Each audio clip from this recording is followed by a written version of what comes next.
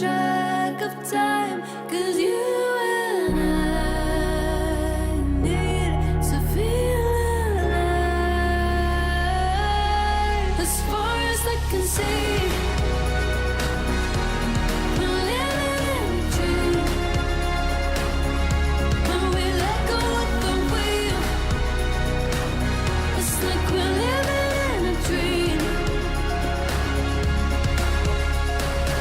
I can see us glowing, dancing through the fire.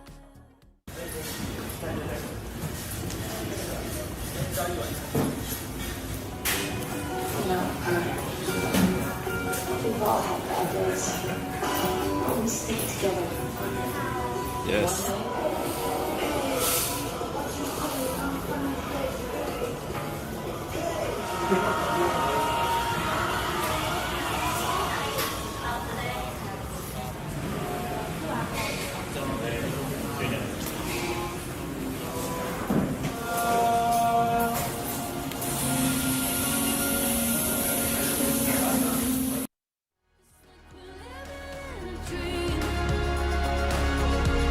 As far as I can see, we're living in a dream. When we let go of the wheel, it's like we're living in a dream.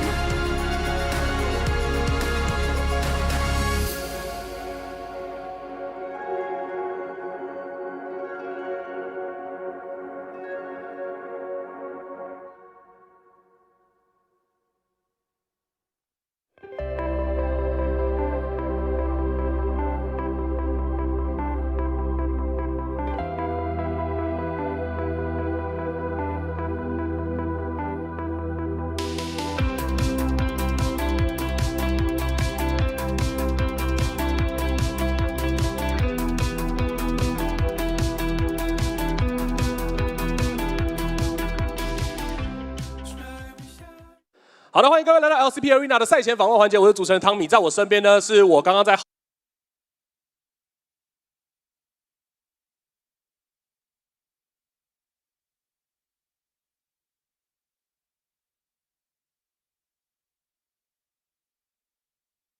You can kill me to try to stomp the flame out. Oh, angel sound echoes in the darkest hour.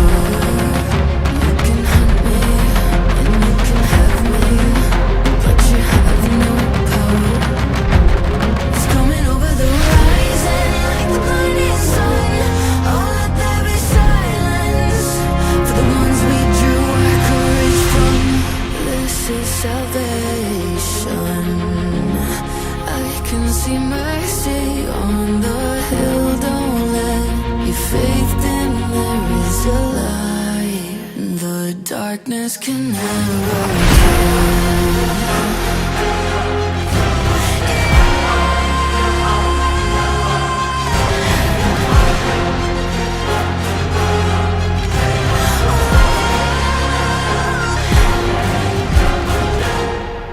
Holding the line, bound by the rough thread of hope. Yeah, we've got blood in the fight, and we won't stop till you're empty of both.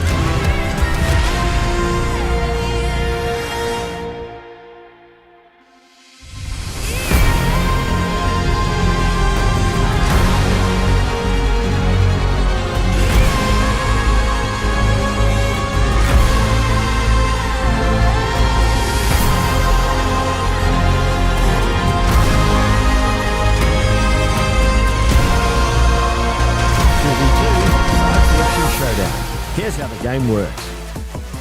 There's a ban phase before the match begins. All champions are available. Each champion can only be picked once per team for the entire split. Teams must now strategize their picks carefully, setting the stage for dynamic and diverse 2v2 matchups. The match ends when any of these conditions are met. When a team is first to 2 kills or is first to destroy the enemy turret. Sudden death kicks in after 7 minutes and the winner is decided by the first kill. One fight decides it all. Win the showdown and first selection.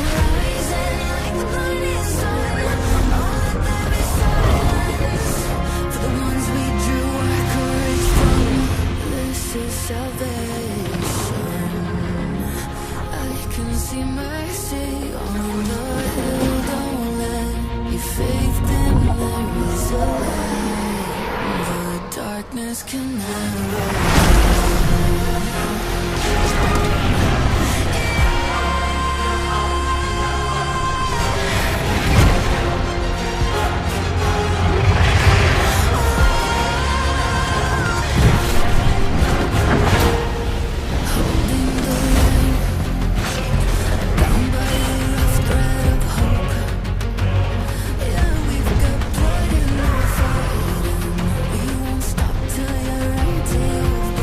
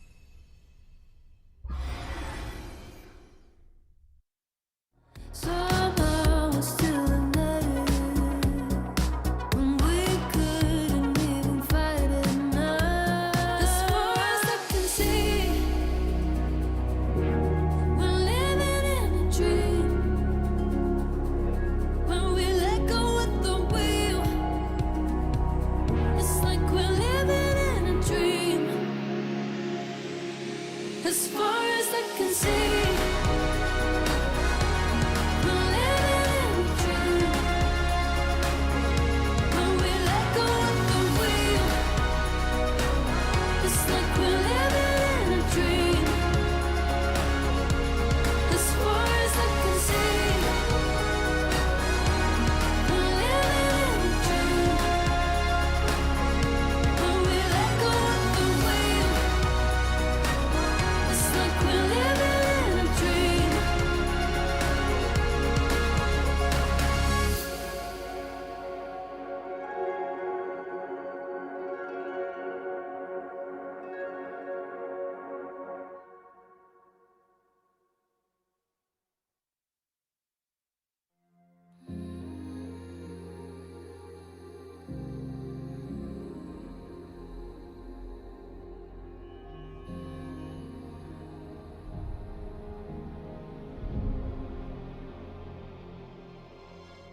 Holy ground, I can taste the dirt in my mouth. You can drag me, you can kill me, to try to stomp the flame out. Oh, angel sound echoes in the darkest hour. You can hunt me and you can have me, but you have no power. It's coming over the horizon like the blinding sun. Oh, let there be silence for the ones we drew our courage from. This is salvation. I can see mercy on the hill. Don't let your faith dim. There is a light the darkness can never hide.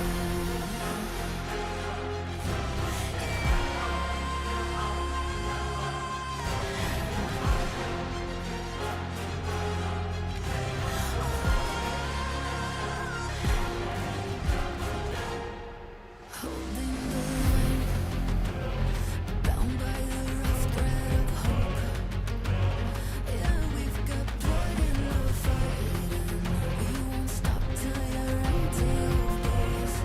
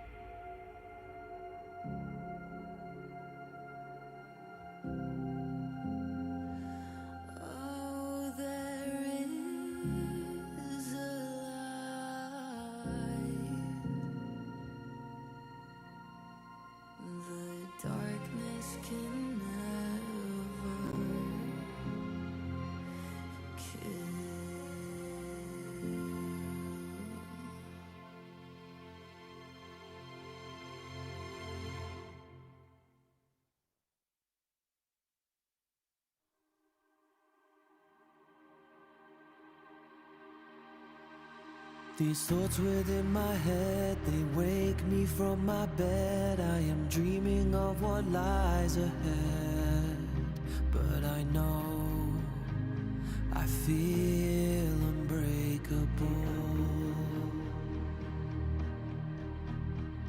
The stirring of the mind, it feels like a sign. Can I make it to the finish line? But I know I feel unshakable.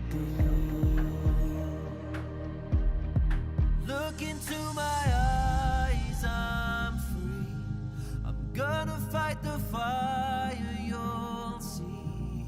I'm reaching for that long lost dream that I used to have. Now it's time to bring it home. I will raise my game, I will break these chains, I will make my name, I feel it in my veins. I'm like a hurricane, I'm a one-way train, I will take these reins and not go against the grain. Like a phoenix from the flames, I have risen, I am dazed, I'm electric in the pouring rain. Now I know I feel untouchable. Look into my eyes, I'm free. I'm gonna fight the fire, you'll see. I'm reaching for that long lost dream that I used to have. Now it's time to bring it home. I will raise my game, I will break these chains, I will make my name, I feel it in my veins. I'm like a hurricane, I'm a one-way train, I will take these reins and not go against the grain. Raise my game, I will raise my chains, I will make my name, I feel it in my veins. I'm like a hurricane, I'm a one-way train, I will take these reins and not go against the grain.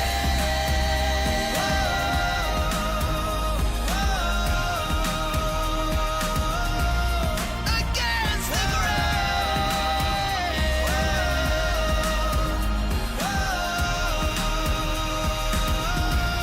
Against the grain.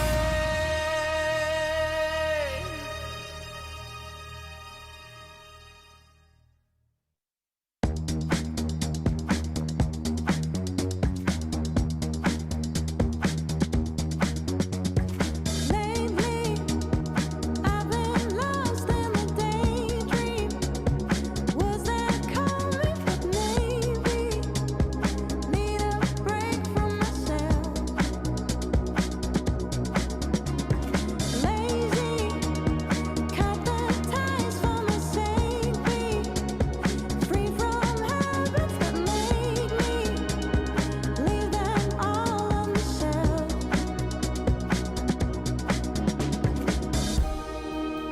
When I close my eyes, I am floating. I can feel myself standing tall. When I reach for the light that surrounds me, I can see I'm a part of it. Part of it all.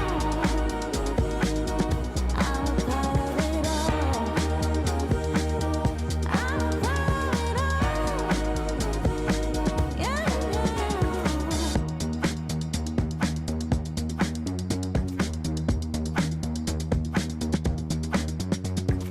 I keep my body, my soul, and my mind free.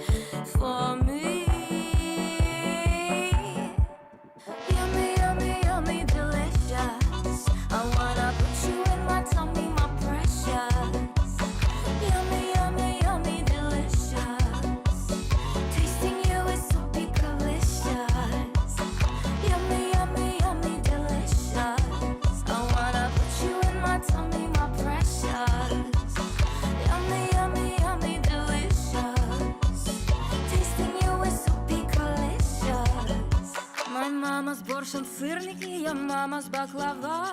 Some grandma's secret recipe to tauntaun ramen bar. I like you crunchy, I like you soft. I like it when you freshly serve for me. For me. Yummy, yummy, yummy, delicious. I wanna put you in my tummy, my precious. Yummy, yummy, yummy, delicious.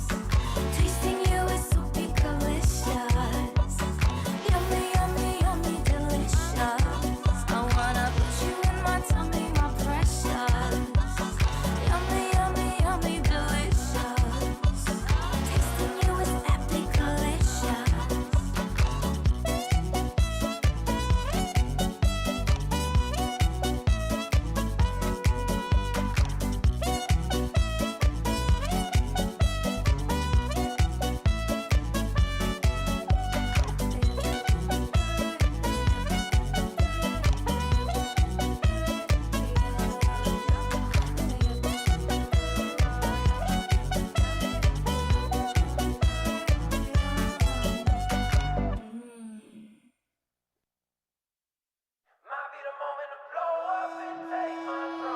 This is the blueprint. I lay it out like a map for you, no cap for you. Better take notes, this facts for you, real rap for you. Catch me in action, seatbelt fasten. Can you imagine? Tell of a dragon, you'll never get it or get anywhere without all of the passion. Put in the work, multiply that, straight from the dirt, straight out the mud. Catching a buzz now, this a high with no come down. Tune in for the rundown, yeah. Ooh, if you want a problem, then come find me, come find me. Come find me. If you want the work, then come find me. Come find me. Come find me.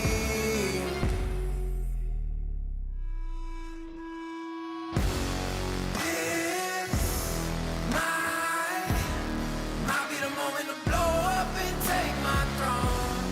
Chills down, all down my spine, feel it through my bones. Moment to blow up and take my throne. Might be the moment to blow up and take my throne. Don't chase what you can't handle, type to dismantle what's in the way. I gotta chill, but keeping it real, I'm always hungry, hunting for a plate. Refills ain't coming too easy, be still so the ops don't see me. Trust and believe me, I'm about to take what's mine. Typical selfish and greedy, If you want a problem, then come find me. Come find me. Come find me. If you want the work, then come find me. Come find me. Come find me. Come find me. This might be the moment to blow up and take my throne.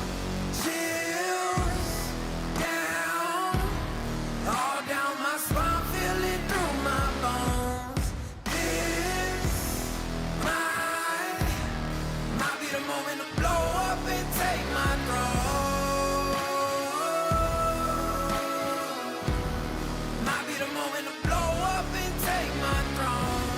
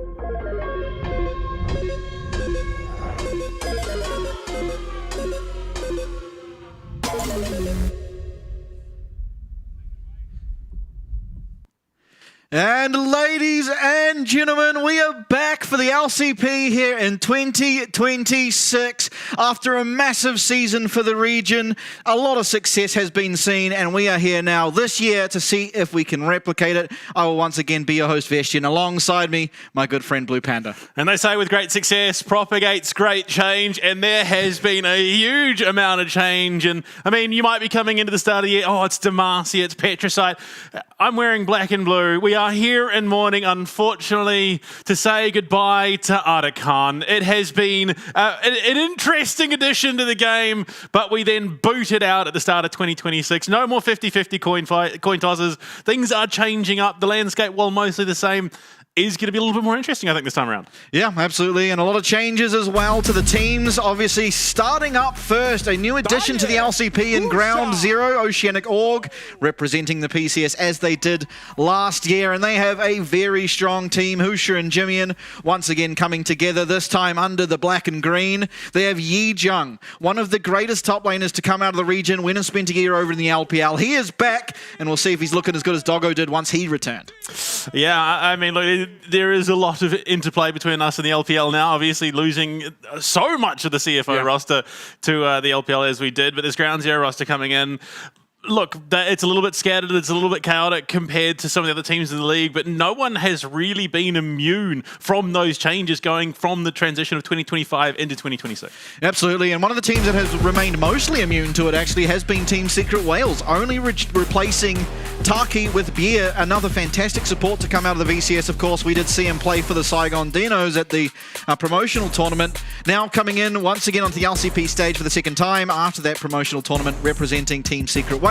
The team that came second at the back end of last year, went and represented us very well over at Worlds, and we'll see if they can look to replicate that success. Yeah, and I mean, you'd imagine he fills a similar role to what Taki was. Taki was sort of that voice, that glue that held everyone together. Unfortunately, I don't know if Beer is going to, have the knees to be able to match him on the dance floor, but comes in as somewhat of a veteran, has that experience on stage. And there we go. Yeah. There we go. The first walkout, the first mistake of walking the wrong direction. We're back here at the LCP. You'd hate to miss that. Now, I mean, obviously kicking things off, we're going to have our side selection. It was a 1v1 last year, this time a 2v2. So there are a lot of things to go into that, right? Do you want your two solo laners, obviously playing a lot of 1v1s together? Do you want your two bot laners where you have that AD carry and support?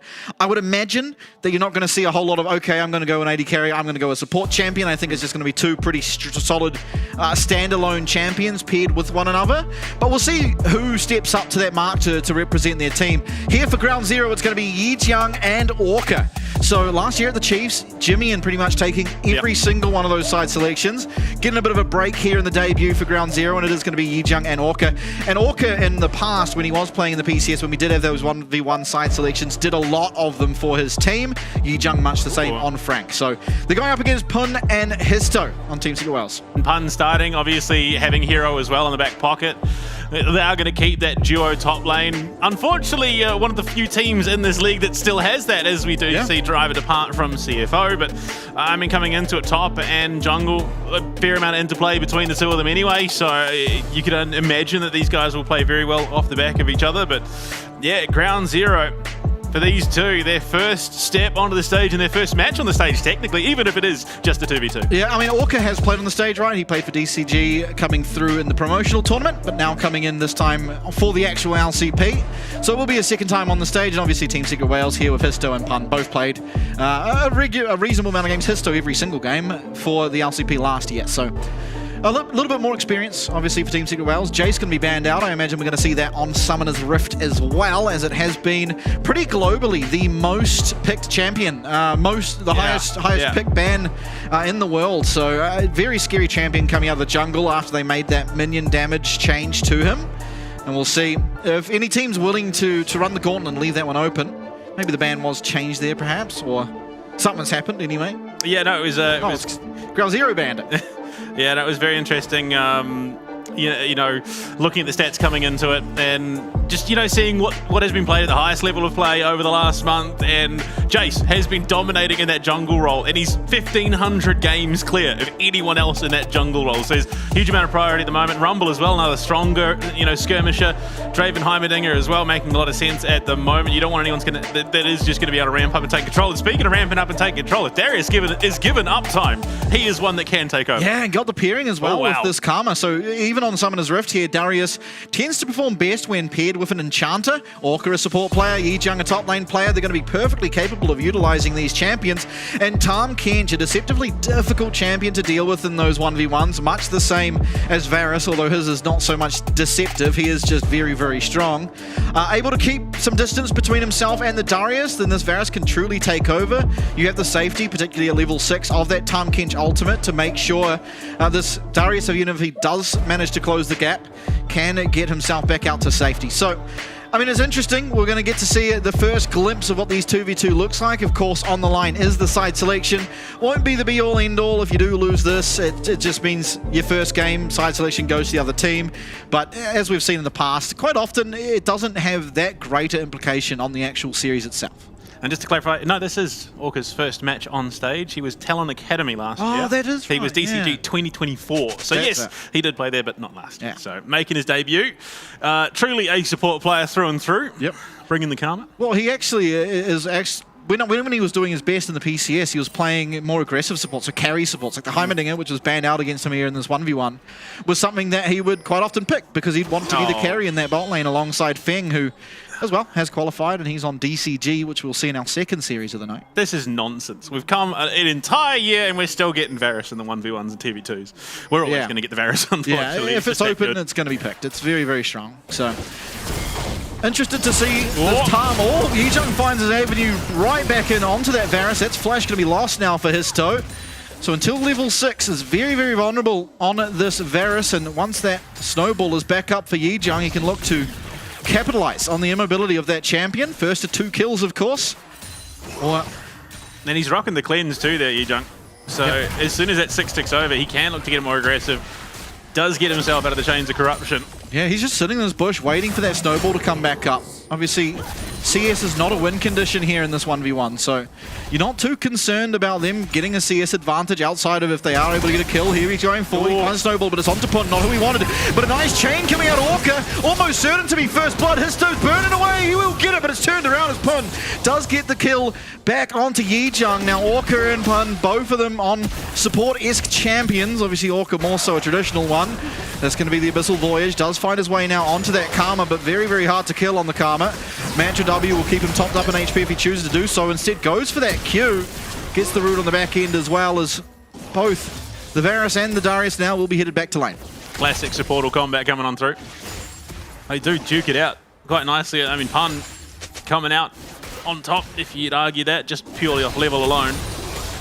So we'll have 6 just that little bit sooner, and having that Devour just to keep his all over should he need it. Okay, he's just going to take a lot of damage there. Never mind, it's a time catch. Yeah, it's only 1 more kill needed, so having to be very, very careful here. Again, Varus, no flash, only about halfway through that timer. Yijang, of course, not level 6, so the kill threat not as destructive as it can possibly be later on.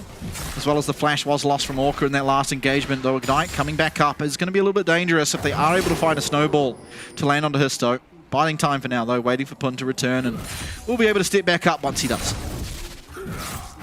And Scepter picked up for his tie.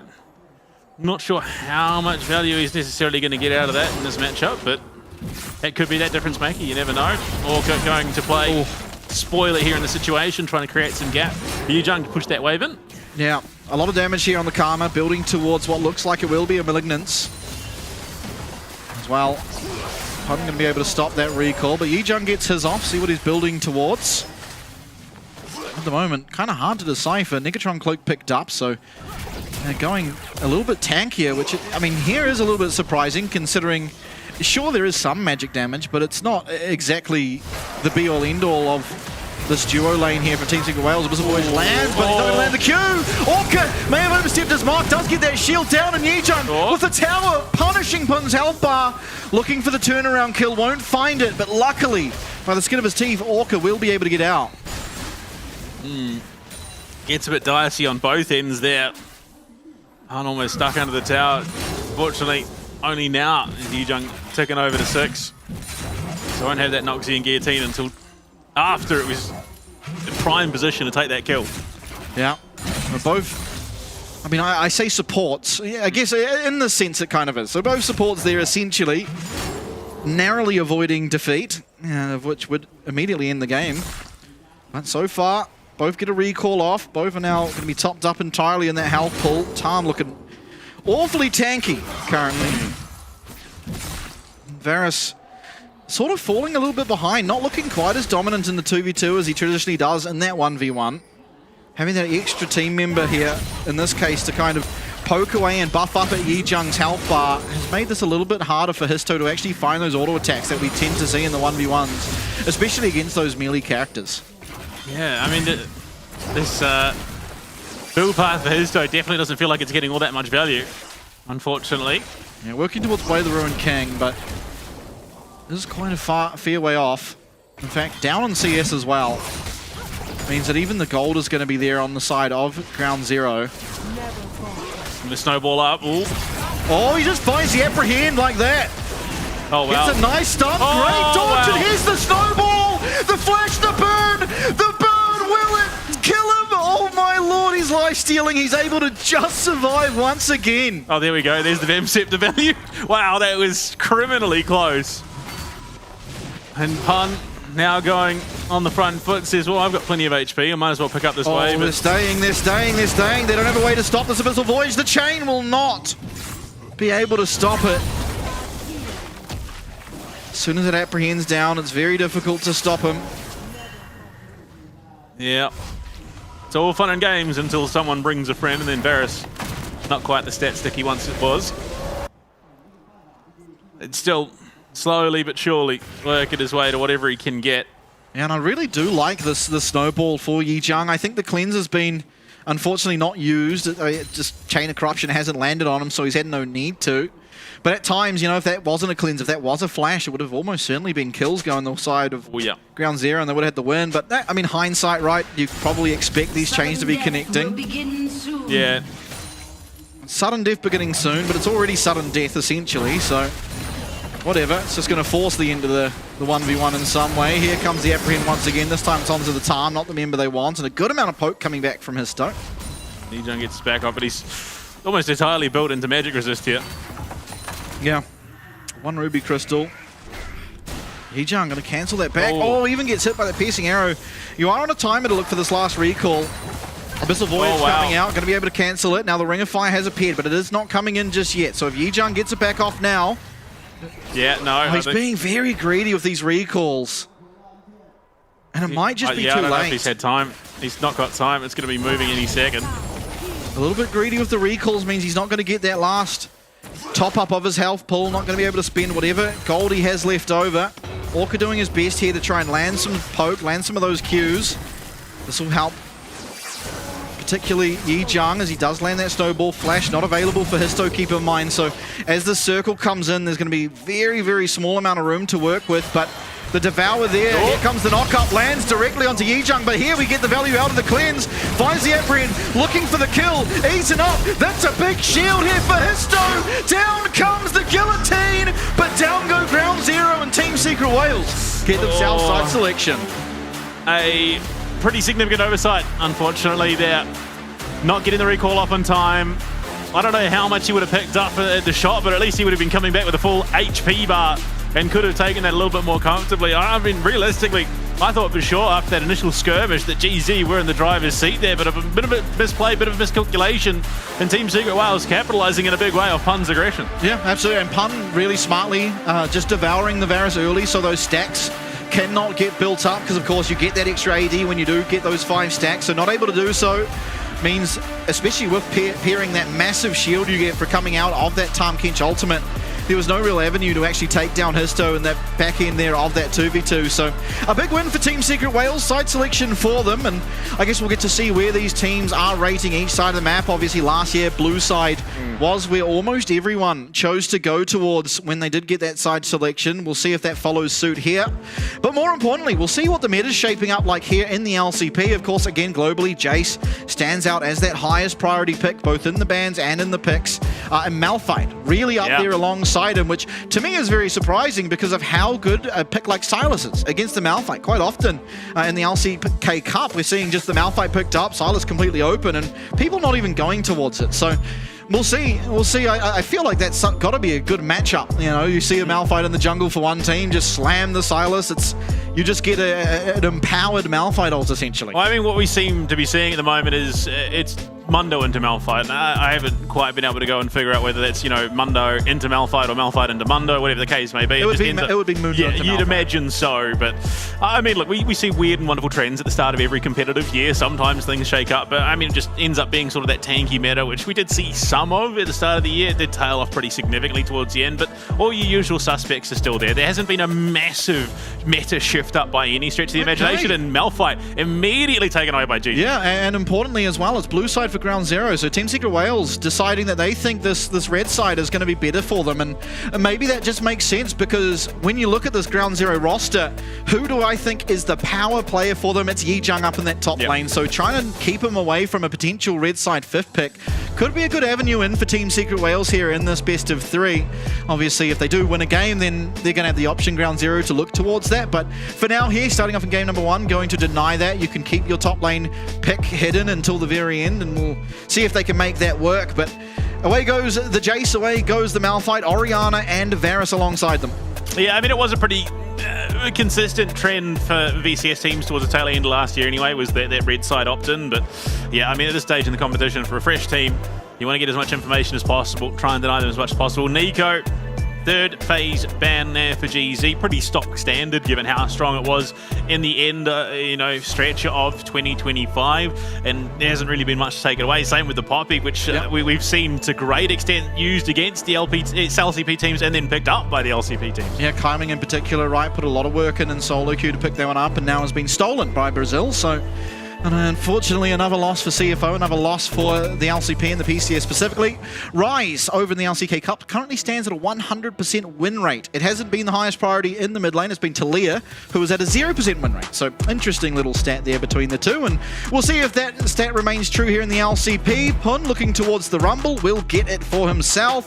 And the Ambessa in the jungle for Histo. So another champion that has been buffed in the jungle here. A lot of them coming at the back end of season 2025. And we'll see what Histo's able to do with it. Quite often, he was the jungler that adapted to new champs quicker than any other in the league. So, yeah, going to be very interesting. Yi Jung, looking across from a Rumble, is going to most likely go for something like a Cassante. Unfortunately, the champion does limit your ability to go on these cool playmaking champs with just how strong it is in lane. So something very standard and very strong in lane, like the Cassante, tends to do very well against the Rumble. And he will lock it in. He's a very good Cassante player, so not feeling too bad about that at all.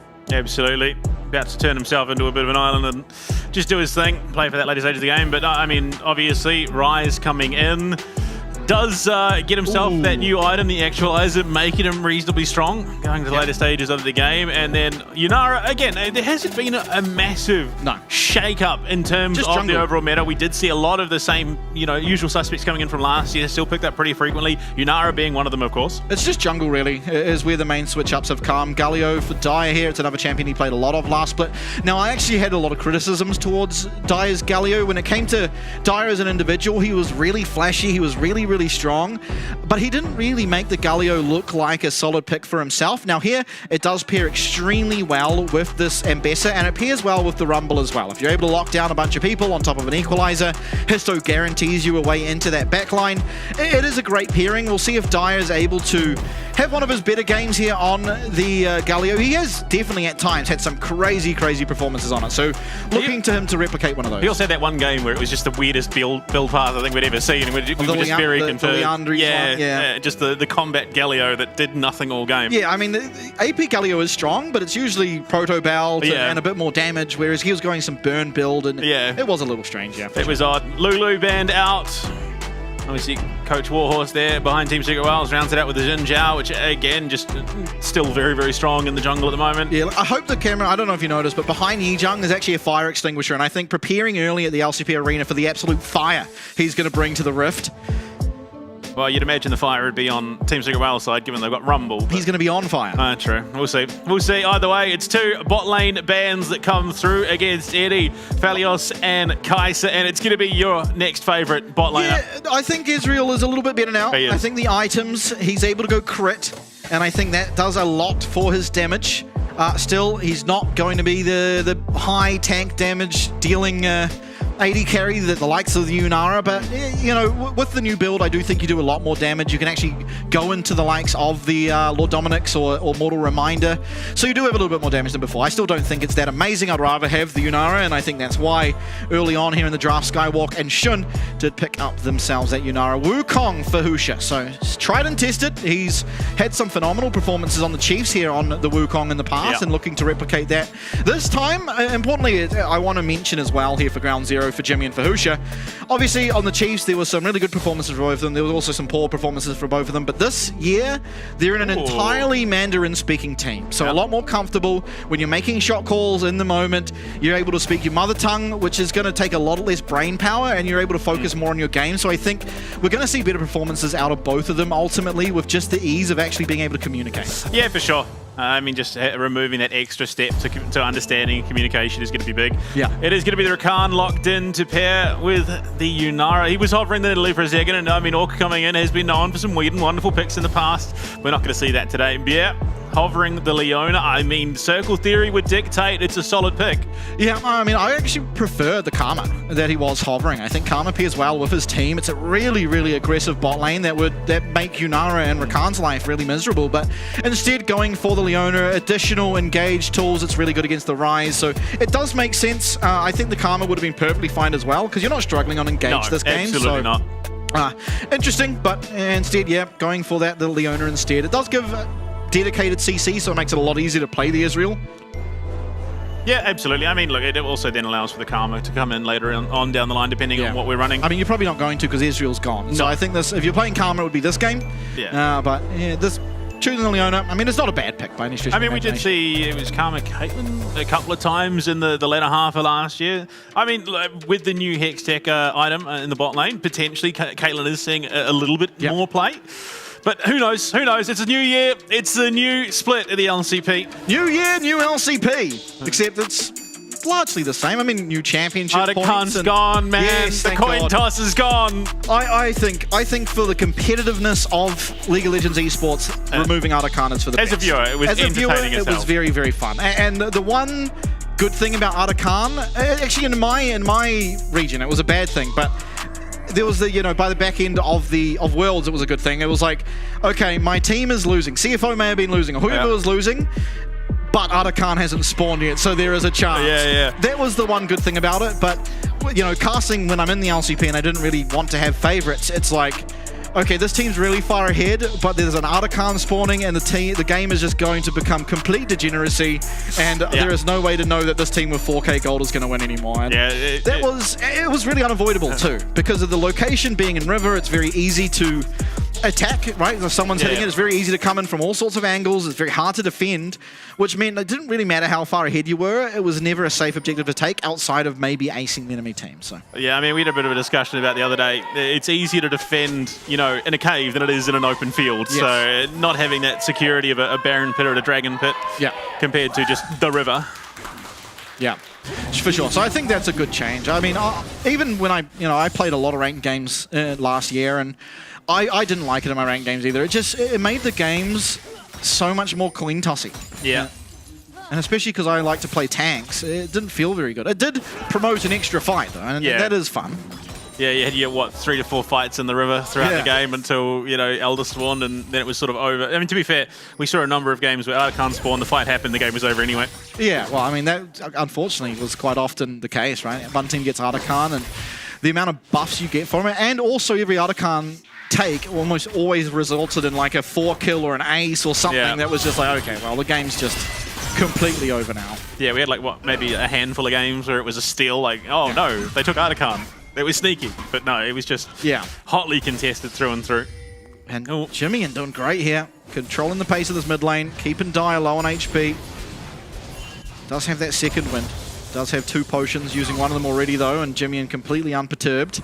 Does have to be careful here on the rise, a bit of mobile, and there is an Ambessa and a Galio staring across from him, so making sure any aggression is calculated. Nice little chain there, or nice little stun onto Shun. Trying to turn it around. Good knock up from Orca to try and deny as much damage as possible, but Eddie certainly doing his fair share back onto this Unara. Yeah, I mean, Eddie, well, a couple of rough performances for sure. I think that was sort of the truth for Team Secret Wales. There was no perfect year for any member of the team. They had really, really good performances, but they also at times had really, really bad ones. Eddie definitely had some massive showings. I mean, especially early on this champion as well. I think he was the most consistently good. I think when I look at Team Secret Wales' 2025 performance, very seldom was Eddie problematic. I think pretty much always he was a positive aspect to the team. Histo, really. Yeah, absolutely. Other members, I mean, they'd have off games. I don't want to say anyone particularly played like terribly, but no. I think Eddie, for the most part, just was so consistent and pretty much did exactly what you'd want your AD carry to do at this level of competition. So was rewarded for it, of course, getting to go to Worlds, coming second after a pretty infallible CFO team. Well, I mean, they were. They didn't drop anything bar that one game to Team Secret Wales, ironically, at the start of the year. Yeah. And then never again. Even took down the world champions at Worlds. Yeah. One of the only teams to do it. Obviously, it was a best of 1, but we still count those. It's all right. Even when they went best of 5, I believe it was, Hongq solo killed Faker 2 or 3 times. We'll take it. True, and MSI. Oh. Yujung doing a great job here. Does not connect on that Pathmaker, though, unfortunately. A lot of the damage for this Cassante is in landing that W. So, great knock-up there. A little bit slow on that Arcane Shift for Eddie. Does mean he does get hit by that knock-up, but Shun out of range, so doesn't really matter all that much. Just a tiny bit of chip damage, and yeah, Jung getting the Rumble experience. Yeah, and we are... Ooh, okay, more scrappy down in the bot lane. It is, of course, going to be that lethal tempo on the Israel. Like you said, leaning more into that crit-esque build. Yeah, I mean, it still works with everything. It's kind of just depending on the game. A lot of melee champs this game, so you have quite a bit of uptime on that lethal tempo, I think is quite often the sort of debate on when to go it.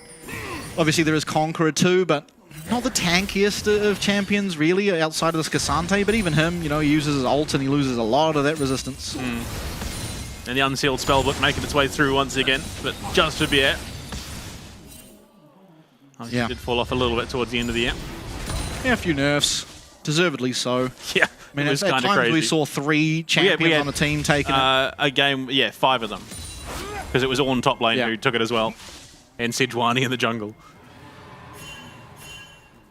Yeah, I mean, if you could get away with it at the time, it was worth it. Oh, yeah. Oh, Not quite connecting there, but I mean, it doesn't really matter. We've just got some 2v2 laning. yeah. Dragon has unfortunately, spawned.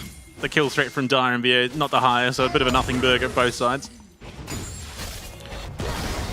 Nice little buffer there, and Orca's going to get stunned up. Does get taunted and loses a sizable chunk of his health, but not going to be punished all that much for it. Hoosh is going to locate Histo here in the river. Orca trying to do his best to assist with that little battle, but absolutely no chance of winning that, unfortunately, for the Ground Zero jungler.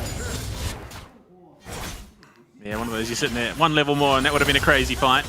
Oh, and this is another change I personally in solo queue don't like. I can feel like I'm winning my lane, and then I recall it the wrong time one time, and my tower just gets one shot. What, are you not a fan of the crusty towers? No. I think it is satisfying to hit. Oh, yeah. I think it always was. But, oh, Yeah, Yijung might have an angle here, actually. A lot of damage when you get that level 6. Doesn't connect on the W. Now he's in a world of trouble. You see Histo making his way up. Level 6 there on the Ambessa. Yijung gonna have to pop his flash almost certainly if he wants to live, but he doesn't do it in time, and down he goes. It's Pun with first blood in the LCP 2026. yeah, and I mean, this kid has sort of been brewing in this team for a good long while now. Comes in, starter stage 3, looks a little bit green. Still looked like he was more used to playing in the VCS, but has really come into his own. And look at just how he plays it. He's looking to sidestep every opportunity that he can get, does get around the majority of that damage, and then has the turnaround with support from Hizdo coming from that topside jungle. Yeah, and Yijang a little slow on the flash. Means there's no way out. As soon as that public execution comes through, that's all over. But Dragon was picked up on the other side of the rift, so it's not all for nothing. Jimmy's going to get taunted up here, but bit of a chunk of damage onto him. It's nothing he can't stroll away from, though. Yeah. Oh, look at all that tower damage. One thing also to keep in mind are the new quests. Yeah. Of course, each role having different quests. Jungler's quest is essentially just upgrade your smite, but it has 200 extra damage. So Yeah. not too much change here. You get a bit of extra movement speed and whatnot, but largely the same. Top lane is where things can get fun. Yeah, it can be level 20, but I mean, yeah, both top laners still taking that teleport, so all it means is once you get that upgrade, it's going to be a massive shield once you do teleport in. So that makes flanking or teleporting directly into the middle of a team fight a little bit more threatening. Yeah. Of course, if you do go with summoner that isn't teleport, it does unlock a teleport for you. So that means you can get a little bit more aggressive in lane, but the teleport it unlocks has a 420-second cooldown, so it does feel like you're sort of doing damage to yourself by having that. Now both junglers on this top side, and Yijang looking aggressively. That's going to be the all-out. Flash available still for Pun, and in will come Histo. He's first to the play. Husha in the area, but with Histo in between him, not going to find a way in, and it's going to be the Grubs. Almost certain to be picked up here from Team Secret Wales. Yeah, I think unfortunately Yijang having to pop that ultimate and Husha being just gate-kept. Oh, support is coming. Yeah, B finds his way here now onto Jimmy, and Jimmy does have the flash. A great knockup coming through from Walker to try and keep his mid laner alive. But all they can do is run as soon as that equalizer comes down. Yijang now into the thick of it. Does miss out on his W.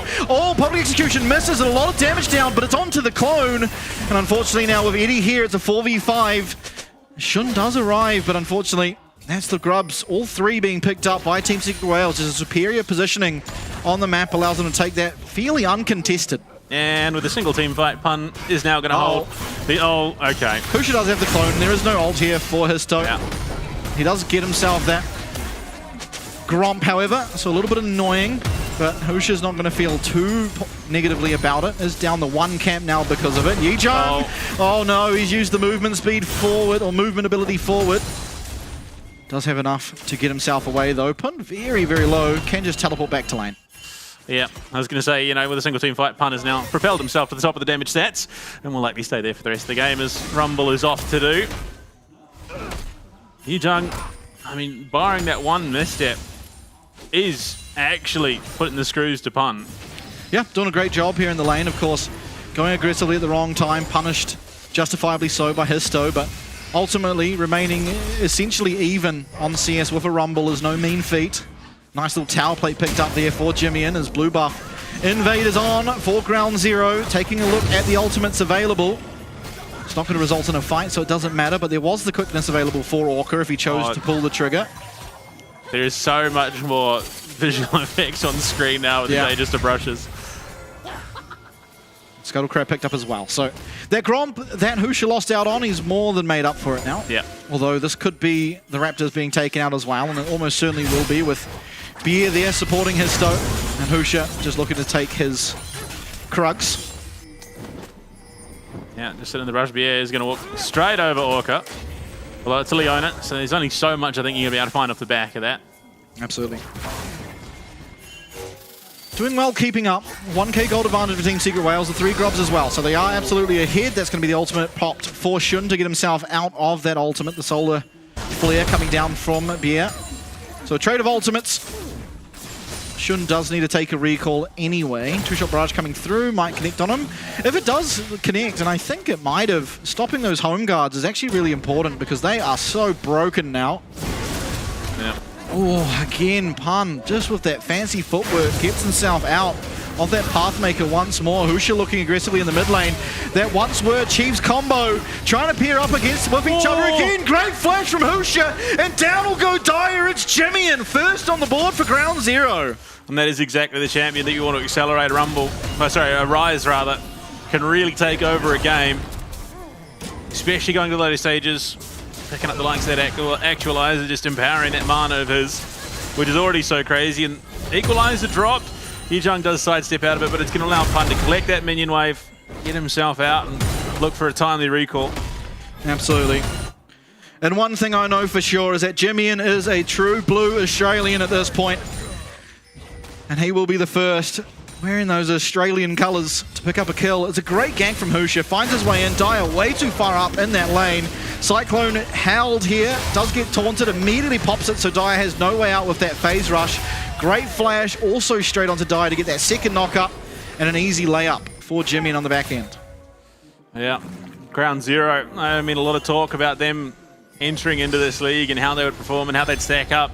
And you look at Team Secret Wales, who end the year second place in 2025 as their first opponent. Oh, Orca. Oh, the Zenith Blade comes through, but Orca does have that quickness, gets himself out. It is a loss of that ultimate, of course. Very little committed there, out of the side of Team Secret Wales. And with that ultimate down on the Rakan, it should open up opportunities for the Dragon, evening things up one apiece. But with that Void Grubs pickup that they got earlier, it does mean a reasonable advantage for Team Secret Wales alongside that 500 gold lead. Yeah. Here's Jambia, going to be able to carry on. Husha. Now, having finished his quest, as has top lane Yujunk, completing his just a little bit behind pun for the moment. 3 of 5 for each team. Yeah, so additional gold, additional XP, and you move quicker. Simply nothing to scoff at. Absolutely not. And there we go. At the same time, Shun, down that bottom lane, does complete his quest as well. So a chunk of gold picked up. Boots now go into its separate own slot, so you have the opportunity of essentially 7 items now. As well as, of course, you get additional gold for every minion taken. The taunt comes through. The ultimate did miss from Histo, but the flash is able to secure that kill. Equalizer comes down as well, and unfortunately, Jimmy, walking a little too far up, is going to be punished. Yeah, exactly the target you want to take out, of course, but he does finish up his rod, so that is going to start ticking on through. Husha will just keep a hold of his blue buff there. Yeah, does manage to keep it. Supporter combat here in the river. Both supports still only level 6. As always, a depressing time to be an AD carry. Shun now rotating into that mid lane here for the side of Ground Zero. They have their Kasante, Yijung down in the bottom lane matching up against Eddie.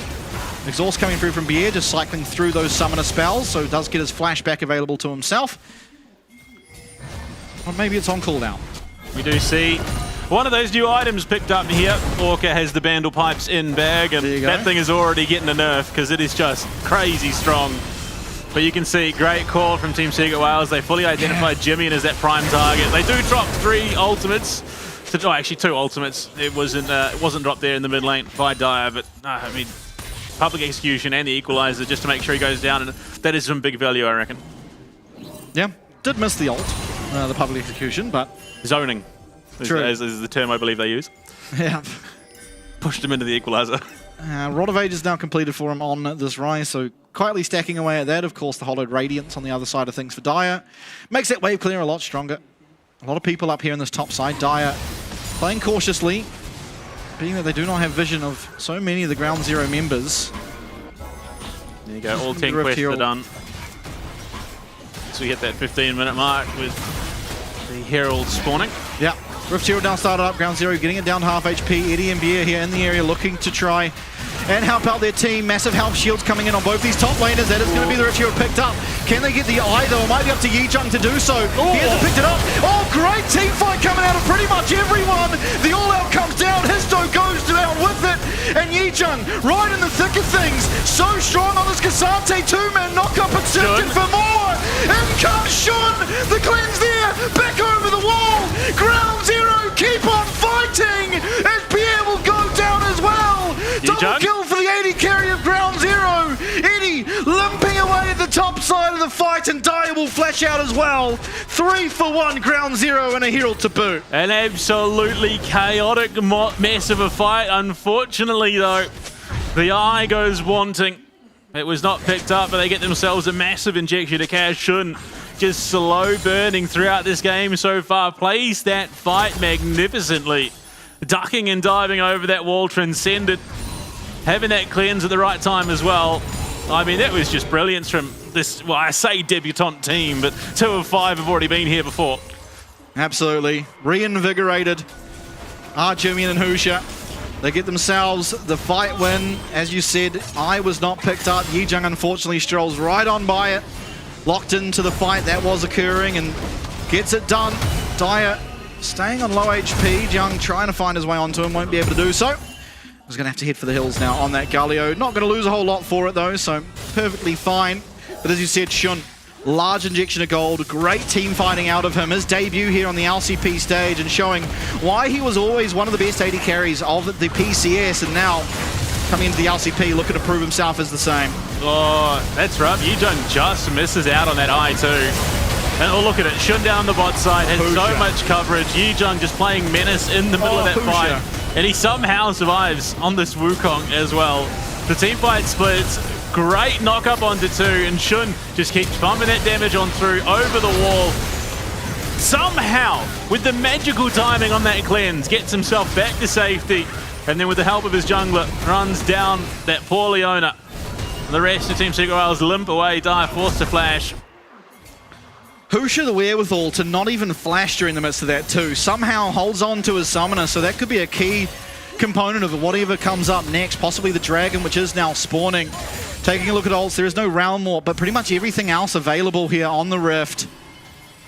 Realm Warp is important. I mean, it is good for getting someone like the Cassante into the back line. Not going to have that tool available to themselves, but maybe Ground Zero just looking to give this one up. Down to half HP, Ghost going to be popped here from Beer, looking to stop any forward motion in this river, and will continue to do so. Team Secret Wales with their second dragon, now 2-1 that score. Husha takes a lot of damage from Histo there as Yijung finds him around the back line. In will come that Galio, but not before Histo's taken out. And Yijung, a menacing tank in the thick of this fight. Will they get him out? No, Dire goes down in a killing spree for Shun. An inevitability, it would seem, here on this bot lane for Ground Zero. He isn't crazy flashy, he just waits, hits that power point, and as soon as the needle drops, he is hitting everything and anything that he can. 3-0 and 2 on him. And you look at this team fight, again, somewhat chaotic. Husha takes nearly half his HP and damage, and then Yujung says, okay, that's all I need. Quickness comes through, the fanfare comes out from the Vandal Pipes. And that is a lot of extra steroid for this Ground Zero roster. Dire far too deep of that hero's entrance and allows Shun to find himself a third. And just obviously very early days, but look at the level of coordination we're seeing between Jimmy and Husha now. It is a level above, right? I think having the ability to just speak your own language here with another whole group of team or another entire team that does the same makes things so much easier. Husha has the flash, so he could flash the wall and get into that team fight earlier, but obviously communicates to Yijung, like, push him towards me. Yijung does just that. He's able to just E over the wall and find himself in that fight again without having to use that flash. So still keeping such an important cooldown up and available to himself on this Wukong, ready for whatever may come in this game. Yeah, I mean, you'd also look at the situation, very, very different. Coming into a fresh year for these two, on top of all the added benefits of having this roster that all speak the same language. But Husha joins the Chiefs at a time where they've just come off one of the most devastating streaks in Tier 1 play of the competitive year. And so you'd have to imagine the headspace is entirely different as well. Absolutely. Oh. And it honestly must fill you with joy when you're able to press tab and look at your top laner's nameplate saying Yijung. Yeah. Because this guy truly is one of the gifts that have come out of the PCS region. And while this game, you know, it's not like he's doing a crazy amount. He's had fantastic team fighting out of him. He is just a Cassante at the end of the day. You know, it's nothing too flashy out of him just yet, but still, the level of consistency of this man is truly, truly something great. Another fantastic young member of the PCS, another young member now of the LCP, and it's so good to see him once again. And we continue to see those new items coming in. Oh, never mind. I'll shut my mouth. Punter's about to get beaten up again. Yeah, Yijung finds himself on a flank. There is flash available for himself on the Rumble. The knockup coming through of that Cyclone. Keeping that Cyclone 2 available, but there is still flash for the Rumble. He's not going to use it. Husha gets himself another 7-3 the kill score and a 4K gold advantage for Ground Zero on their debut. Yeah. Massive stuff. Protoplasm belt, yeah, as I was saying, the new items keep coming. Protoplasm harness picked up there, down for Beer. The baby Mundo, ultimate, so to speak. Just makes that a little bit more survival. Yeah, and we do see Shun picking up that fantastic new right-click item that these 80 carries are loving, the Fiend Hunter Vaults. As soon as that Transcendence proc, my God, are you hitting? Yeah, it is very, very strong on like champs like this. Yunara, the likes of the Zeri as well, things that, you know, are very reliant on their ult in many senses. You press that ult and you are just super powered, and now you're more super powered, so very, very strong now on the Unara, working towards some armor pen as that third item. We'll see if he goes for the LDR or the Mortal Reminder. I think LDR is perfectly fine to go this game, and Jimmy 2 stacks away from that fully stacked Rod of Ages, in which he starts to be quite a lot more unleashed. Oh, it's going to be the fun new minigame going through the rest of the 2026 year. Where is the AD carry's boots? Why is he trolling 7th slot? There you go. Down in the corner of that item bar. But, I mean, at this stage, Team Secret Wales still have a comp that team fights incredibly well. Yep. They got a lot of damage threat onto the back line. If Histo can find himself the right position, followed up with Dire. Ooh. See that? We had a little pop-up down the bottom right. It said Team Secret Wales Coach Comps. Oh. I think that's the new integration, potentially. Also, one thing I just dislike about this season is my later stage minion waves only have 6 minions on a cannon wave. And now my CS score looks worse because I miss out on one every single time. Yeah, number go up is the name of the game at the end of the day. Looking at it, that Baron is going to be coming up. Look at the gold advantage. Ground 0, man. Yeah. Oh, it's good. It is. I mean, I've always said from the beginning of the LCP is that I think out of the regions, the PCS has the strongest of the player, of the talent. And Ground 0 coming in and obviously very, very early stages. And I don't want to, go over the line here, but it is once again showing just the level of play that comes out of the PCS so consistently. I mean, how often do we lose our best players to the LPL? As teleport's coming through, looking for Shun, but Shun's able to just sidestep it. He's fully transcended, and Yijung in the thick of things is going to have to try and get himself away for now. Eddie finding a lot of damage on the back line as Jimmy now going to come in and join the fray. Getting a little bit of those honey fruits now for Yijung. Oh, the Zenith Blade, the flash away from Jimmy, and he's off. He's out of that equalizer. Histo's on the back line. Shun flashing away, and Husha peeling. A fantastic cyclone. No one falling for now, but the Ground 0 health bars are blinking, and this should be the dragon coming through for the side of Team Secret Wales. That'll be sole point for the VCS representatives. That was chaos, it really was, but Husha's in on the backside. He's looking for a potential steal angle. They've got the vision in the pit. Over he goes. He got it! He's got it! He's got away! What a thief! Gets himself the dragon, 2 apiece, and Ground 0 will strike again. Oh, Team Secret Wales thought they were in with a grin, but it turns out they are gingers indeed. No soul for them coming up around the corner. 24 minutes, we are hitting that power. Oh, come on, that was quality. That was quality, much like Ground 0 here, and day 1 of the LCP. Absolutely. Histo, unfortunate. The Smite doing 1400 now, mistimes it ever so slightly, and Husha, you can't make a mistake like that around him. He did it for the Chiefs, he's doing it now for Ground 0.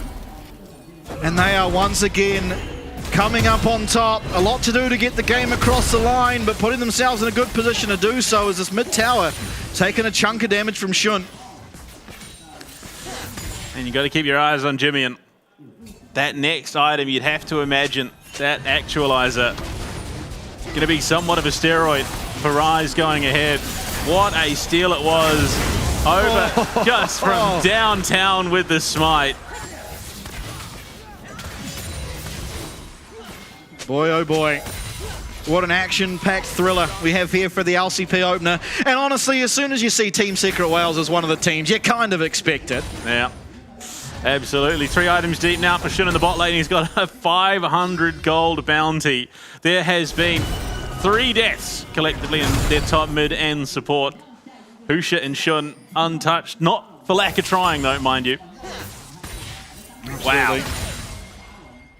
Gold difference. Yeah, we saw earlier it was definitely favouring Team Secret Wales, but kill by kill, fight by fight, Ground 0 edged slightly further and further ahead. No. Taking a look at the levels of top lane, keep in mind both of them can get to level 20. It's Yijung with the experienced league at this point in time, almost an entire level essentially, just under.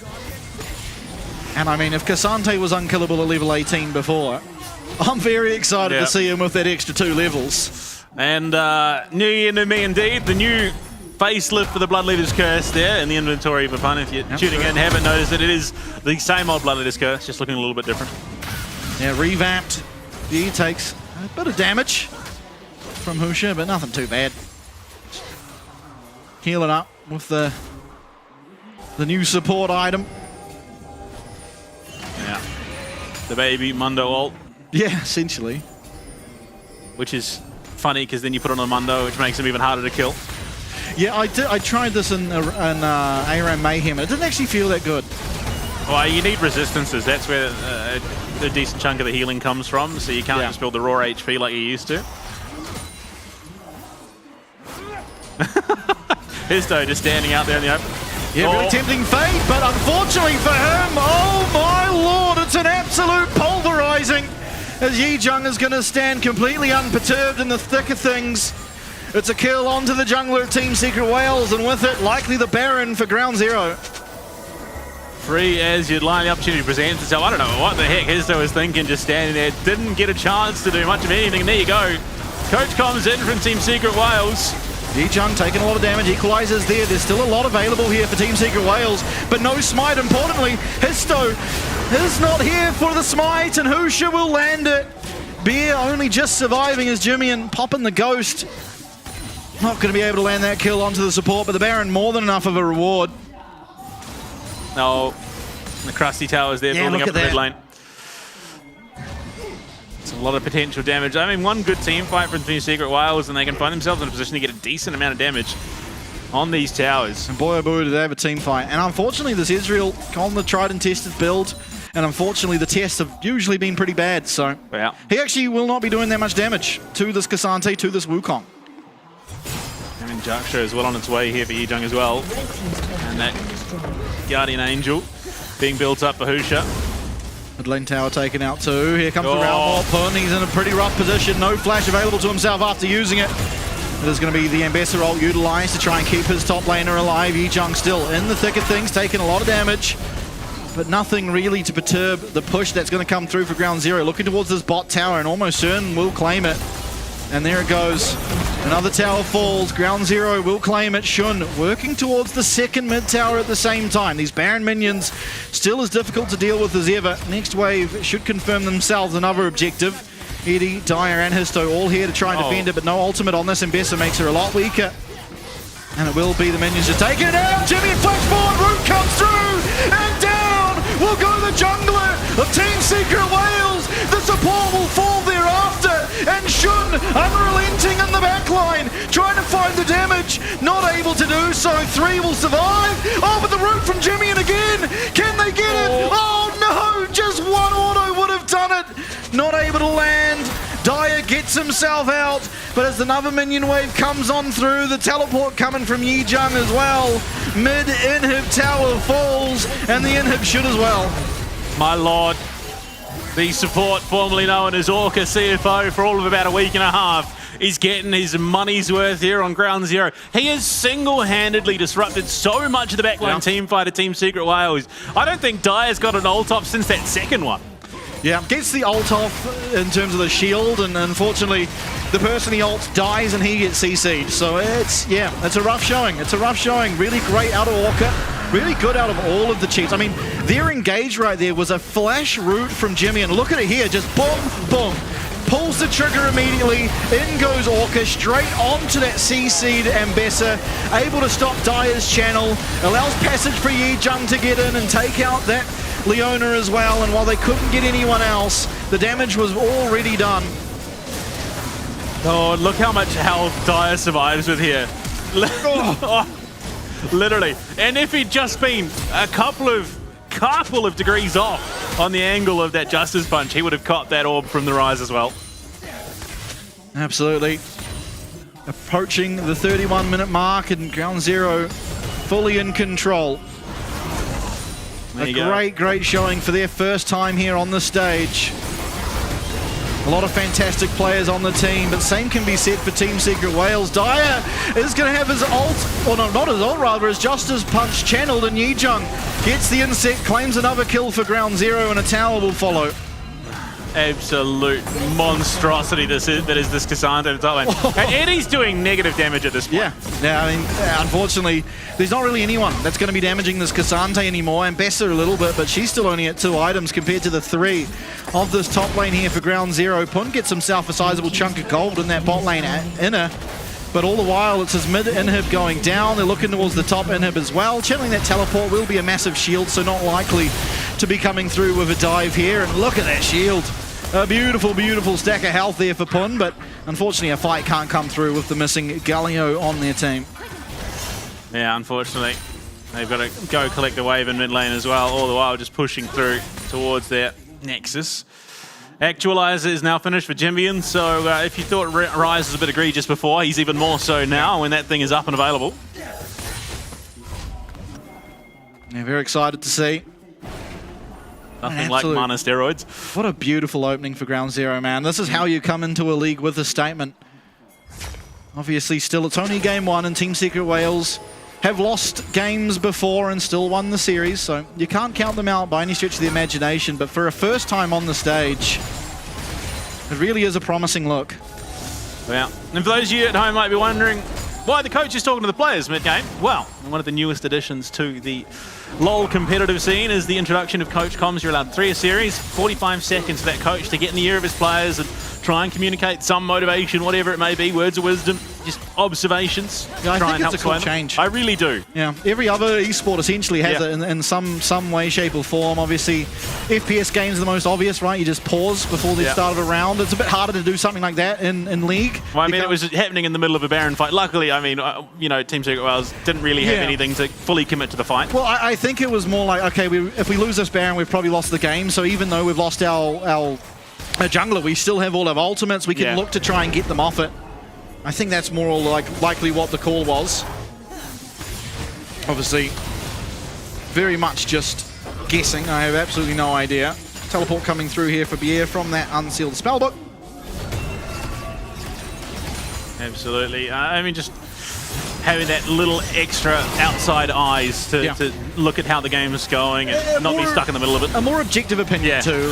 Most people will recognize that trying to hold up Husha, taking a chunk of damage.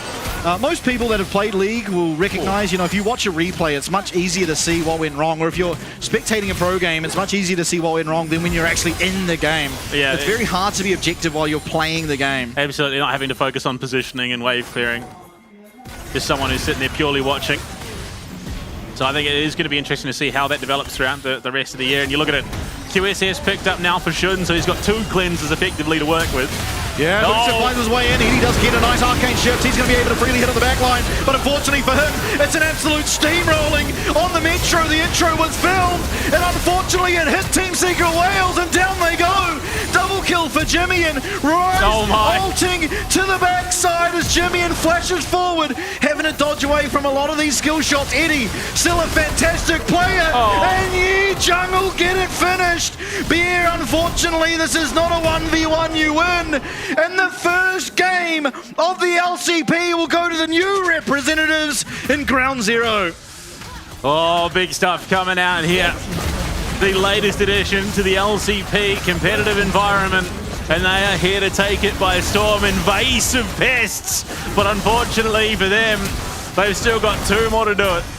Absolutely, it is not over. Team Secret Wales, they had full control of that early game, let it slip bit by bit. Every team fight, it was Ground Zero finding the team fight wins. It was Husha on this Wukong with such impeccable team fighting that really opened the door to Ground Zero, that gave them the opportunity here to win. And Ground Zero here in their first game of the LCP already with fans showing up to support them. And I mean, this does 2 things. One, it shows just how rough, just how disjointed that environment was on the Chiefs Esports, and now how cohesive this team can be when they are all on the same page. This, I mean, just might shake up the power rankings in the weeks to come. Possibly. My power rankings I'm pretty happy with still, I think. I put them a lot higher than everyone else. Had belief in the boys, but I mean, it's nothing special coming out of Ground Zero. It is essentially what I'd expect from a lot of these players. I think Shun had a much better showing than I expected out of him for his first game. I always look at this guy as kind of your AD carry that will get the job done, but he's never going to be that flashy, oh my god, look at the plays he's making. This game proving me wrong, making me shut up, because a lot of those team fightings, if he had have made a single error, they were going to get absolutely trounced, and he did not make a mistake almost the entire game. I think huge credit to him, huge credit to Husha. Truly immaculate play out of Ground Zero.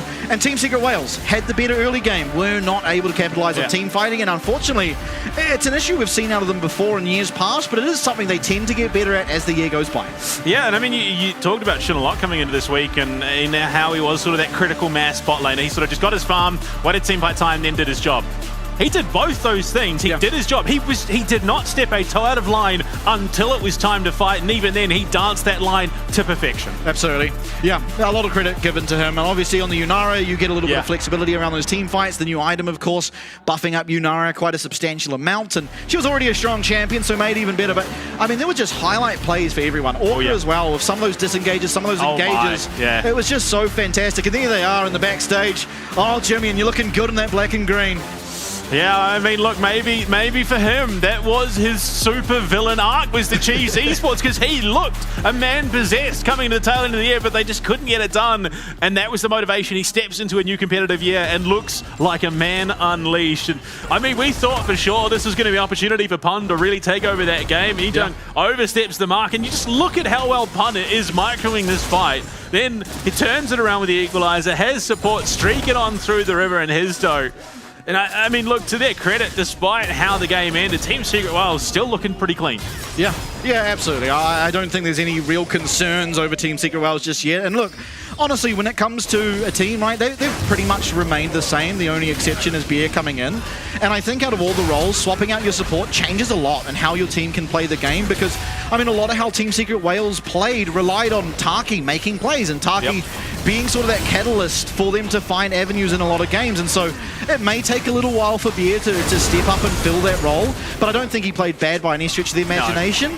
Possibly a little less aggressive, and possibly it's just Team Secret Wales not yet adjusting to the change in support. And I think, again, they still have 2 more games left of the series, and I don't think they're going to go down as easily as the end of this game sort of looked like, because, again, they started off really well, and a few mistakes led Ground Zero to be able to have a pretty easy route to the end of the game. Yeah, I mean, look, I would 100% put this down to Team Secret Wales didn't play this game badly. Ground Zero just played this amazingly. Yeah. I mean, Yijang, Husha, Shun, Jimmy, and Orca, every single element of this Ground Zero team was fighting perfectly, barring that one overstep from Yijang in the top lane, which was then immediately answered back with a kill on a Dire in the mid lane. So Team Secret Wales, it wasn't a bad showing. They just got outmaneuvered, outclassed by this monstrous Cassante paired with a Rakan, who just danced into these team fights, and then Husha just threading his way through these team fights on top of all that already instilled chaos, made it impossible to play. Yeah, absolutely. And Jimmy pulling the trigger here, finds his way. An immediate follow-up. I mean, just look how much more seamless it looks now. Yeah. Able to have that confidence to go forward. And like, again, I don't think it's like Jimmy was out of form or anything like that with the Chiefs. I think it just simply is. It's so much easier to be confident when you know the second you do something, you can communicate it easy. Yeah, absolutely. Oh, look at it. Oh, that was so close to disaster. Yeah. 跑一滴，跑一滴，跑一滴。交那个。哦，对，我对。二比三。慢慢玩，慢慢玩。不，上路一波，中保线，我保线。他刚没闪。中路一波。他没闪。中路。追下。我追。几个去断回吧，我去推中。我去推中。来中保。中一波。一点只有你自己，我们去。好 ，OK。Nice， 玩得好啊，各位。Nice。 Happiness. I mean, that's similar to the comments we'd hear from the likes of CFO or Talent. It's just, it's seamless. Yeah. I want everyone to know as well, the sort of deeper voice that sounds, oh, nice, yeah, good stuff. Yeah, that's Yijang. So, like, just completely unfazed. Yeah. But game number 1, done and dusted. 2026 LCP, starting off with an absolute banger, and it's Ground Zero getting it done. We'll be back to see who will take game number 2 very shortly.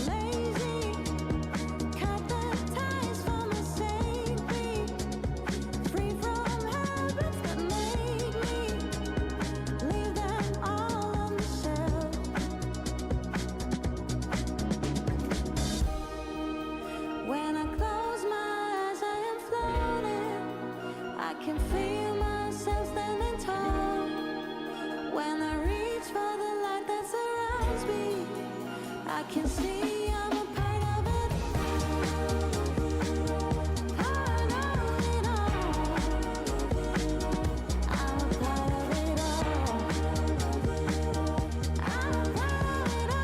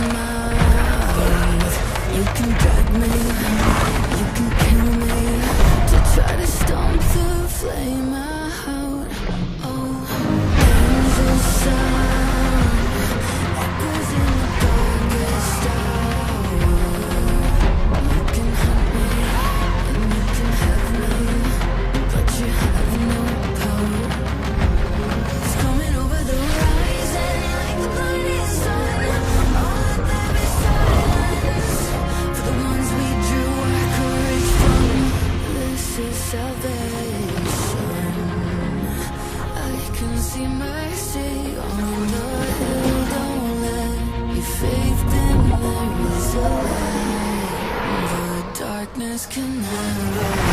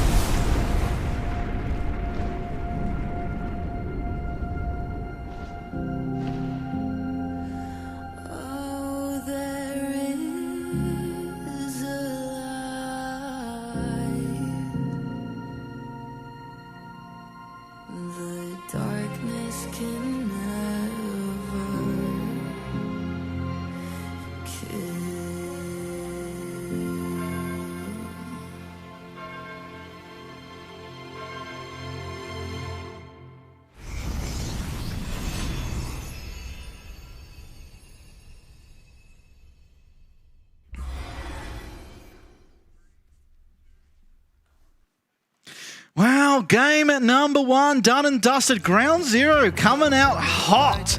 And Team Secret Wales with a mostly unchanged roster. Looking a little bit worse for wear, but of course it was just the first game. Warm-ups can happen. Yeah. And I'm sure they're here to bounce back. Absolutely. I mean, look, it was executed very, very, very cleanly by Ground Zero. It was a great draft, all said and done.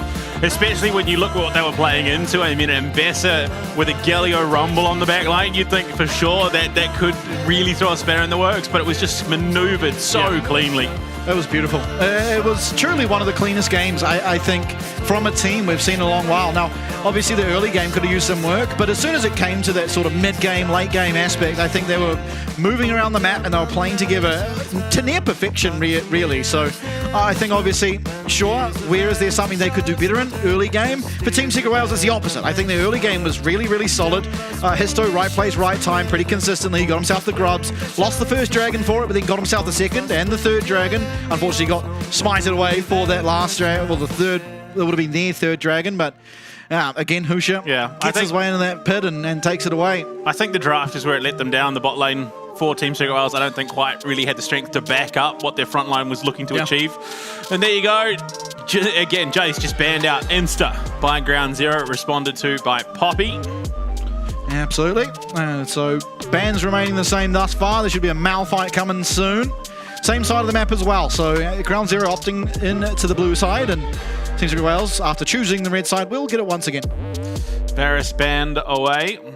And again, Fearless Draft back in 2026. Oh, of course. Goody. I really loved that and how it changed up their competitive, playing field going into games 2 and 3 and even 4 and 5 once we hit the best of 5s. Yeah, absolutely. Fair way down the track, though, that is.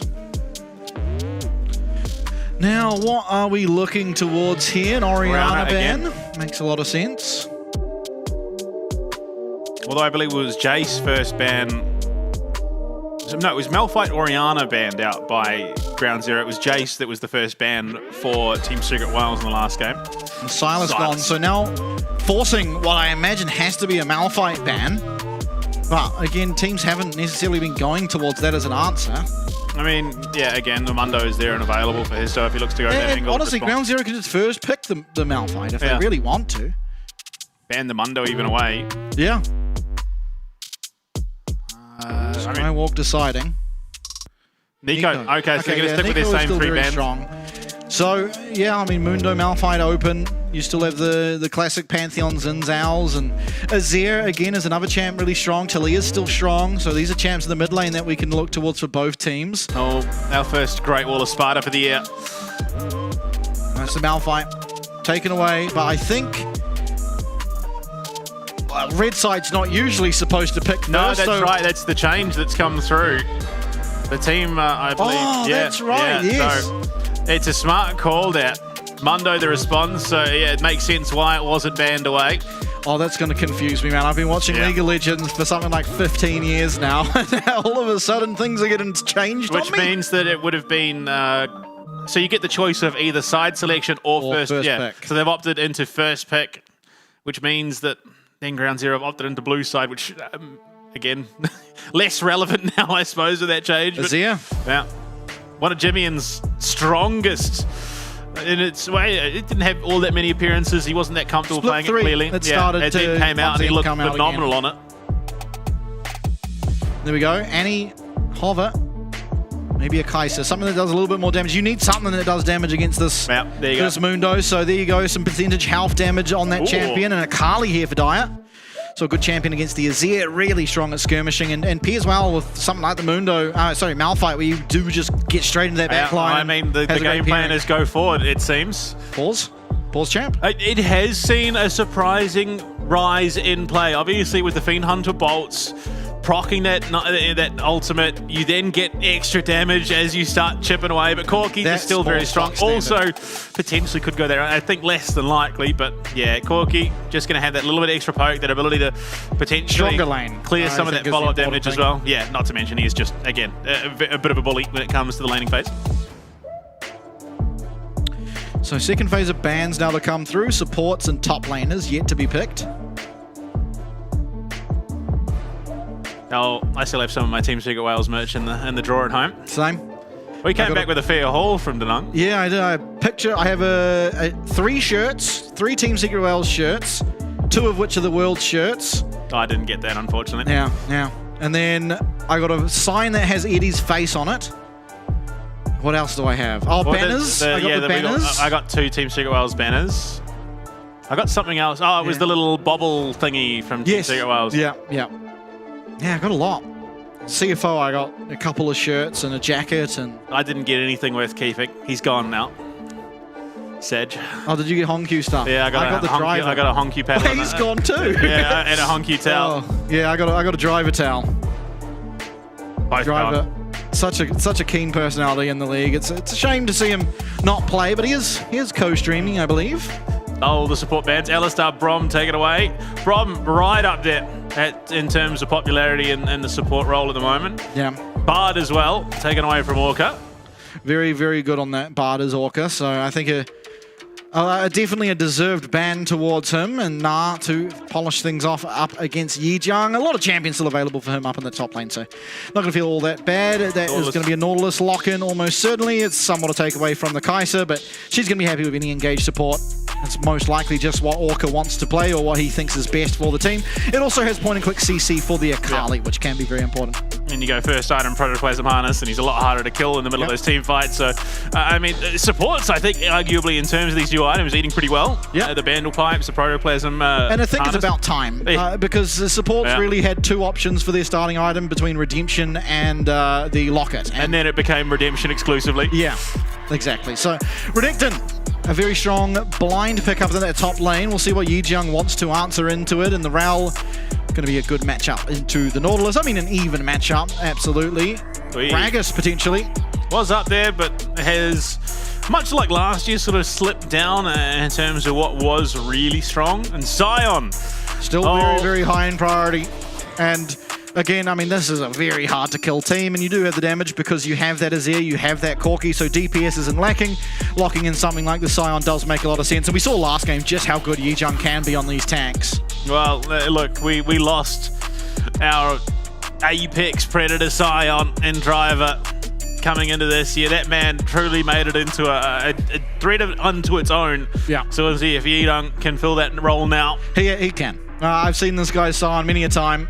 He is an extremely good player. He often even plays it in solo queue. I mean, in solo queue, he's tending more to the Camille, the Riven, and the likes of that. But he is a very, very, very solid Sion player. And so, I mean, it's really weird to call someone a solid Sion player because that champ is It's hard to do wrong. Except for that one lethality Sion that we had that one game we played. Yeah.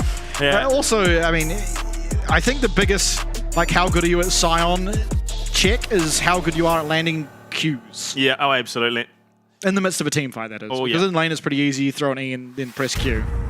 But yeah, I mean, team comp's all done and dusted here. Both, I mean, I don't think anyone necessarily won. On one side, we've got the go forward comp, and on the other side, it's I'll just sit here and take it comp, which is Mundo Sion front lane with a Nautilus there just for good measure. Yeah. Oh boy, you're gonna have a hard time. It's you know, you come into a party and you're messing with the wrong kid. Suddenly, as 3 7-foot tall brothers rock up to the party, and you question all your life decisions. Yeah, absolutely. And I think it's made even harder for the fact that your mid laner is an Akali. So a lot of this.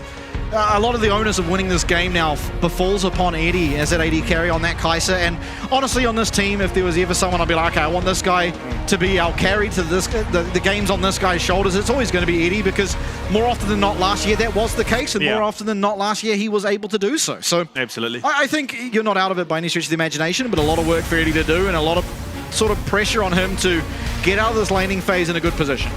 Yeah, look, it'll be good to see him on a real champion now. Israel has had it stashed and won't be seen for the rest of the series, which I'm not totally upset about. Just not really having that impact. It really hasn't felt like it's had much impact since, you know, beginning of stage 2 last year even. Yeah, absolutely. Yep.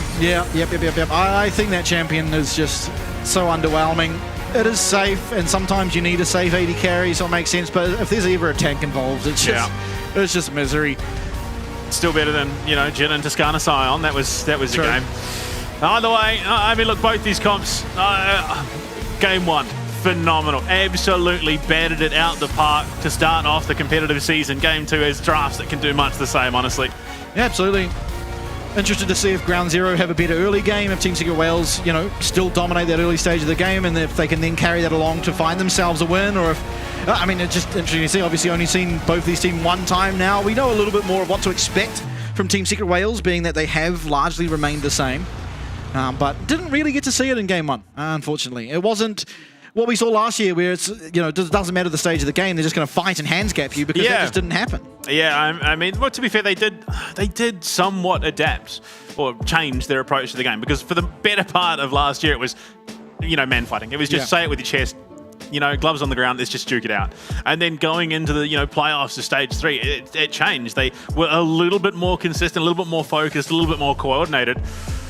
But, I mean, in terms of how they're approaching it, it's not the gloves on the ground. It's not that slow, steady approach either. Kinda, but counterpoint is that in the season finals, that's exactly how they played, and in Worlds, that's exactly how they played. So I don't actually think they did change all that much. And now that BA comes in, maybe he plays stylistically a little bit different. I'm not sure, but they definitely rounded out at Worlds playing, you know, gloves on the ground. We're just gonna fight, and that worked reasonably well for them. They were going up against much stronger competition with a lot more experience, and sure, they weren't able to find the win because I think that sort of playstyle doesn't tend to do well against veterans that are very accustomed to remaining calm under pressure and realizing what is and is not a good fight to take. And if a team's good at doing that and recognizing that against Team Secret Wales was where we saw them struggle. CFO was a good example of that in the LCP. So Ground Zero, I mean, from what it seemed like, they took all good fights last game, and maybe that's why we saw Team Secret Wales struggle to do it. Maybe similar to what we saw out of CFO last year, maybe similar to what we saw out of, you know, the international representatives, is that they are just very good at choosing their fights. But of course, one game is too hard to actually judge that on, and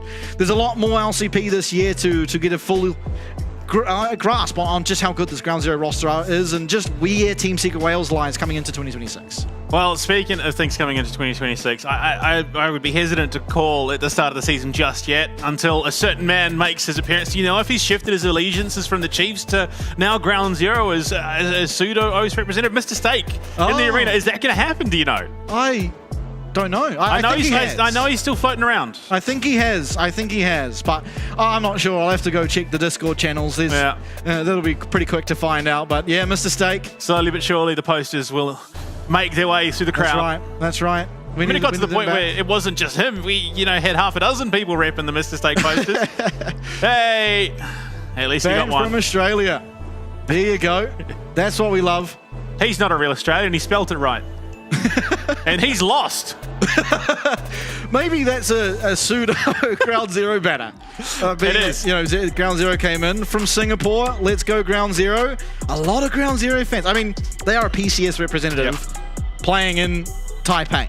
It does make sense for on a game where there is one PCS team and one Vietnamese team that the PCS team does have a few more supporters in the crowd. There's a Team Secret Wales supporter. There's been a few of them. Yep. Fair few of them. Just sitting there, trying to figure out what the game plan is coming into this game. Obviously a tech pause for any that may be wondering. Hopefully get that sorted out. Yeah. I mean, it was a bit of a rough game there for Beer, unfortunately. The Leona, not the easiest to play. GZ equals GGZZ. I love that. Yeah. Usually they go for the easy, Jeezy peasy. Look, I'll be honest. That's a pyro? There's a fair more GZ fans than I necessarily thought coming into League, but obviously they've won the hearts and minds. Yeah, justifiably so too. Yeah. A great organisation that's represented Oceania quality. well across all sorts of different esports, and now obviously dipping their feet into the PCS last year and struggled there, admittedly. I mean, it's not easy to play in the PCS by any stretch of the imagination, but obviously now getting their chance to represent the PCS in the LCP, now put together. Oh, there he is! He is repping GZ! That's him! He is. I wondered. Now it is officially... But that is a Chiefs shirt, unfortunately. We're going to have to... Listen, if either Jar or XL are in the chat right now, we're going to need to get a Ground Zero shirt shipped off to Mr. Steak. Surely, maybe, Jimmy, you can just hand it off in true. the arena. Yeah. Might as well. But yeah, no, I mean, look, let's be honest, for GZ, it's sort of been a two-innings affair. Last innings, it was a bit of a building season, getting yourself in, but now they've got the lie of the ball. They know exactly how the pitch is playing. Yep. And coming into the second innings, they're really hitting their stride. Full deliveries, right at the wickets. They are batting 100. Yeah. See, what are we a fan of? A red panda. I can't read it. My cousin. Shun. Okay. Shun to victory. Yi Jiang fighting. Yeah. A lot of fans. He was fighting for most of that game. Oh, he was brawling, that guy. He always will be too. Got the little go-go there. GZ equals GGZZ. It almost sounds like they're just winning. It's so easy to win that they're just falling asleep at the wheel. Too easy for GZ? Yeah.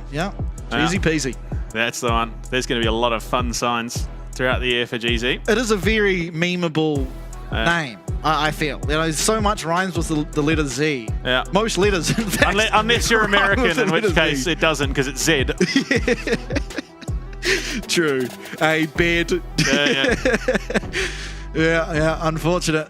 Eddie there. I mean, I think last year, heading up into Worlds, Eddie was probably one of my favourite AD carries to watch. Doggo, obviously one of the highest performing, but Eddie was just so explosive. I love Slater for his brief window on the LCP. That dude was not afraid to fight. That's true. The only criticism I had for Slater was you'd be in game 3 against an entire poke comp and you'd be like, Zaya! Yeah, absolutely. And then just not get to play the game. Yeah. Fighting through and through. Yeah. Oh, dear. Here we are. Looks like we headed into game. Game 2, of course. Ground Zero leading the series 1-0. And Team Secret Wales, I mean, again, they've kept the core of their roster the same. Taki getting yoinked by Garm. I'm sorry, the camera angles for the players makes Husha look like he's 2 foot taller than the rest of the team. Oh, 2 foot shorter, rather. That's true. Oh, dear. Jimmy stacked at a 7 foot tall in the mid lane. Yeah. 7 foot Chad Jimian. Husha on the Mundo. A pick that first, I mean, Skumon in terms of competitive bought it from G2 to the competitive scene, but I think even before that it was Natty Nat. Yeah, oh, the yeah. Rengar Mundo player over in EU that really brought it to the limelight for someone like Skumond. And I mean, we saw how successful that guy was, going to rank 1 on the Korean server. And then we got to see it in the mid-season grand finals for 35 minutes before anything happened. Yeah, for Jonja. Yeah, brought out by Jonja. That was funny. 35 minutes of absolute nothing, and then Honkyu decided he was bored and needed to, get the Subway Surfer out so he could keep focus. Yeah. Got it done though. Oh, he did. Because he then took the one fight that ended the game. Oh, Great hook. Oh, there's a lot of damage. Yeah, unfortunately, if you're going to get hooked, you kind of need to channel that crash down first, so you get the shield to block the majority of the damage, but on this occasion wasn't able to do so. Oh, and no unsealed spellbook this time around. We're back to the norm. Nature is healing. Absolutely. Well. Pretty sad lane for the Azir. Not very easy to actually play into Akali despite her being melee. Just because, I mean, as soon as she puts down her Shroud, you can't do anything to her. A lot of champs can still throw skill shots, but Azir can press Q and job's done. Pretty much. Yeah, it is going to be not an impossible lane, but it's just going to be a little bit uncomfortable for Jimian. And there you go, the crash down comes through, but Orca just slapping away with that big anchor. Oh, there you go. There we are. Yeah, nice trade from Yijang. Yeah, having a grand old time against that crocodile up in the top lane. Yeah, fairly even matchup. Generally, the Renekton will get pushed, but as the game continues forward, it becomes increasingly difficult for the Renekton to actually do anything to the Scion, and becomes more of what they can contribute to the team fights, which both champions are very, very capable at doing so. Obviously, as the game progresses, the Renekton struggles more and more to actually find impact. Oh, that's some passion right there. That is some true blue Australian passion. Yeah. Go on, then. Unfortunately, Husha now, without the flash, is kind of in a rough position. Great flash response from Orca there, predicting the fact that Beer was going to go for that Q flash, and does get himself out. But still, 2 flashes lost for the side of Ground Zero to just the 1. Crash down. Oh my lord, that was a close call. That's Husha getting very low here, does get the health pop up. Oh my lord, he's playing on an ice edge, but he's winning. Oh, he's got deals to make. He's got plays. Okay, there's a crocodile in the river. He's out of there. Husha. Oh, that was beautiful. The usage of that W was, and I mean, it's not the most difficult ability in the game, but it was mere seconds, or milliseconds away from being timed wrong, and he would have just taken out. For a PCS team, they do have a very Australian approach to life. As the paraphrased for broadcast saying will go, we're not here to hug Elise. Absolutely. Oh, and look at it, the flash forward there. Oh my god, that had to be single digits. Yeah. That had to be single digits. I don't know if Amundo is capable of possessing single digit health, even at level 1. So, yeah, who was it in the top lane that we saw flash similarly? They were late to lane phase and they just flashed to get the full experience. I think it was Rest. Oh, yeah, I think so. I think you're right. Very similar Wasn't energy. it at Worlds? I think it was at MSI. Oh, right. Yeah. Flashing for the blue buff. Yeah. And doesn't get it. If he got it, it would have looked so much cooler. You miss 100% of the shots you don't take and most of the ones you do. Yeah. Oh, well, he still benefited from it. He's 1-0 now. Yeah, luckily it was a leg buy there for him. Comes out benefiting, big time.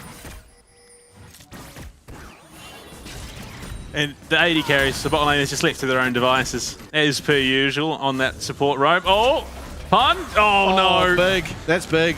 He's going to have the slice and dice. I don't think he's under too much pressure. Oh, and Yijung mistimes the shield. So actually Pun gets that shield breaker. Level 6 now for both top laners. And Yijung going to have to head for the hills. A good stun there for Bien. Husha starts to make some business deals with them. Yeah. Unfortunately, that one was not accepted. Yeah. Oh, Jimmy, again, just going to continue struggling until it sort of comes team fighting time. That's where he's really going to thrive. And Husha is not done with the deal. He's got a counter proposal. Yeah, absolutely. Eddie Solo does have his flash available. He's trying to stick around, and yes, the Malphite's here, but it's a level 5 Malphite. All it takes is one briefcase to the jawline. Not going to find it, though. No. The Winning Wave comes in, allows them to just get those recalls off. But GZ, clear that wave nice and quickly. Keep the pressure up. Yeah, much better early game out of them, too. And we already saw what they can do as the game progresses. This could be dangerous. Oh! Fancy feet. Very smart from Jimmian. Yeah. I think ultimately if Dyer ults on top of the Azir, then Jimmian would have died.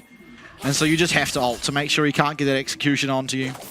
Yeah. So smart play. He is going to pay for it, though.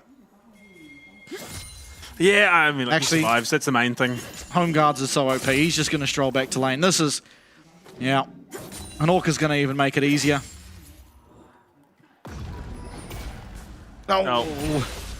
It's right there. He gets the next one and the next one. Jeremy banishes him to the jungle. Yeah, So right, mate, you're taking my XP. Get out of here. Yeah, things going very well for Ground Zero. Carrying off that momentum of game one. You know what's crazy? Little fact for anyone who may not know.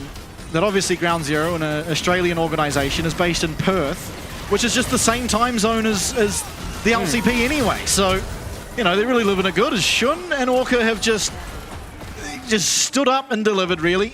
I mean, not really much to that, was there? Just a hook lands and down goes Beer, not going to use his flash. So, yeah, just a clean 2v2 kill down the bot side, and Shun Orca firing on all cylinders. Yeah, I mean, Orca just being this consistent menace through game one and now game two even. Yeah, look, I'm looking at CFO. The 2274 better impress. Yeah. Because right now, losing Orca is seeming like a rough gig. It really is. I mean, if this is the impact that he's going to have day one of the competition. Yeah.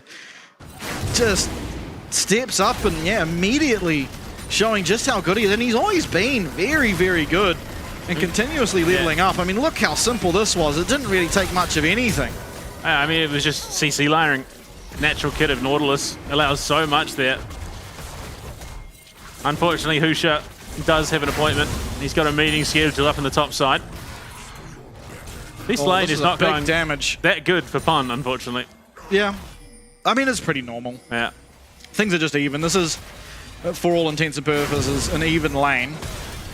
The problem being is Pun doesn't have teleport, while Yijung does. Mundo Cleavers on full health targets are just so funny. Just look how much damage they do, man. Percentage max health or current health damage. Yeah. Like, look at that. It took off his shield and then half his HP as well. Doing more damage already than an Ezreal. Oh, nice little usage of that shield breaker, but oh dear. Oh, Dyer's found his way straight into that back line. Orca's going to go down too. The perfect execution is there. He's going to buy a bit of time. He flash over the wall, and maybe he's lived. He's found a way out, but it is a one kill over. Dyer picking up that one onto Jimmian. And Orca taking the Centigrade out. He might not be done. There might be a dive on the horizon. Oh no, they're corralling them up into this top lane tri-brush. No ultimate for Yijung, no ultimate for Pun. Both of them down. He just pops it there, actually. Pun getting so low. Teleport coming in, but he's a very slow boy coming in there on that Azir. Can Jimmian get that kill? Bear's going to go down. Jimmian does. It's 2-0. Yeah, unfortunately, the scheduled movie for this flight is Free Willy. As Orca gets himself out of danger, then comes back and proves that he's the real threat. He is a killer whale indeed. Jimmian, though, decent bit of damage. Oh, and GZ, take that opportunity. Capitalise in a big way, get some big opportunities, and even take the chance to get some comms through. I reckon it's a great call. Absolutely.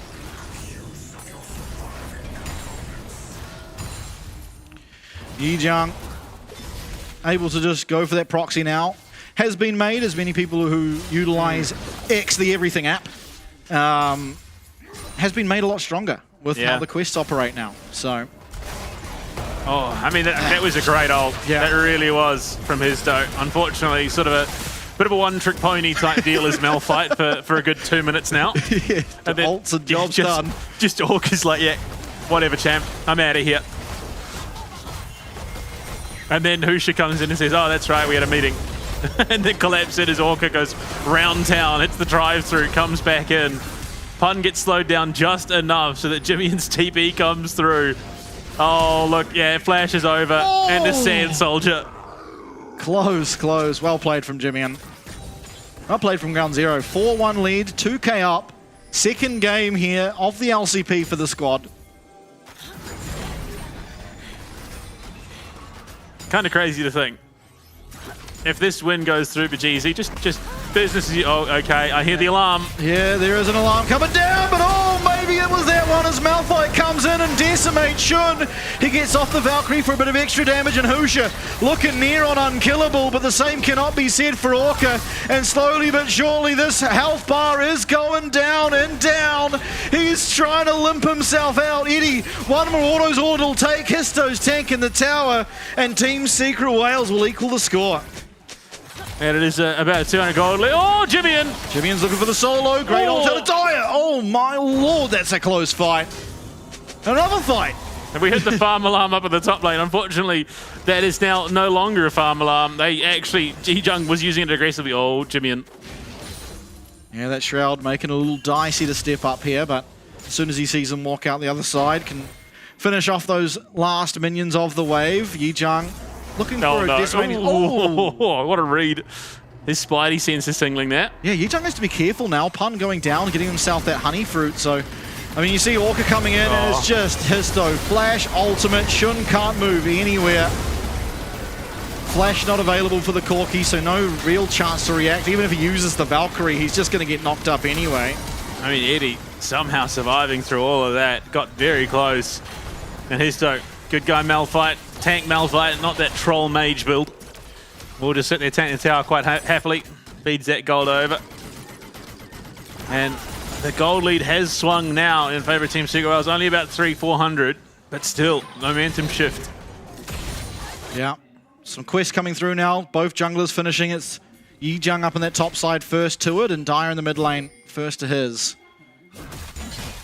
3 in quick succession for Team Secret Wales, though. Yeah, has finished up his, although, I mean, whether you call it a real quest or not, it's up to you. Okay. Gunblade. Oh, yeah. Once again, a returning item. What year is this? Absolutely. There's 80 carry finishing. That's going to be Eddie. Then the Bandle pipes through first item. Picked up here by Orca, so going to have that natural steroid in for his team, especially with a Zir in the mid lane. Going to get some big value out of that. Every ultimate is up now. No flash available for Eddie. Shun does have his flash. Husha trying to stroll on in, but the smite's already come through. Histo's got that dragon. Hook from Orca. You see Jimmy trying to buy time, but they found their way straight onto that Azir. He's still alive. Dyer will finish off the kill, and so will Shun. Eddie gonna go down to that Corki. Dyer with that perfect execution coming down. Yijung zoning 2 members of Team Secret Wales, and it's gonna be a cleanup. Down in the bottom side of the river as Shun will claim himself another. All the while though, Pun getting himself some gold on this top lane tower. Dragon and 2 for 3. A pretty even trade, all things considered, as Team Secret Wales now lead the Dragon score 2-0. Unfortunately, look at those crystals. Yeah, the crusty towers indeed. But Yijung, that rotation down, really not netting all that much. Oh, Shun. Shun's gonna die. Yeah. Oh, maybe not. Beer. Is he? He's got the Conqueror stacked up. Oh, the red buff got him. Oh my lord. If this was ranked 100% in chat, all you would have seen is calculated. Absolutely. Shun just narrowly able to survive there. Cost him his barrier, but gets a bunch of gold for it. Yeah. I mean, this was unfortunately not the Dragon steal of last game. Husha not having a greatest of times when it comes to steals, and Orca just in the middle of it again, trying to do everything he can. Husha has a lot of alone time with Eddie there, but ultimately just dies. It shouldn't come in and playing clean up. You look at Orca as well, just sitting on top of his bot laner, making sure that they've got an idea of where Dire is at all times. And Corky, being the caster bot laner that he is, essentially, means that he can just keep pumping damage. I want to see the bonfire. Yeah, look at that. Oh, the Gatling gun did him dirty there. No, it baited. Yeah, it did him well. Well, I mean, he could have been a lot happier, but no, he does get out in the end. Yeah, red buff and 7 minions. So gets the kill. Yes, what a quintessential superhero combo. Red buff and 7 minions. Well, I mean, the minions do a lot of damage when you're only level 7. I think he was level 6 at the time too, so. Yeah. Those new items once again coming through for both supports.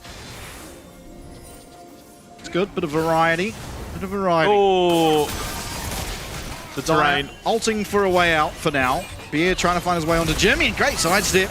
Looking now for the kill. The heals there, not able to find the return damage, and Dire gets himself 1 for nothing. Done dirty by the terrain there, unfortunately.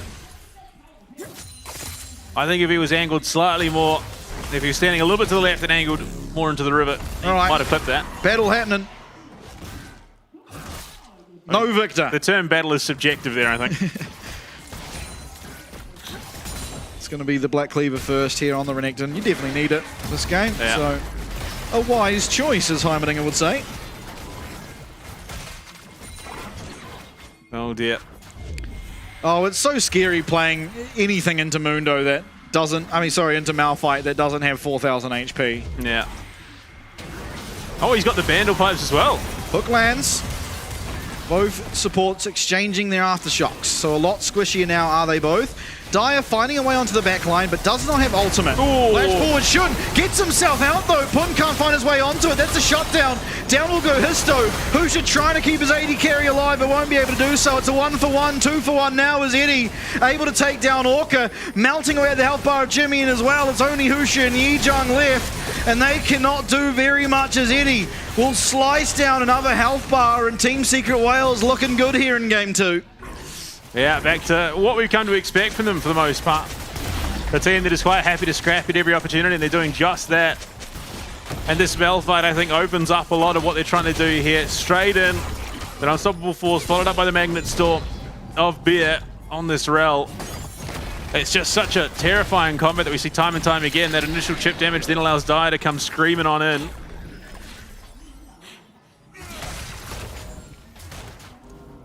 And Ground Zero falling behind, but as you said, Team Secret Wales much more of what Dire. we expect. What a flank to hold. Just sitting in the back line waiting. And Shun forced to flash, Valkyrie's away, and then just no mobility available to him. In comes the Hextech Gunblade. Dire really just has to stand around, finish off Shun. And Pun able to stick onto Jimmy and eventually gets that kill with the ultimate burn. Eddie pretty much untouched the entire time, puts himself up too. Yep. Unfortunately, this go forward comp for Team Secret Wales is working a little bit too well when Ground Zero is concerned. That Mundo and Sion are great and all, but if they're straight onto your back line anyway, it becomes a little redundant. Oh, good smite. Now, one thing always with a Mundo in your team is if you do get to level 16 on this champ, he becomes really, really, really hard to deal with. So, still working towards that. Game's far from over at this stage. This will be the second dragon of the game that Team Secret Wales are looking to pick up. Husha in the vicinity once again, a little bit earlier, in fact, showed up early to the meeting. Will get the smite. He's got the flash as well. Out he goes. So it is a flash utilized by Husha, but he gets the dragon, most importantly, and Dire looking for a flank, but the only real option is Husha, which is not the target that Dire necessarily wants. They put down the Rift Shield. This will be mid-tower going down their favor at least. Yep, get themselves some map prior, open things up a little bit more. I mean, the big concern is this Azir really struggling to find any real traction. Has the Shuriken flip, and out he goes. Yes, Azir's really struggling into the face of the Malphite. Just a lot of initial damage coming onto him, and Beer's here. They're looking for an angle again. Luckily, Husha's in the neighborhood. Yeah, Husha. Oh boy, never mind. They are going to quickly find that there's more people here than they perhaps bargained for, but really with Husha here, it's pretty hard to actually look for a dive. Azir has that inherent defensiveness with the Emperor's Divide, so going going to decide better of it, Team Secret Wales. Dire. They were anticipating someone coming up to catch this wave bounce. It is going to be Yijang, but realistically, for Dire, it's not the target you're looking for. Yeah, I'd be impressed if Dire is able to just kill Yijang without Yijang walking the opposite direction and living. Absolutely. If he managed to, though, I'll be I'll be the first to say that Akali needs to be nerfed. Yeah, I don't think that's happening anytime soon, unfortunately. As it stands, I mean, rapidly approaching that Baron point of spawn. And with a Infernal Soul for a Corki, no less. And a Mundo, I suppose, to an extent. This is a soul that Ground Zero will be very much wanting for themselves. I dare suggest both teams absolutely would want this soul, actually. If I had to guess, maybe I'm wrong. I don't know, they let Husha just walk in and smite steal it, so you got a question whether Team Secret Wales want it. Oh boy! Oh! Hold up! Pun might be forced to ultimate here. Yeah, he is.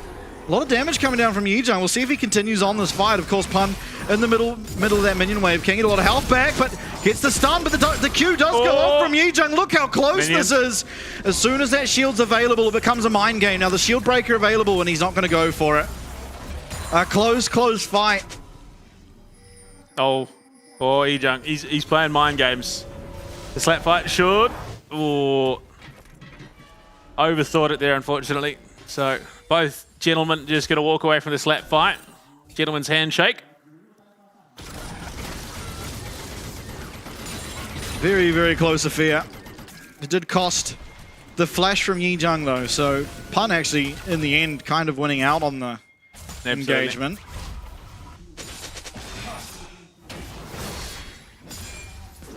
Oh, Jimmy. Still working towards trying to get some of these items online. Looks like headed towards Aleandri's, as we have come to expect a lot of the time. Pun has had a lot of uptime with these towers. I'm pretty sure he's sitting quite happy just to plate money alone. You look at it, 1,400 gold difference. Okay. Ground Zero don't know about this. There is no vision around. Orca's going to spot it out. Okay, so it is known now. Teleport being channeled from both top laners. Again, keep in mind that massive health shield that they're going to have. Pun there. You're seeing it on your screen. Orca's going to have to flash away. The Baron down very low and will just be taken. No chance to get in the pit there for Husha, but the fight, will it happen? There's no need for Team Secret Wales to look for it, but they're going to. A great ultimate, but it's only going to connect onto Husha. Dire still getting the kill onto Shun. Jimian trying to find the damage, but can't do a whole lot as Yijang goes down. Can they get the kill on Pun? No, they cannot. Oh, they do eventually with that Scion passive, but it's still a big win here for the side of Team Secret Wales. 4 down, a 5th to fall now. And it is going to be an ace and the Baron as Team Secret Wales look to claim game 2. Yeah, they're going to get a huge amount of momentum off the back of that Baron fight win. Not to mention the Baron itself, but positioning of the waves means they can crash into these towers. Eddie should get himself the top inner, which opens up the map for that quick respawn into a push.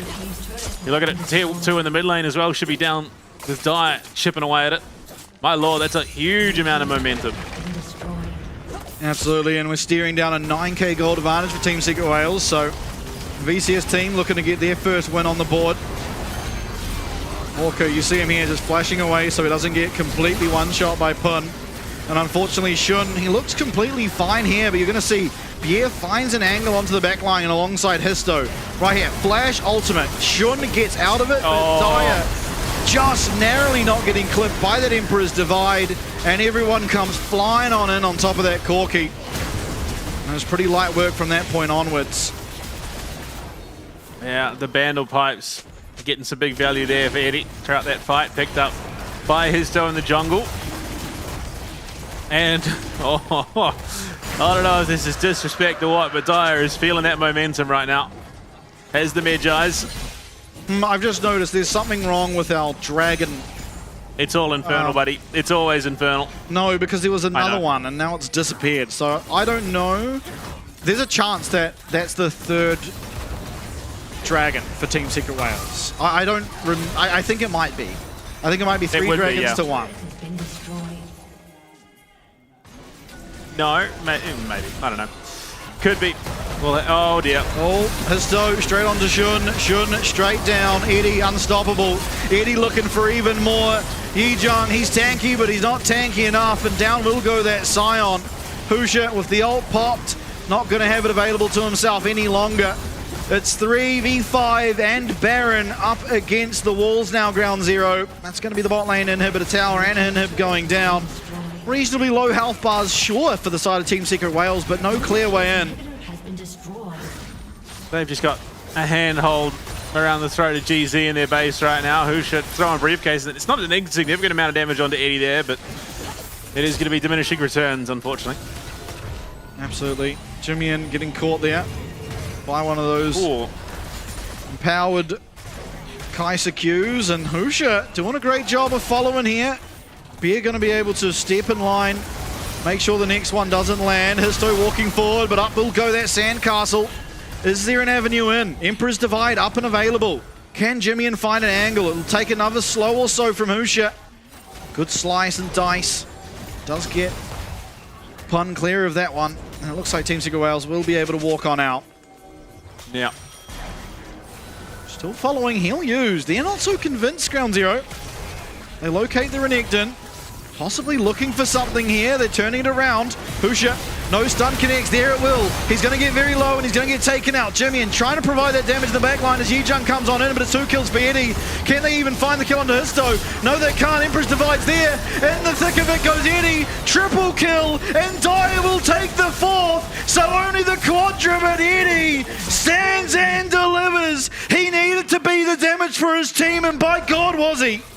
Absolute monstrosity of a game for Eddie on this Kai'Sa, which we've come to know him on. I mean, one of his standout champions from last year, and he's brought it out in Game 2 of 2026, and he's not missed a beat. They're going to take it so much off the back of that fight. Pun left to his own device on the top side, preps that top tower. Dyer as well, just going to usher in the wave of super minions. This is a grim scene compared to how Game 1 went. And Husha has been level 13 for about 6 minutes now. Obviously, if he gets to level 16, this game could look a lot different, but he hasn't had any time to hit his camps. He's had no time to try and get that XP, to try and get those levels, and just look across the rift. It's 2 level gap pretty much everywhere, excluding that 80 carry roll where Shun is 1 behind. Yeah. Unfortunately for Husha, that jungle is no longer his. He's picked up the baby Mundo ult to go on top of the Mundo ult.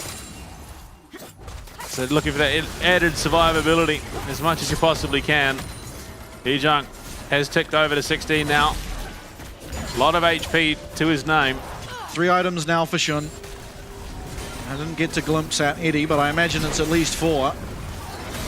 Yeah, I mean, this is a bold call to force the fight here. Baron had worn him off, so you weren't really getting anything off the back of it other than maybe some gold or an XP injected back, but he just absolutely jumped on there by Histo in this Mel fight. The quadra kill for Eddie. Dyer, unfortunately, with that ultimate 5 did is get the answer kill on Shun. For Eddie's items. 6 if you want to include the boots, but we don't anymore. Yeah, that's a sizable gap. 5.5k in the AD carry position. That's a crazy total. Which is nearly half the team's lead, so... Yeah, I mean, if they do somehow get this Kai'Sa, possibly playable, but it's not looking like they're going to be able to do in this fight. Teleport coming in. This is going to be Jimian. Right into the thick of the fight, though. Keep an eye on Beer. Keep an eye on this rail. He can find a fantastic engage. Jimian trying to do what he can. It's a 1-for-1. It's a 2-for-1. The make it a 2-for-2 is Dyer completely free to hit alongside Eddie. And this, ladies and gentlemen, should be the game in favour of Team Secret Wales. And the series will go 1 apiece. Wow. A long way to go, though. That wave is pushed in down in the bot lane, but no TP up but available. It's going to be that walk of shame to the base, but even off respawn, I don't think there is enough in the tank. So he's just, yeah, whatever. Cool, let's just go.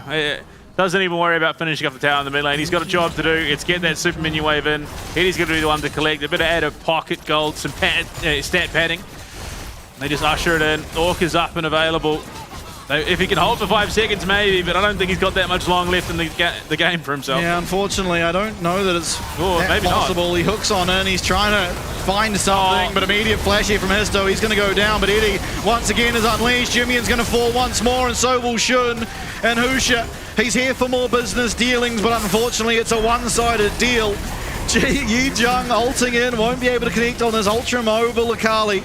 And Eddie, you see him just hitting that Nexus, making sure the job's done. Maybe take one for good luck at the end as Dyer, hey! Usha gets himself one, but Team Secret Wales, they will take game 2. One apiece now, and really, nobody knows where this last one could go. Usha picking up the fat commission there at the end. Yep. Grand old business deal, and unfortunately, well, there may be a PCS team that Ose or curse following game 1 win, game 2.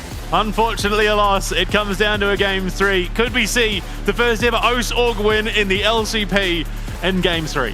Who knows, who knows? But I mean, speaking to the game, Team Secret Wales, pretty flawless from beginning to end there. Unfortunately, a few close calls up on that top side where Yi Jung almost got the better of the matchup, but wasn't able to do so. So credit to Pun for weathering the storm and coming into those fights as strong as he was. Histo showing why this Malphite pick is something to fear. You have it in the jungle now, you don't have those woes of how weak it can be in the lane phase because you completely ignore it by being in the jungle.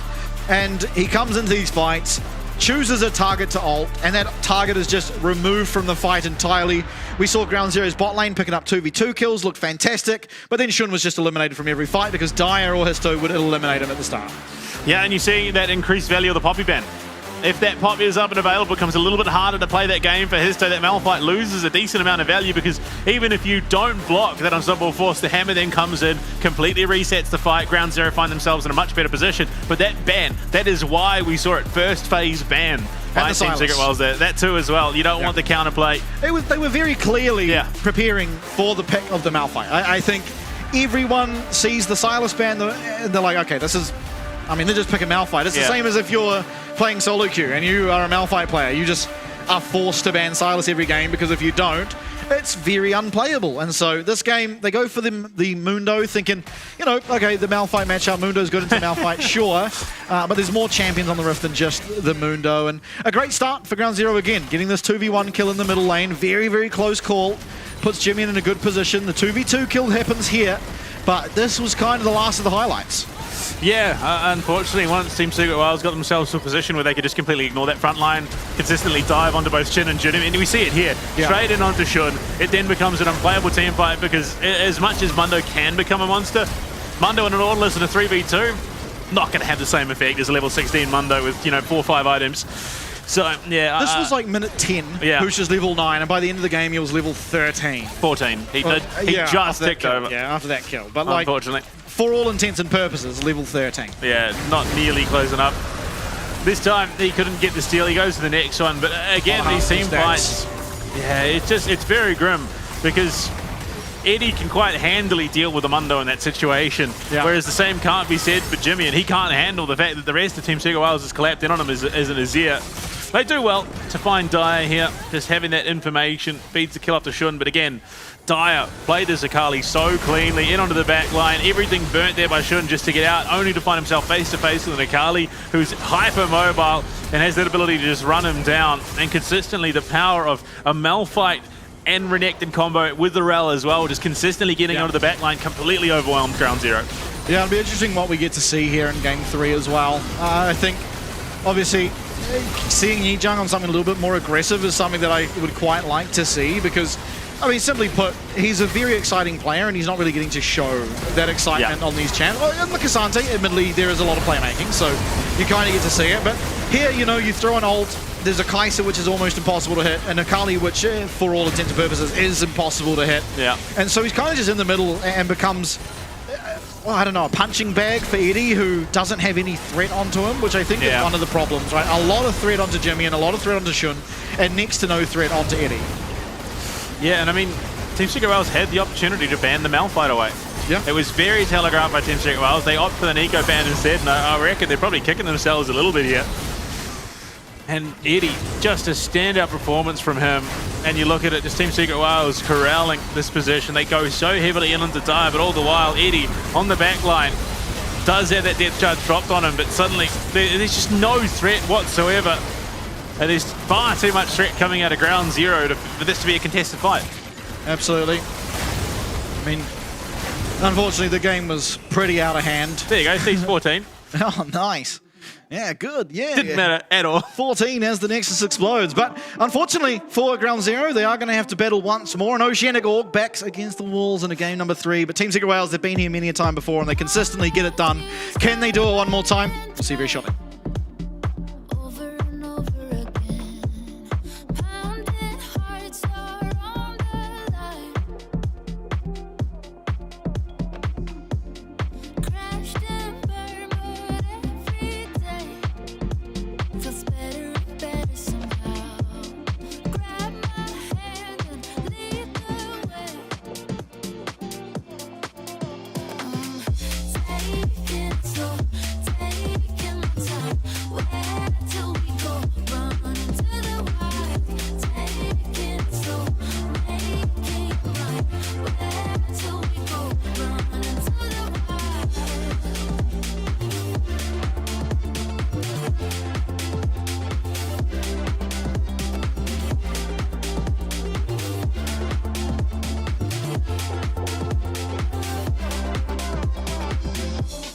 All my troubles disappear. The sooner the better, you know. Got no worries, got no fears. It feels like nothing can pull me back to ground. I love it, I see it, I want it. Feelings dancing.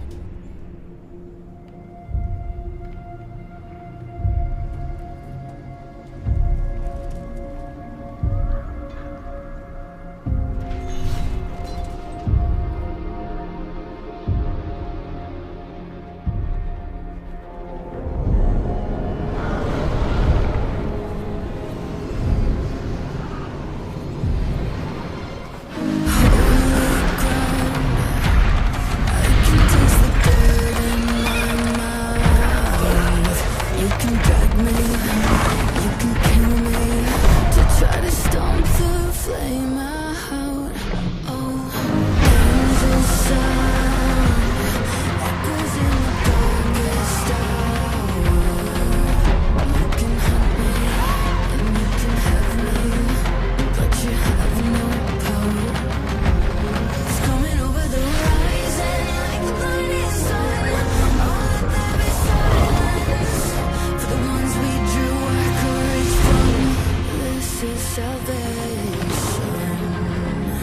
I can see mercy on the hill. Don't let your faith dim. There is a light.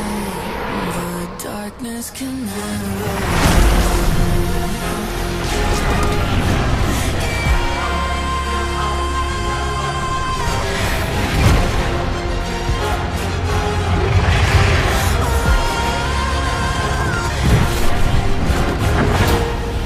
Holding the line, bound by a rough thread of hope.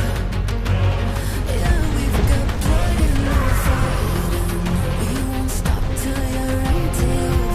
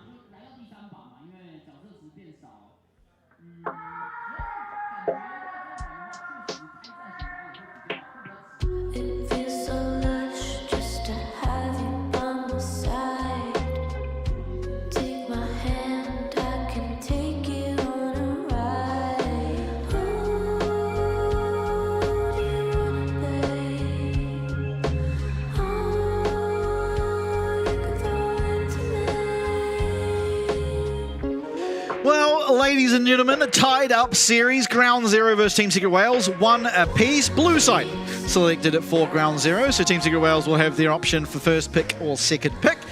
And we'll see what they go for. First pick, obviously, last game. We'll see if they go the same way. Yeah, I mean, depends on whether they're opting to battle bowl first and how they approach this game. So there's going to be a lot off the board, of course, in terms of what we're seeing repeatedly show itself, even in the early stages of international play. The Malphite, obviously, having seen a fairly significant rise in priority, but I mean, there's some of your usual suspects, your Talia Pantheon combos that you can still see. Run Xin Zhao is still up and available. It's not like there is a lack of champions in any role available at the moment. For sure. Third innings as well, so you know how the ball's rolling along the pitch and sort of what to expect from the bowlers. So you'd imagine first pick is probably what they're going to look towards. Do you reckon Team Secret Wales declared at the end of the second innings by the end of that? Nah, because the run lead that Ground Zero had after the first test innings was like, you probably just evened the score more or less. Yeah, absolutely. Both kind of just been trouncings in their own different way, right? Ground Zero a little bit more methodical, right? And when they were a little bit slower, there was a little bit more resistance, I suppose, coming through Team Secret Wales. Yeah. Just by virtue of the fights being a little closer. But then, Team Secret Wales, much to Team Secret Wales' fashion, they started playing T20 in the second innings. Yeah, just coming out and smashing it. Jarvan and Nico Ban. Jace, once again, will be removed by Team Secret Wales and Warhorse. Well, it's going to be blue for every game for GZ on their induction into the LCP, and red for Team Secret Wales in every single game that they start off here. Yeah, looks like first pick for Ground Zero as well. Yeah. So we'll see what that does to change their draft. I think I really would like to see Yijun get someone a little bit more handsy, someone a little bit more skill expression than the Scion. I think Scion is a perfectly good champion, but I don't actually necessarily think it's as good as it was it's not last year. Quite the driver special like what we saw it last year. Yeah, I don't think it's quite as strong as it was. Just a lot has changed in the game, right? And I think by that, some of the power out of these tanks has been removed a little bit. Yeah, I mean, the unending despair no longer that sort of cover gap that it once was. Yeah, it doesn't give you both resistances. Just arm and out. Yeah. And it seems like the bans have swapped. It's, Jace, Oriana, first and second phase for Team Secret Wales this time. It's been Ground Zero that's been banning it away pretty consistently. That's because of who's had first pick. Yes, absolutely. So you're banning the Jace because you don't have first pick. And Talia, the hover right now for Jimmian. This is a champ we've seen him on countless times. Opens up the Pantheon option as well. A lot of global pressure that the duo does bring. That global wall, the Wall of Sparta combo. Yep, as we great dubbed Wall it of last Sparta. year. Aurora. So Circle Theory already coming in hot for Team Secret Wales. Kennen. Also Circle Theory. Yeah, I don't know about the Kennen. Less Circle Theory. Aatrox can be top or jungle if it were locked in, but I mean, Dyer has looked so good in this champ, and this champ has done nothing but get stronger, so makes sense to pick this up. It's a perfectly good lane into the Talia, and there comes Histo's Lee Sin, so something we've seen out of him a couple of times, and he's always looked very, very proficient at it. Yeah, I mean, somewhat fell off last year. That's in terms of pick priority, I think it was Casa that sort of brought it out a handful of times last year and then really didn't show much of it out the Lee Sin. But obviously looking a little bit more comfortable now. Zin's out, coming out potentially for Husha, but the Great Wall of Sparta combo is there. It's a lot of global pressure that it does offer you between the Grand Skyfall and the Weaver's Wall. Just being able to get around the map and impact those fights, change up the numbers in terms of those 2v2s into 4v2 suddenly. Absolutely. We'll be locked in now, so third and final pick of the first phase now for Ground Zero, looking like an Alistair, and it will be locked in. So a strong engaged champion that pairs well of what the mid and jungle want to do for the side of Ground Zero, and looking to see if the side of Team Secret Wales can round their side out as well, and the Poppy will do just that. So very, very strong compositions coming through currently. Now, there isn't the most amount of setup for this Lee Sin in the early stage of the game. A very strong champion anyway, but just becomes so much more stronger if there is some CC that he can guarantee that Q on. It almost 100% of the time results in a kill. Yeah, and Poppy is going to make it a little bit easier to find that setup, especially post 6. Well, I mean, what are you looking to ban away here? It'll be bot lanes for both teams. Tops and well. top laners. Yeah, Phelios. We did see it banned out in that last game as well. The Shuna Phelios, huh?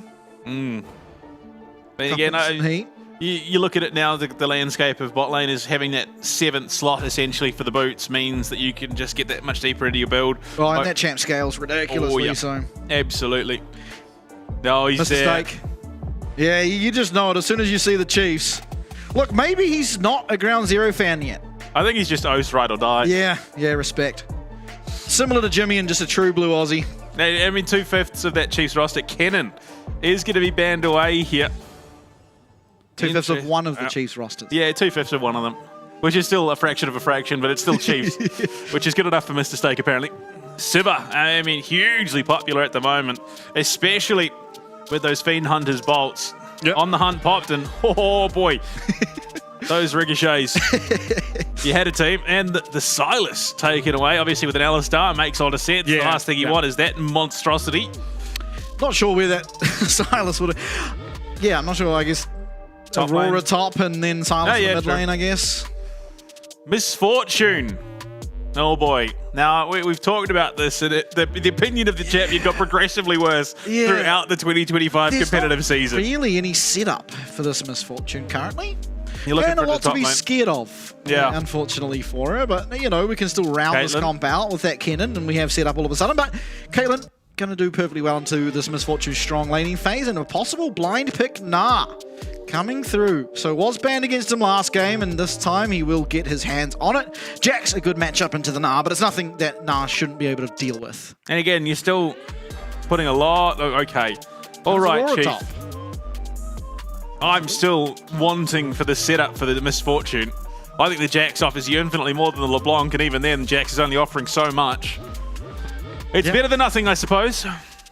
Yeah, not a lot of setup for this Misfortune, so I think- kind of a standalone Misfortune pick. But, I mean, we've seen this work before. It's not like it can't work. There is a slight amount of setup with that between worlds. Of course, it's only a slow, not a full-on CC, but The problem being is if Hoosh is in the right place, it negates a lot of that wall. A lot of the bullet time. W. Yeah. Or if Jimmy can get a flick, or if Walker's there, yeah. I mean, there's a lot to deal with it. It ultimately is what we're saying, but I mean, it is a champion he had to blind pick, and it is a strong laner, so it shouldn't have any real issues in the lane. And, you know, once you're against a Caitlyn, you're pretty happy about that in general. There's not a lot of AD carries that can go toe-to-toe with the Caitlyn and come out okay. Yeah. And Misfortune is one of them, so not the worst pick of all time. It just doesn't have a whole lot of setup, which maybe you'd like to see. Coaches now will shake each other's hands, or fist bump each other rather, head off the stage for what will be the last game of the first series of the LCP here in 2026. Team Secret Wales fans, there's a CFO fan sitting next to him.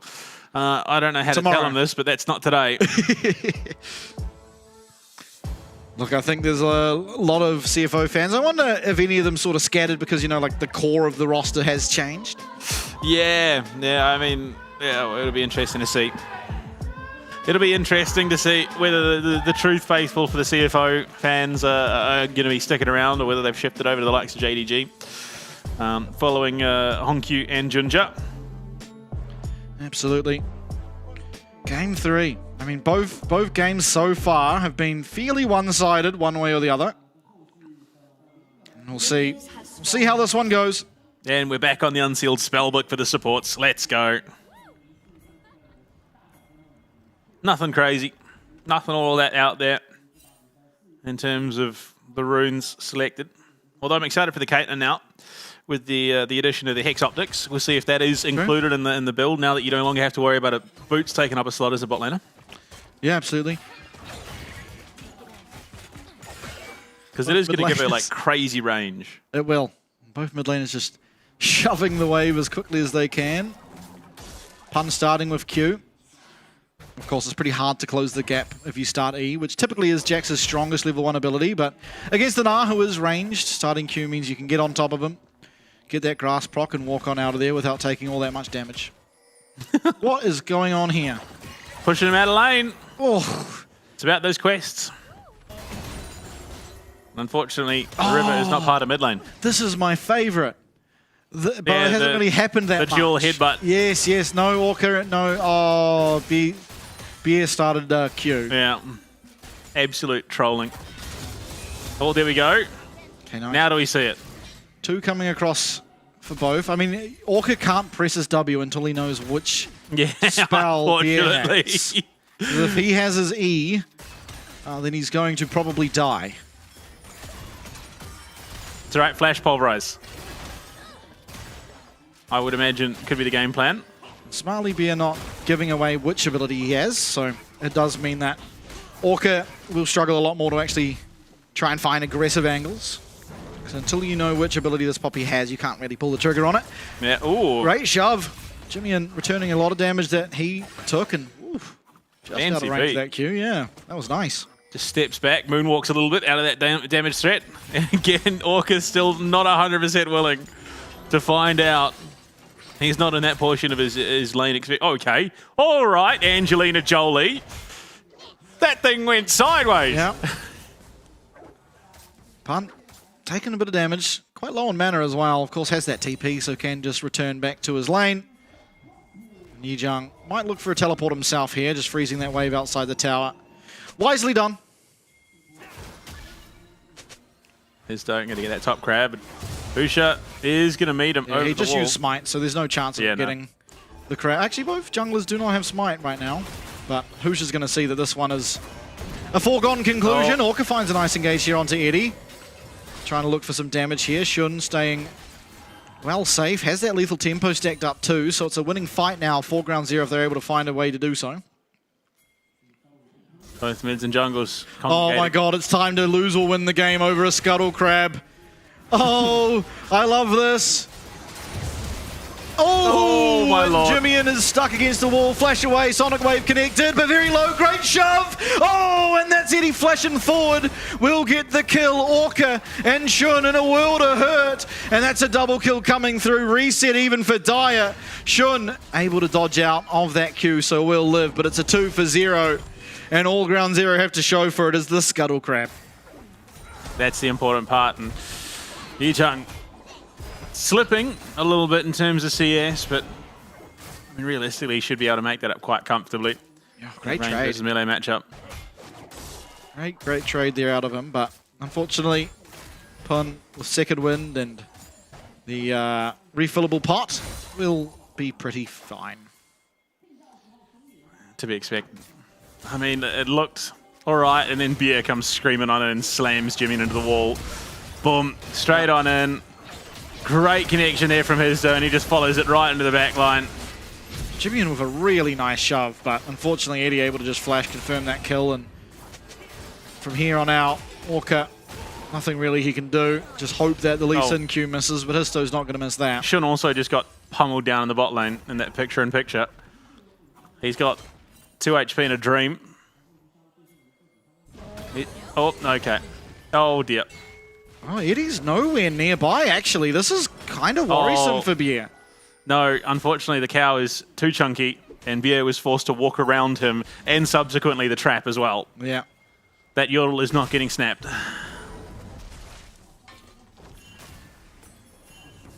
That is an overlooked, quite grim part of the game. That Caitlyn's traps are called yodel snap traps. Yeah, mate. Deserved. Baited with cupcakes, no less. Yeah, no, it's deserved. So somewhere in her lore, she hunts yodels, it's presumably for sport. Possibly, yeah.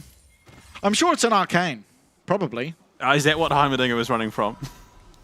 Yeah. Travelled through time to get away from Caitlyn. Yeah, I don't know. When I watched Arcane, I kind of just watched it to enjoy it. I didn't really take too much note of the lore. Oh, there's some Charlie Day-esque like workings out going on for that show, I reckon. Someone's got like a full corkboard, the strings attached, everything. It is a good show. No, but in the 47th frame of episode 12, you can see this, and it looks like Malphite. No, nobody. It's just a rock. Man, really good work from Beer here, utilizing the Poppy to its most. That's going to be the... No! Unfortunately, not got the damage to follow up on it, especially through the Grandmaster's Might. First Dragon of the game, looking like it will be picked up by Team Secret Wales. A pretty substantial lead forming already. 1 and a bit K, and it's only 6.5 minutes in. Yeah, I mean, look, consistently, Team Secret Wales are pretty on top of that first Dragon of the game. Just by nature of being red side, you do have that natural advantage in the way the map's laid out. Yep, absolutely. So, I mean, who should rather not in a position to just walk up and smite steal it as he has several times this series? Unfortunately, in a lane on a champion at least that you would like to get priority, and the support matchup making it a little bit difficult. Alistair, somewhat of a pinata, and you know where he can usually strike looking for an engage of someone mispositioned. The Poppy completely stops that. And that's why we quite often do see this Poppy ban. It's just very, very difficult to deal with in games, especially when you are playing the engaged supports. Obviously, it doesn't fare as well against enchanters or the likes. He gets plenty of value this game. Pantheon and Inar even. Bear's on position. Another great shove out of Jimmy. Paid actor that minion. They always are. But yeah, slowing down the pace a little bit. Obviously, a lot of action around one Scuttle Crab, and since then, bit of nothing. We saw plenty of that last year. Oh, didn't we? PSG Talon were the ones that were most egregious for it. Just a flurry of action and then nothing for 15 minutes. He ended up working out for them. Yeah. And again, Another round Gnarls. 2. 2 for 2 on Gnarls is Ejung. Looking for the Void Grubs, Husha. There's no Mega Gnar though, so Yijang at a bit of a point of weakness realistically. He'll see that Sonic Wave come through, so the location of this Lee Sin now will be known. That's 1, that's 2 Void Grubs. So if there were feats, they would have got them. Yeah. No, unfortunately. Wow. Well, I say unfortunately. Honestly, I don't think it's that big a loss, No. in all honesty. It was a fun little addition to the game, but I think these quests spice things up for sure, just that little bit more. Yeah. Yeah. Nope. Can you imagine if they made it so only one team could have the quest? Like, as in, Oh, if you yeah, win your that- lane, you get the quest and the other team doesn't? That would make games one-sided. No, make it per lane. So, Yeah, that's what I mean. yeah, you just have these huge mismatches, which would be funny as. Like, one team has an 80 carry with 7 items and the other has a level 20 top. Oh, yeah. It would make it interesting, but Oh, like, for sure. the cases of which that happens would be probably Yeah, fairly Jin few. with 7 items into a level 20 Scion. Oh, going. Nice. Cancels out the ward jump as well. Orca, quick on the trigger now. Histo trying to find a way out. Does get a very nice ultimate for himself as Jimmy's going to have to flash over that wall. Flash used for both Jimmy and Histo. The Between Worlds. Jimmy, he's going to go down. What can they get in response? Pun, 1 HP will eventually be claimed by Orca. And Histo still healthy enough to get back into the thick of things. Yijang on that mini Gnar trying desperately to deal the damage, but not really all that much on offer. Got to try and somehow get back to that Mega Gnar, or uses actually Histo's positioning to get that double jump and find himself a way out. But it's Team Secret Wales once again coming up big on these early fights. Yeah, no, I mean, look, to their credit, Ground Zero actually looking better than I potentially would have thought the matchup would have gone coming into the start of this year. But unfortunately for them, Team Secret Wales is a team that just heats up. Yijang going to flash away. I think Histo still has his Q. Oh, what a sidestep. He's still going to go down, I think. A lot of movement speed, but the extended range from that empowered W does allow Pun to get the kill. Here's some fancy footwork. Not fancy enough. Or Eddie. Orca once again unrelenting on his engages, this time narrowly dodging out that steadfast presence and trying to turn attention towards that Poppy. Stun just runs out. Ultimate coming through, won't have the damage. Yeah, unfortunately, in the early stages, Caitlyn at level 8 with only the first point in that ace in the hole. Not the most amount of damage, especially with just a BF sword, working towards those Yun tiles while there is. Oh, Shun. Yeah, exhaust coming through and Dyer's here. Flash available for this Caitlyn. I think she will get away, and there it is. But does cost the flash. Orca may be dying. He will. Yeah. Oh, Dyer! Oh, he tries to choose his cake and eat it too, or to have his cake and eat it too. And unfortunately, gets neither now. Could have just finished off that kill on Orca, but decides to try and throw the Q at Shun, and unable to get either of them. Could have had his cake and eat it too. Unfortunately, it was gluten-free, egg-free. Oh, never mind. Oh! Oh! Shun is going to go down. Orca teleports in, and I think should have given that kill to Orca, but... No, it was given over to Shun. No, I know, I said he should have. Yeah. Nonetheless,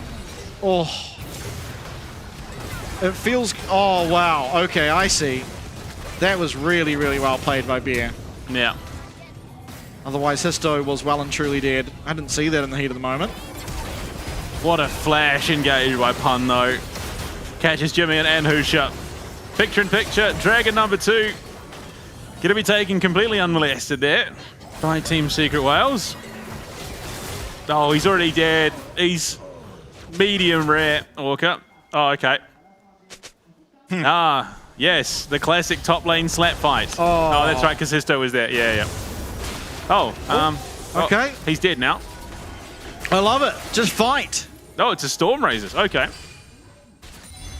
Well, yeah, that is an item that Caitlyn's used to build. Yeah, now that it's been added back in. Dyer, now he is being chased, and he's definitely on the wrong side of the map. But no one else really coming by to try and stop him. Jimmy! Shove was the wrong way anyway, so he was always going to get out. Nice attempt, but even nicer escape. Absolutely. Some fancy footwork indeed. Oh, okay, that was quick switch. Oh. What a replay! Oh dear. Readjusting. My lord, Yi-Jung must be getting pretty frustrated. Wait, did he live? He already had a death, right? So he lived that last gank. I think it was a replay of that gank. Oh, yes, you might be right. Oh! Okay, oh, okay, so we're going to watch Histo run it down. Oh, he really runs it down. Oh, he's done something very silly. Yeah, he really just ran it down. Oh, that's grim. He is a blind monk. Yeah. Probably would have wished that went to Shun with that hilt over Peacemaker, but unfortunately, was Hushu picks it up. Not the worst, but Yi-Jung and Dyer now fighting. Histo once again up on this top side, does get the Mega. Can he actually turn this around though? Absolutely not. Again, Dyer confused it to which side of the map he's playing on. Jimmy has to flash away. Oh, nice seismic shove, and this might be a kill back onto Bier. Does have to flash away, and will come the ace in the hole, and that's just going to hit Histo. And away we'll get that Poppy. Pun all the while, just more free time on these towers. Couple of plates to his name, a tower to boot, and this Jax quickly becoming an issue. Yeah. Yeah, he's very much in a position where he can run away with this game, this Jax. Had a grand old time. 1-1 and 3. 1,200 gold lead. He's a 1,500 gold lead in the mid lane. Yeah, Dyer and Histo are about to come from... No? Okay, I don't know where we are in the timeline here. Because Dyer and Histo came from... Oh, I see what happened now. Yeah, okay. I was confused as to why Dyer was playing on the blue side. Yi-Jung just recalls on a ward, gives up the goat as Histo comes in from under his tower. Really nice Lee Sin play. Yeah. And a really nice baiting as well for Dyer, making it seem like he had no idea. All round, I mean, the issues we saw from Team Secret Wales in Game 1 have not shown up again. So it's a promising look for them. Absolutely. And the playstyle of this team has always been that of, you know, a few risky fights.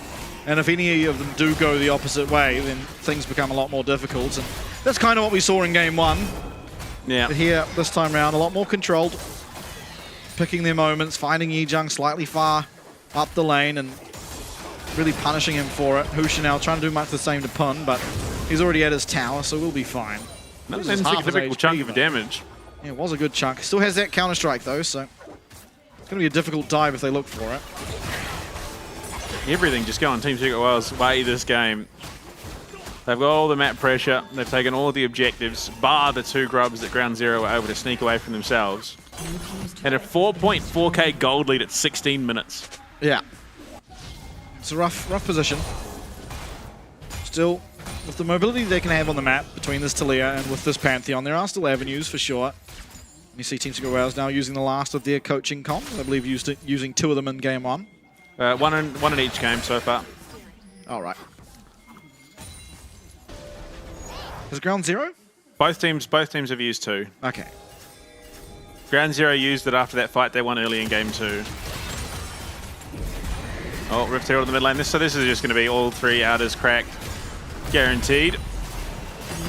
And they might even look to crash into the tier 2 in the mid lane. They will do, but no, smited away by Hushu. Yep. Oh dear, not again. Yi-Jung.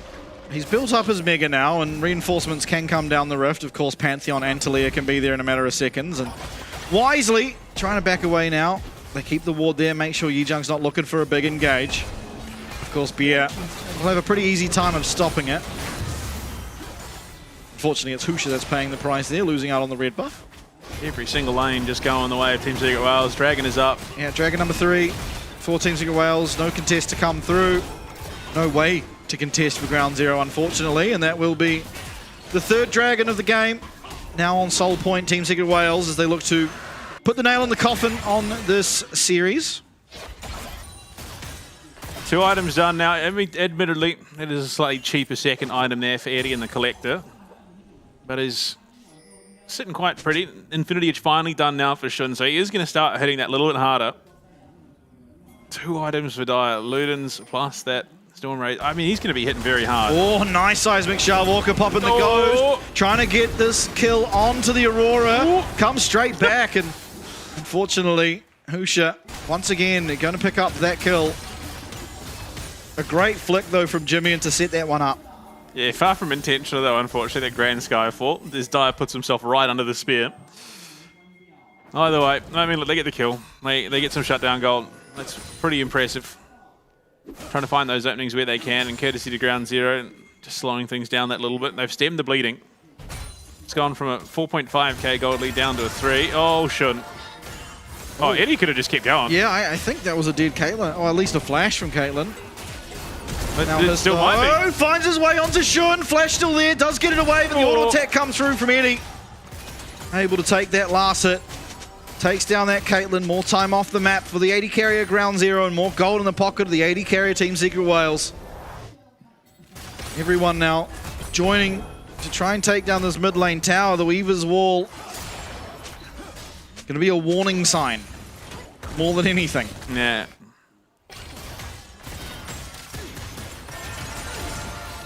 Yeah, just could have kept going.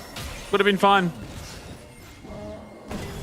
Good to see. I mean, look, quality attempt from Orca. Unfortunately, the Warthog then comes in. And Orca's just a little off the money. I mean, Shun probably just needed to flash earlier. Ah, yes, the quintessential LCP. I should have flashed 5 minutes ago. They are, unfortunately, criminally repetitive when it comes to Summon Agreed. Pretty large lead for both the carries now of Team Secret Wales, but far from out of it at ground 0. Looking now both supports peering with their top laners as Yijang will lose his Mega. 2.5 minutes until this Dragon. It will be a fight. It's a fight that ground 0 have to take. It's a fight that Team Secret Wales don't need to. They can look for the Baron, they can do anything during that time. Absolutely. In the position they're in, though, it would be silly not to fight it, I believe. You should have that Infinity Edge completed on your Misfortune by then, and you will be doing a lot of damage. Yeah, absolutely. The agility cloak there in the back pocket. Right now for Shun, so 2 and a bit items, and Fun going to be pushed out by Yijang. He's doing a good job, going to get himself this tower. Working towards that second item. Generally on the Gnar is the Black Cleaver. We'll see if it remains the same here in 2026. Yeah, I mean, look, I don't think enough's changed that it will deviate from that, but stranger things have happened. Yeah, I mean, this is a rough shout-in. Hold on.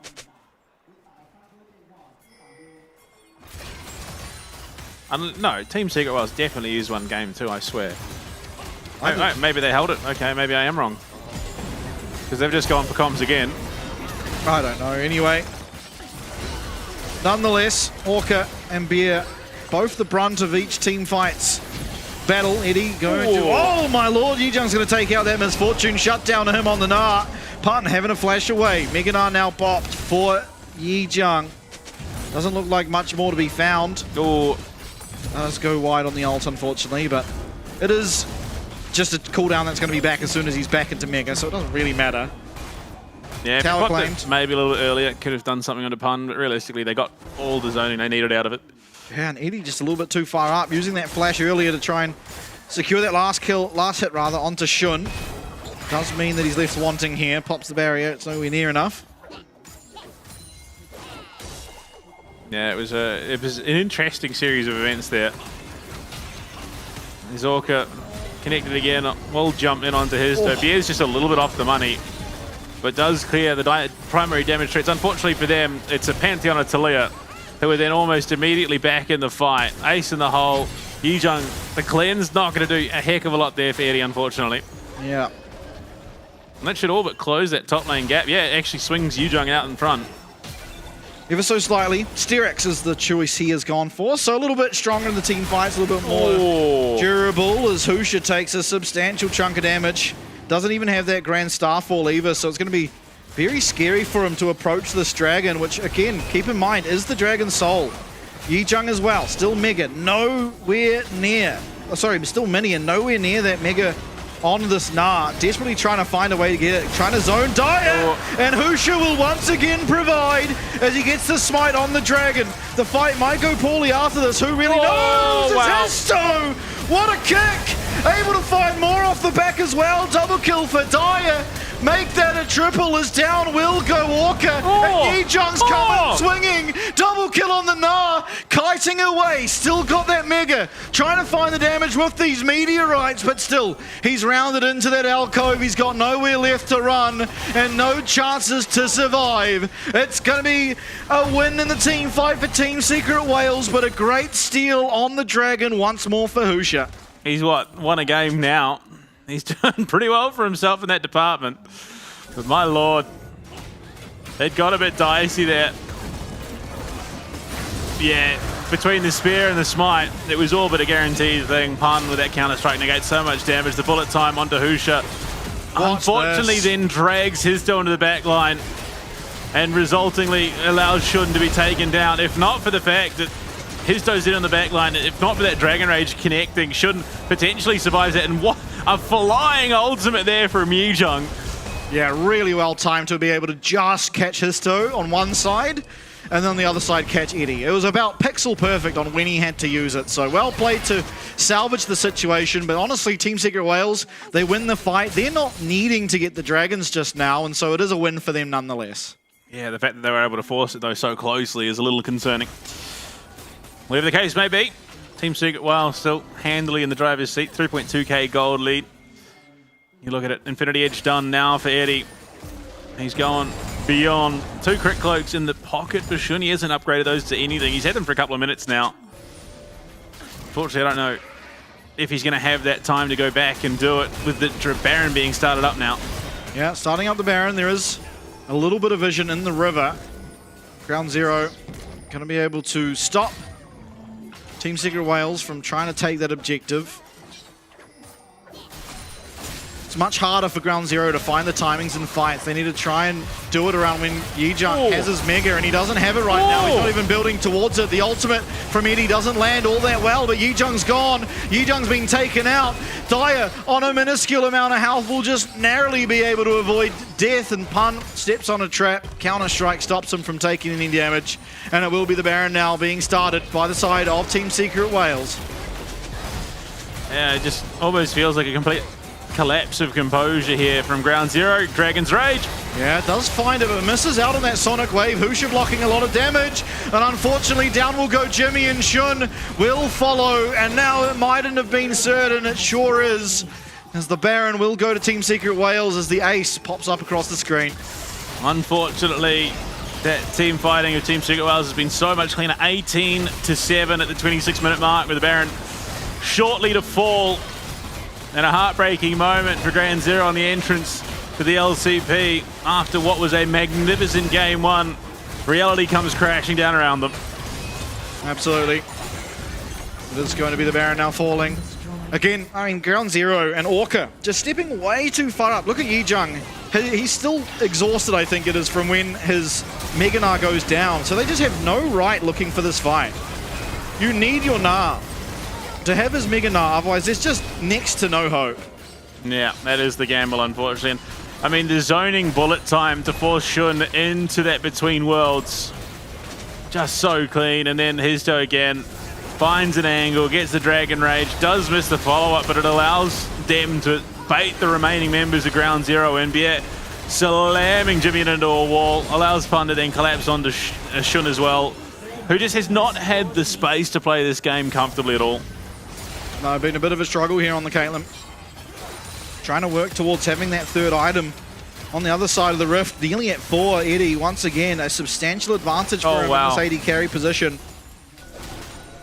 40% of Shun's HP just taken away by Dyer. And again, 2 crit cloaks having to deviate for that execution is calling for Shun. I mean, that'll just become a last whisperer, but... Yeah, but I mean, probably not where you want to be going at this stage. You need those items on. The more damage, the better. So we'll slow down that process somewhat. Ah, it's a component of the item. It's fine, ultimately. Yeah, but he's got the crit cloaks, that's the thing. Yeah, I don't know what the 2 crit cloaks is about. I mean, it just gives you 100% crit almost, I guess, but still. Yeah, potentially sit on them, sell them when you need to, but I don't know. It's not the lack of damage that's the problem. This will be the soul point again. Team Secret Wales, remember, they just need the one. Husha once again starts this fight off similarly to last time and just gets Poppy ulted out. That's your jungler gone. He's going to have to pull the trigger on the ultimate, and he will. He's in the pit again, but this time he can't make it in time. He's gone down. The Between Worlds is there, and Yijung on the back line can do very little but watches his entire carry force is taken out. Shun flashes for Dyer, but unfortunately will fall. It's the ace for nothing, as Team Secret Wales will claim the first series win here in the LCP for 2026. Baron into successful Dragon contest into game end. They're just going to charge it on in. Team Secret Wales confirming, reaffirming why they were the top 2, well, the second place team overall last year. Magnificent run for them in 2025, and it seems that it will be continuing coming into 2026. Absolutely. What an absolute banger of a game. It is series really in its whole, but Team Secret Wales, they may have faltered in game 1, but they really came back striking. Oh dear, I mean, Team Secret Wales, absolutely dominant round out to last year. Come into 2026, there were questions, of course. Taki departing to Garm, and now Bier coming in. Seems they haven't lost a heck of a lot of their fire, if we're being perfectly honest with themselves. They know that they can take a fight, they can force a fight. If they come out better on the other side, they will just keep doing the same thing again and again and again until either you are ground into the dust or you stand over them broken and bloodied. So, I mean, look, that is just quintessential VCS gameplay at its core. Oh, isn't it just? The Team Secret Wales fans will be rewarded. But I think for a roster that hasn't been together all that long, and is now playing, for the most of them, their first stage game on the LCP stage, was a very good showing. I mean, we saw glimmers of greatness. Husha getting a steal every game. The game 1, obviously, was just played to near on perfection. There's a lot to do to improve between now and the end of the season, the end of the split, either one. But it's a great starting point, and I think a lot of confidence people should have, fans of Ground Zero should have, with how they've started up against what was our second place team. Yeah, I mean, look, if I'm being perfectly honest, I come into it, I take an absolutely dominant game 1. Yeah, look, we lose game 2 and 3, but it's not like it wasn't competitive at all. I look at that series and go, they were second place last year. They were the only team to beat the CFO. We'll take that. Yeah. If that is how we start our season, I'll take that. I can build from that. So I don't think Ground Zero should be all that disheartened. It was a very, very impressive showing for them in what is a 60% debut team. Absolutely. Unfortunately for them, it was more impressive for Team Secret Wales as, yeah, again, they faltered game 1, but it was just a very clean series from them there on out. It was what we've come to expect from this team. Bier, obviously, filling those shoes of Taki perfectly well from game 2 onwards, and I think they can be pretty confident as this split kicks off, as this year kicks off. At finding, you know, the similar, if not better, levels of success than last year. Yeah, I mean, especially given the chat we had earlier in the week with Mercury and Logan, I feel like I may have discredited Team Secret Wales a bit in our standings. I think off the back of that, I think they've got just argument at a potential top seed berth. Yeah, possibly. I mean, I had them as 5th, I think, underneath Ground Zero, right? I can't remember. Anyway, I think by the end of the split, we'll see a lot better performances out of Ground Zero. Oh, yeah. And, I mean, there's a lot of unknowns hidden in. So, I think coming in game 1, rough, and it's kind of rough in the same way we've seen Team Secret Wales have rough games before, right? When teams are able to weather their storm of just wanting to fight. When you're able to weather that, you do quite well against them, but not able to do that in games 2 and 3. So, I mean, when you get to play your own game as Team Secret Wales, it oftentimes is successful. And what an interesting trajectory. Damage per minute. barely 400, 1,200 on the that's Akali, and then crazy. 1,000 on the Aurora. Like, just massive numbers by the end. I'm actually really digging this, given it's given so much more information. We got the averages last year, but seeing it broken down over the 3 games, and this is where things started to go a bit skew as they do say. The fight over the scuttle, as you said, this could be the game-defining thing, and it kind of was. It always is. Just whenever you see 4 people from both teams all head towards the very first scuttle crab, you know the game is about to be decided. And unfortunately, it was Team Secret Wales who came up trumps. It was a great engage found from Pierre, and obviously once someone's stunned against the wall, it's simple as can be to land that Lee Sin Q. Here as well, maybe it was an opportunity for Ground Zero to change how this early game looked. Pierre once again completely stops it in his tracks. Histo, who looked like he should have been caught out and going down, was saved by his support, and the incoming fight is just so much easier to navigate for this roster, this composition, I should say, for Team Secret Wales. Yeah, just to reiterate, you sold out Team Secret Wales completely in those power rankings. You put them 5th with Ground Zero 4th. Yeah. Yeah, well, I stick by it. We'll look at the end of the split. We'll see. And again, I mean, just Orca, great game 1, phenomenal game 1. He did really have his moments throughout game 2 and even this one, but it felt like maybe there was a stamina issue. Obviously, that maybe just wandering a little bit in the thoughts, just getting a little bit over-eager, a little bit over-aggressive in game 3, playing that little bit further forward than he probably should have. And Ejung, I'm still, I'm saying it, the jury's still not 100% out on the Nah for me personally. I think it's just too hit or miss to be as strong as people think it is. Yes, when it's played well, it's played incredibly well, but we see games like this where the timing is just off and it looks very, very rough. Yeah, I think this game less so the Nah's fault. I think this game looking for things, playing too aggressively while Nah did not have the Mega. Because look at this. Few champions from the top lane can turn around a fight in the extent that Yijung was able to on the Nah here. But unfortunately, this was about the last fight. He had his Mega Nah ready. I think it's more speaking to the draft that doesn't quite work around it as well as it could have. But either way, I mean, a lot of this does come down to how well Team Secret Wales played around it. I mean, you look at the zoning ults between worlds and the bullet time, just completely corralling in this GZ roster, forcing them into uncomfortable positions. Shun was not able to play the game comfortably past the lane phase, if we're being honest. Even in the lane phase. I mean, you're playing Caitlyn and you're against your tower the entire time. About as anti-Caitlyn as possible. So unfortunately, never really able to get traction in this game on that Caitlyn pick. And unfortunately, when your Caitlyn is behind, the weakest state of the game for that champion is the mid game. And so you've pretty much lost the strongest part of the game and you're playing a long weakest part of the game. Yeah. It was a blind hammer too. That is very rough, and Orca tries to do what he can in this situation. The spear just too little too late there as the Grand Star falls just off the money, and then the Between Worlds evaporates 60% of the team. And Ejung, look, I'll give him credit. His Nah was pretty spectacular. It was just the timing of the game that really undid him. And poor Shun flashing forward for the kill onto Dyer, who was invisible.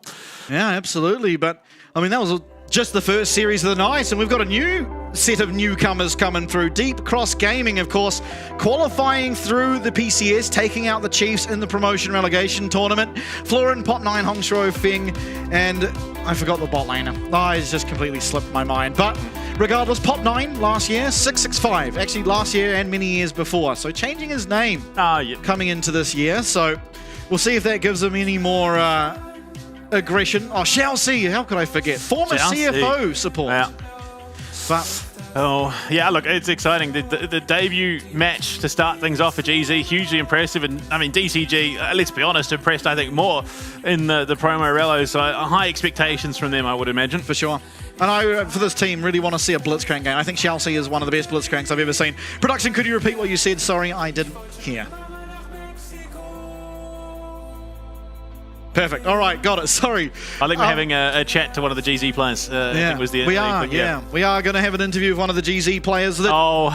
Yeah, this is an upgraded roster. This is an absolute upgraded roster, I think.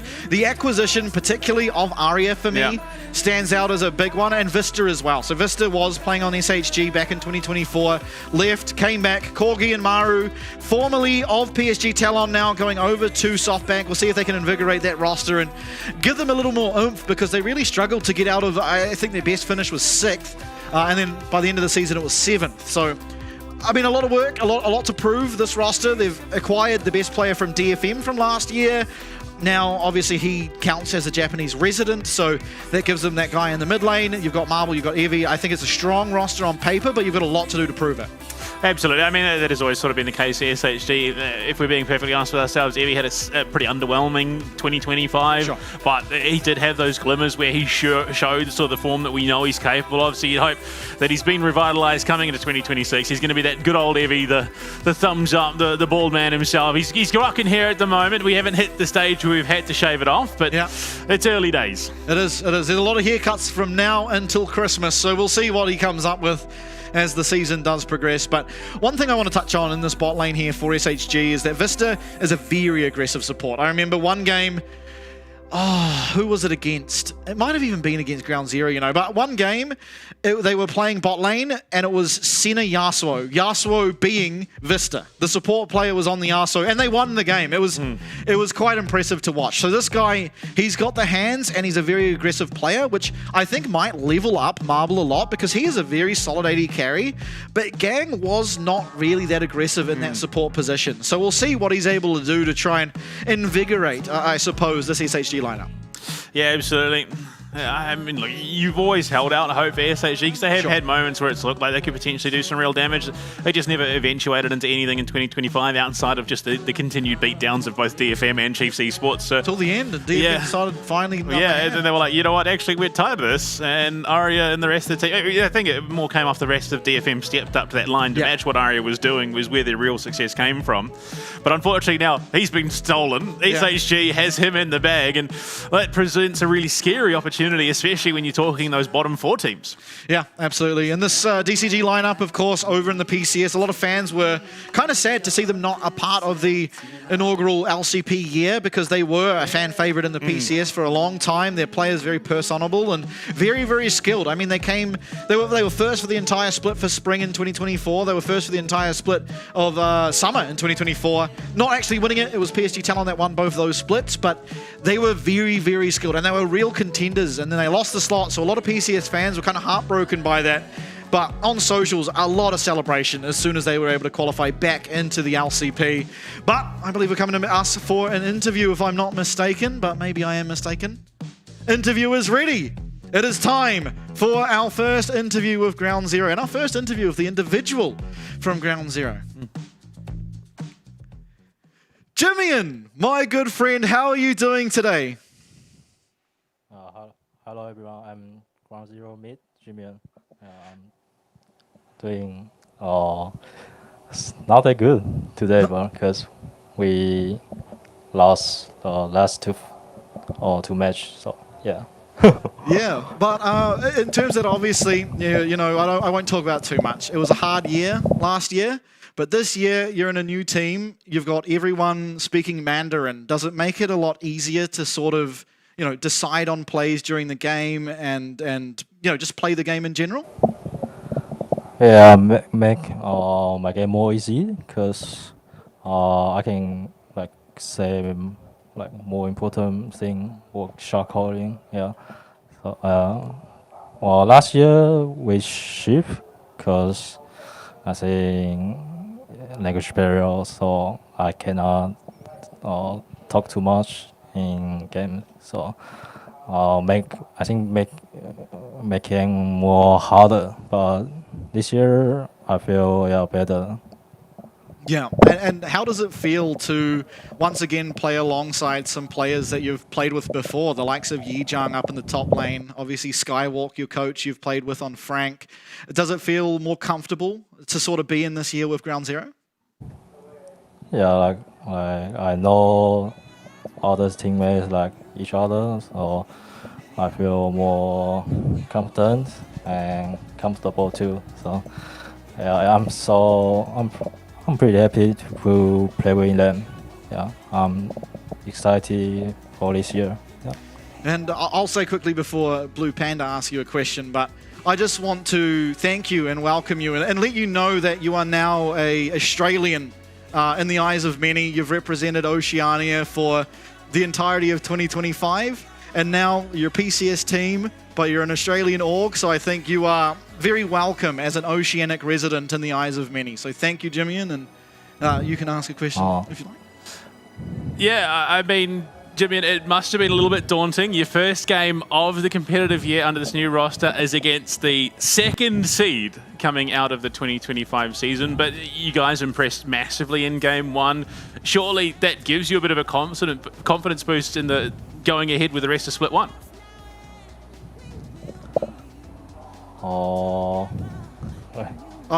Do you feel a lot more confident coming in? You've just beaten the team that came second last year, and you got game one against them. Do you feel a lot more confident?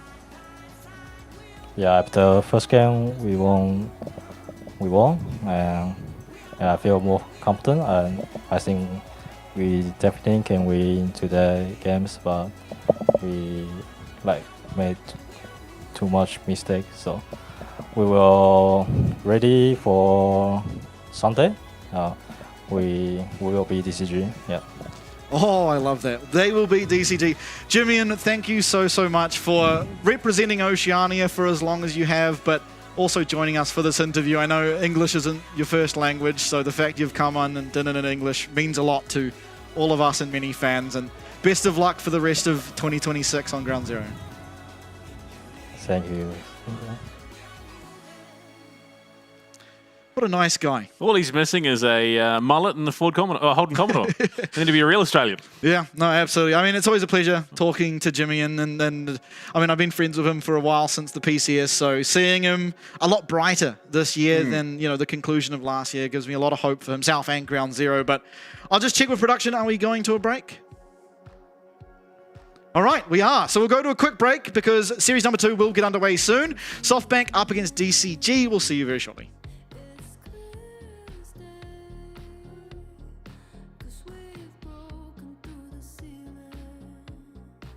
Still hold on to the feeling now. Slowly getting closer. Now it all makes sense. There's no more time for running.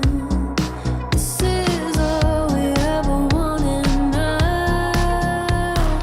Once again.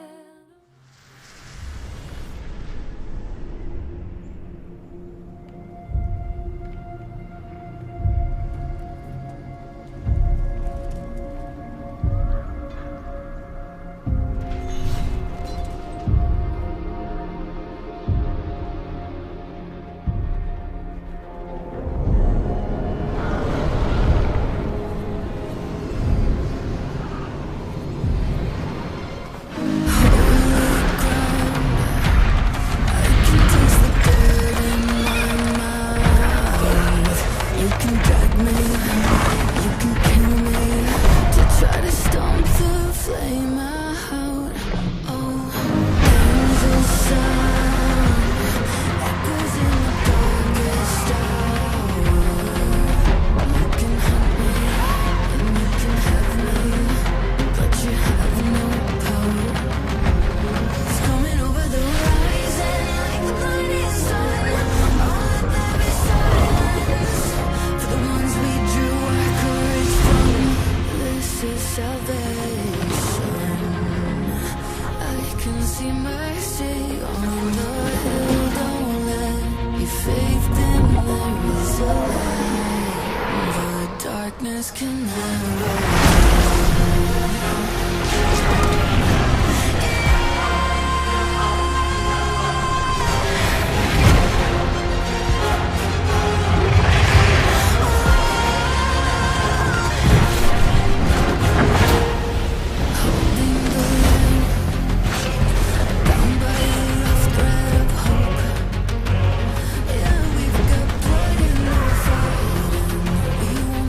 Till you're empty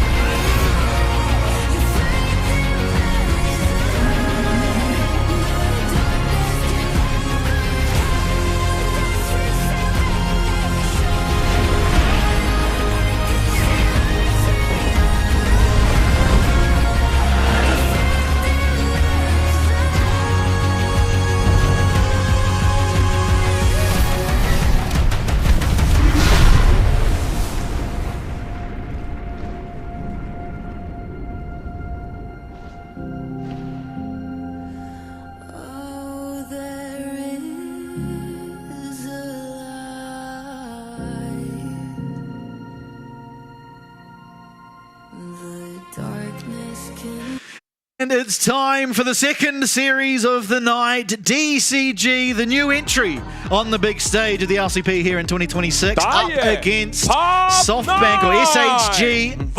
And it's going to be exciting. I mean, SHG, a changed roster, an upgraded roster at that, up against DCG, who, for my money, coming in, are the strongest looking PCS team. Or, yeah, I mean, just straight up, I think they could end the series as the highest placing PCS team because these players have always been exceptional, and so it's really, really cool to see them get their shot. Oh, but this is the lane I'm probably most excited about, honestly. Aria under a new roster. Long show. Yeah, look, that could be an interesting one for sure. Aria has done some magical things in the past. He was somewhat tempered towards stages splits 2 and 3 of last year, but again, I think that was because of the dynamic change in how DFM approached the game. But as it is, bot lane is now making their way on. Marble, consistently pretty good for SHG, really. Yep, so I think it's another one of those things that I often said about Shun. Obviously, I was proven wrong in game 1, but just kind of will always do the job and doesn't often completely pop off. He did have a few absolute pop-offs. I remember a Penta on Zeri, some ridiculous quadra he got on Ezreal.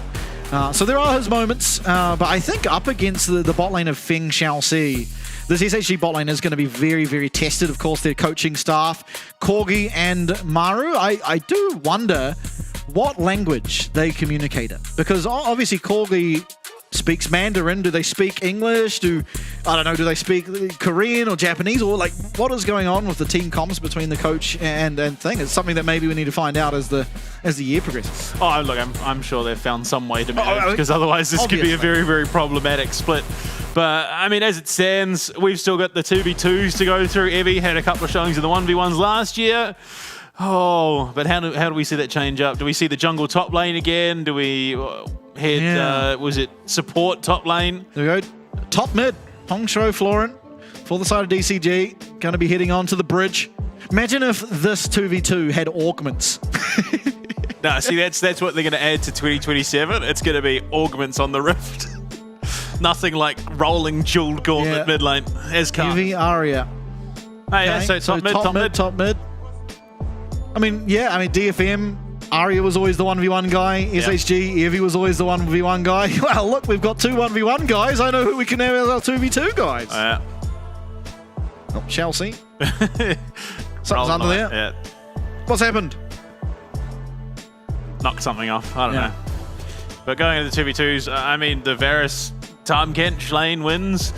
I don't know if we're necessarily going to see a committed repeat of the Darius Karma, but I mean, there was the opportunities there. I don't know if we've been told. So is it the same feelers as it was last year with the 1v1s, where the 2v2s you now no longer can pick Darius Karma? I wouldn't have thought so just because of the restrictions, but that could have been interesting. Yeah, Nothing like Ivan, Twitch, or whatever you'd get down to the bottom. There's no theme anymore. It's just pick anything.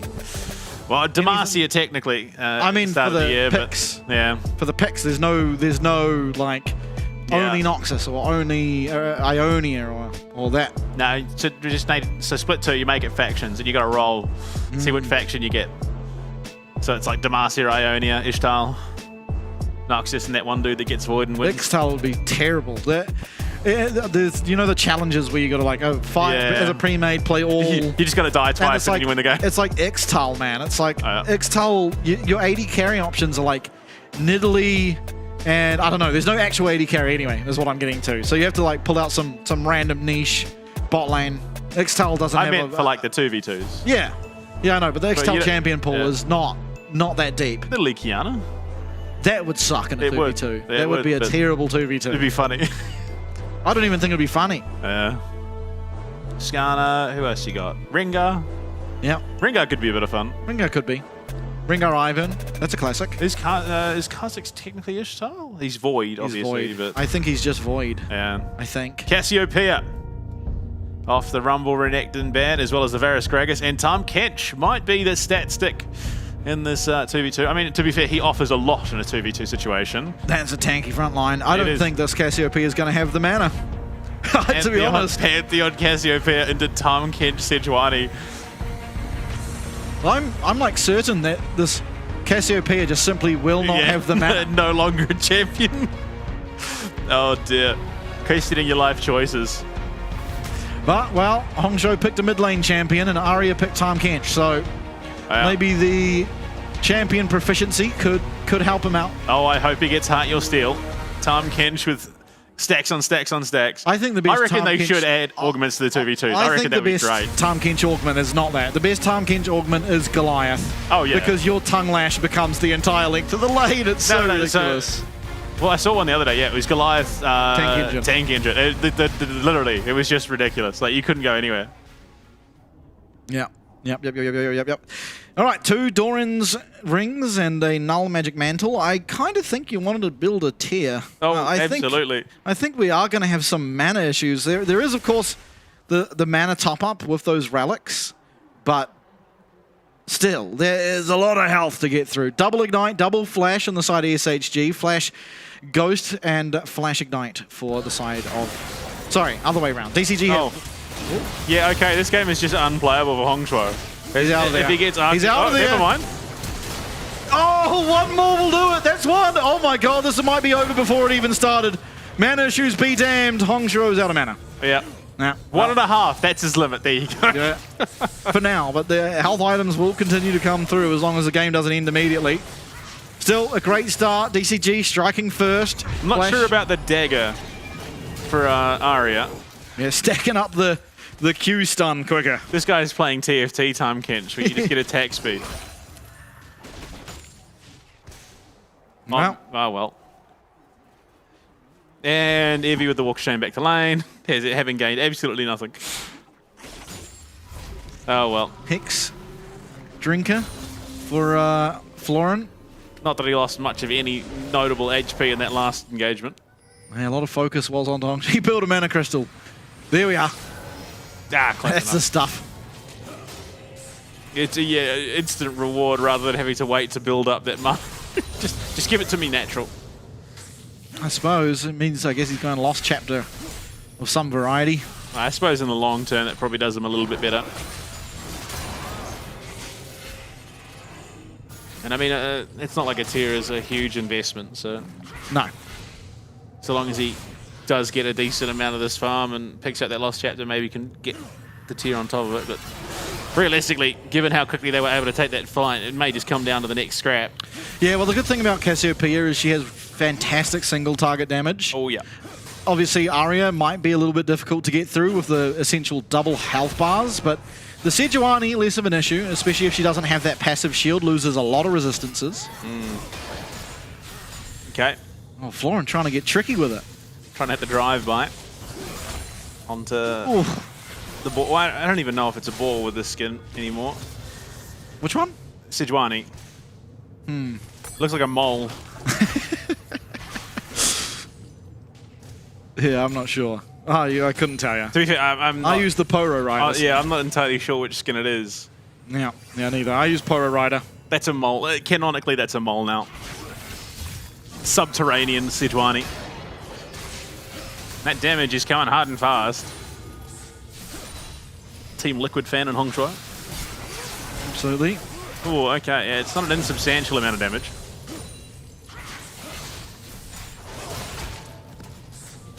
Oh, 6 is there now. This is where things can get a little bit fun. Oh, Evie.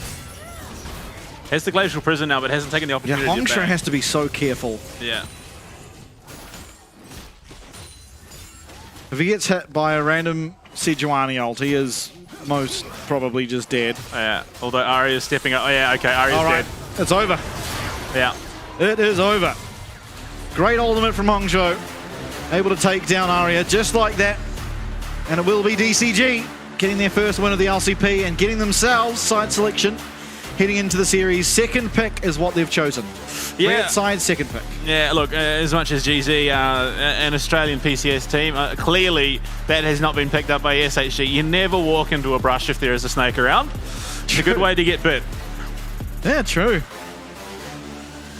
Oh well, again, I mean, Ground Zero lost the side selection in one game one, so it doesn't have the biggest implications as it comes to the actual series, but it definitely is a head start.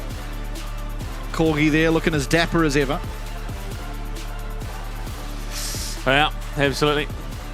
I mean, coming into this, I mean, it was one of the big concerns we had about PSG Talon was their drafting. Yeah. So you hope that issue doesn't follow to SHG. You'd have to imagine. I mean, Corgi is an incredibly capable coach in his own right. For sure. SHG has a very deep champion pool. They've got plenty that they can play. It's not like they're lacking for choice. Feng there. Lock. Getting Zen. Yeah. Hongshou. Feng. Some formidable carries. Aria in his own right, as well as Marble. Much the same on the other side of the rift. Pretty important for both teams to try and get on into the champion select, get the champions they're comfortable with, and try and get themselves that win. Of course, every win counts this year. Keep in mind that even if you do lose a series, winning a single game can be the difference between going to MSI or going to Worlds, as championship points do have big implications. Second slot at MSI will go to the championship point winner by split 2, and championship points will get the third slot at Worlds as well. Yep. So that means consistent performances are now the name of the game. You don't want to be min-maxing. Yeah, look, there is potential. You have a rough game, you split 1, you have an absolute pop-off, get split 2, and that somehow carries you over. But the team that consistently places top 4 is going to have the better chance to do that, just stacking up those points here and here out. But it does mean those teams that, especially when you look at the situation, split 2 last year, GAM make it to MSI, then don't quite make it in split 3. It means teams like that can pull out a spot like that, have potential to keep that streak going into the third split. Absolutely, and Bessa going to be the first ban of the series by Corgi. We saw how strong that can be in game 1, Histo playing it. Didn't get the win, but boy oh boy did that Bessa look scary for a lot of that game. It did. Oriana taken away by SHG. No, not SHG, it's around the wrong way. Oh no, DCG chose no, red. Sorry, yeah, no. Played myself there. It's been a few months. It does get a little bit more confusing as time goes on. So banned away from Aria, which again, the champion that he really did kick butt and take names on in 2025. Sure. Silas taken away as well. Yeah, Hongshou or Pop9 won't get the opportunity to play that one. It's so change. I'm not good with change. I think 665 being gone. I think there's gonna that's one, but I think we need to. It almost needs to like update the UI so it shows which side has first pick, just to make things slightly less confusing. Rumble and away. Third ban now, Corgi and Maru discussing between one another. Oh, I think I've worked out what's happening. Corgi is talking to Maru, who speaks Korean. Is what it looks like to me, because Maru's doing a lot of the talking up here. I mean, look, if it works, it works. Oh yeah, of course. It's only dumb if it doesn't work, is what my old coach used to say. Bard banned away from Chelsea. Yeah. You'd imagine. Who knows? Maybe there's been enough change between 2025 and 2026 that Bard is unlocked elsewhere, but I doubt it. Bardonet up in the top lane. The no CS Bard or whatever. That was a whirlwind of drama. Nico again. It continues to be, pal. Don't you worry.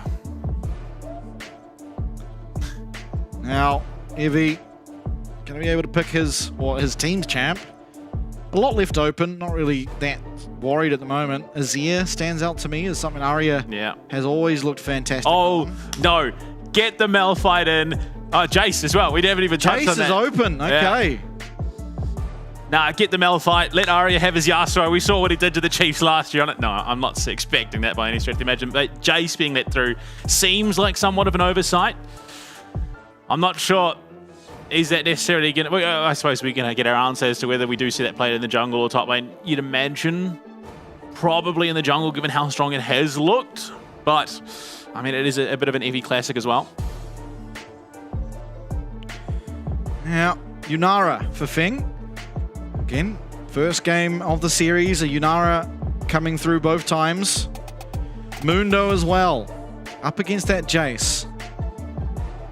So far, a champion that's 1-0 and a champion that's 0-1. So one of those records will be broken. Yeah. see what Van 1 wants to pick up for the squad. Of course, the Jace most likely will be going towards him in that jungle. I think DCG are just staying on like color theme at the moment. You know, they rock the blue. We're going, you know, light, cold colors. We've got 2 purple so far. Although I reckon with Yunara Mundo, you could do some really cool world skins with DCG. True. Well, they better win worlds then. Yeah. Aphelios here for Marble. Something we saw for like, I think it was MSI from CFO, and then just never again for the rest of the year, which was a little bit frustrating because it was very impressive. It was. With the Thresh. But it's fine, because at Worlds we got the Draven, and boy oh boy, only 180 carry in the world was able to get a Worlds win on Draven. Yeah. And there you go, Aphelios Thresh locked in for Marble Classic. and Vista. Iconic even. Giving that safety to the Aphelios, a very, very immobile champion at the best of times. Has a speed up on his red Q, but that's about it. Yeah. So, giving him that safety of that Lantern always feels very, very nice as the Aphelios. Blitzcrank! I said I wanted it. No way we're getting it in game 1. Say it ain't so. Lock it in! Lock it in!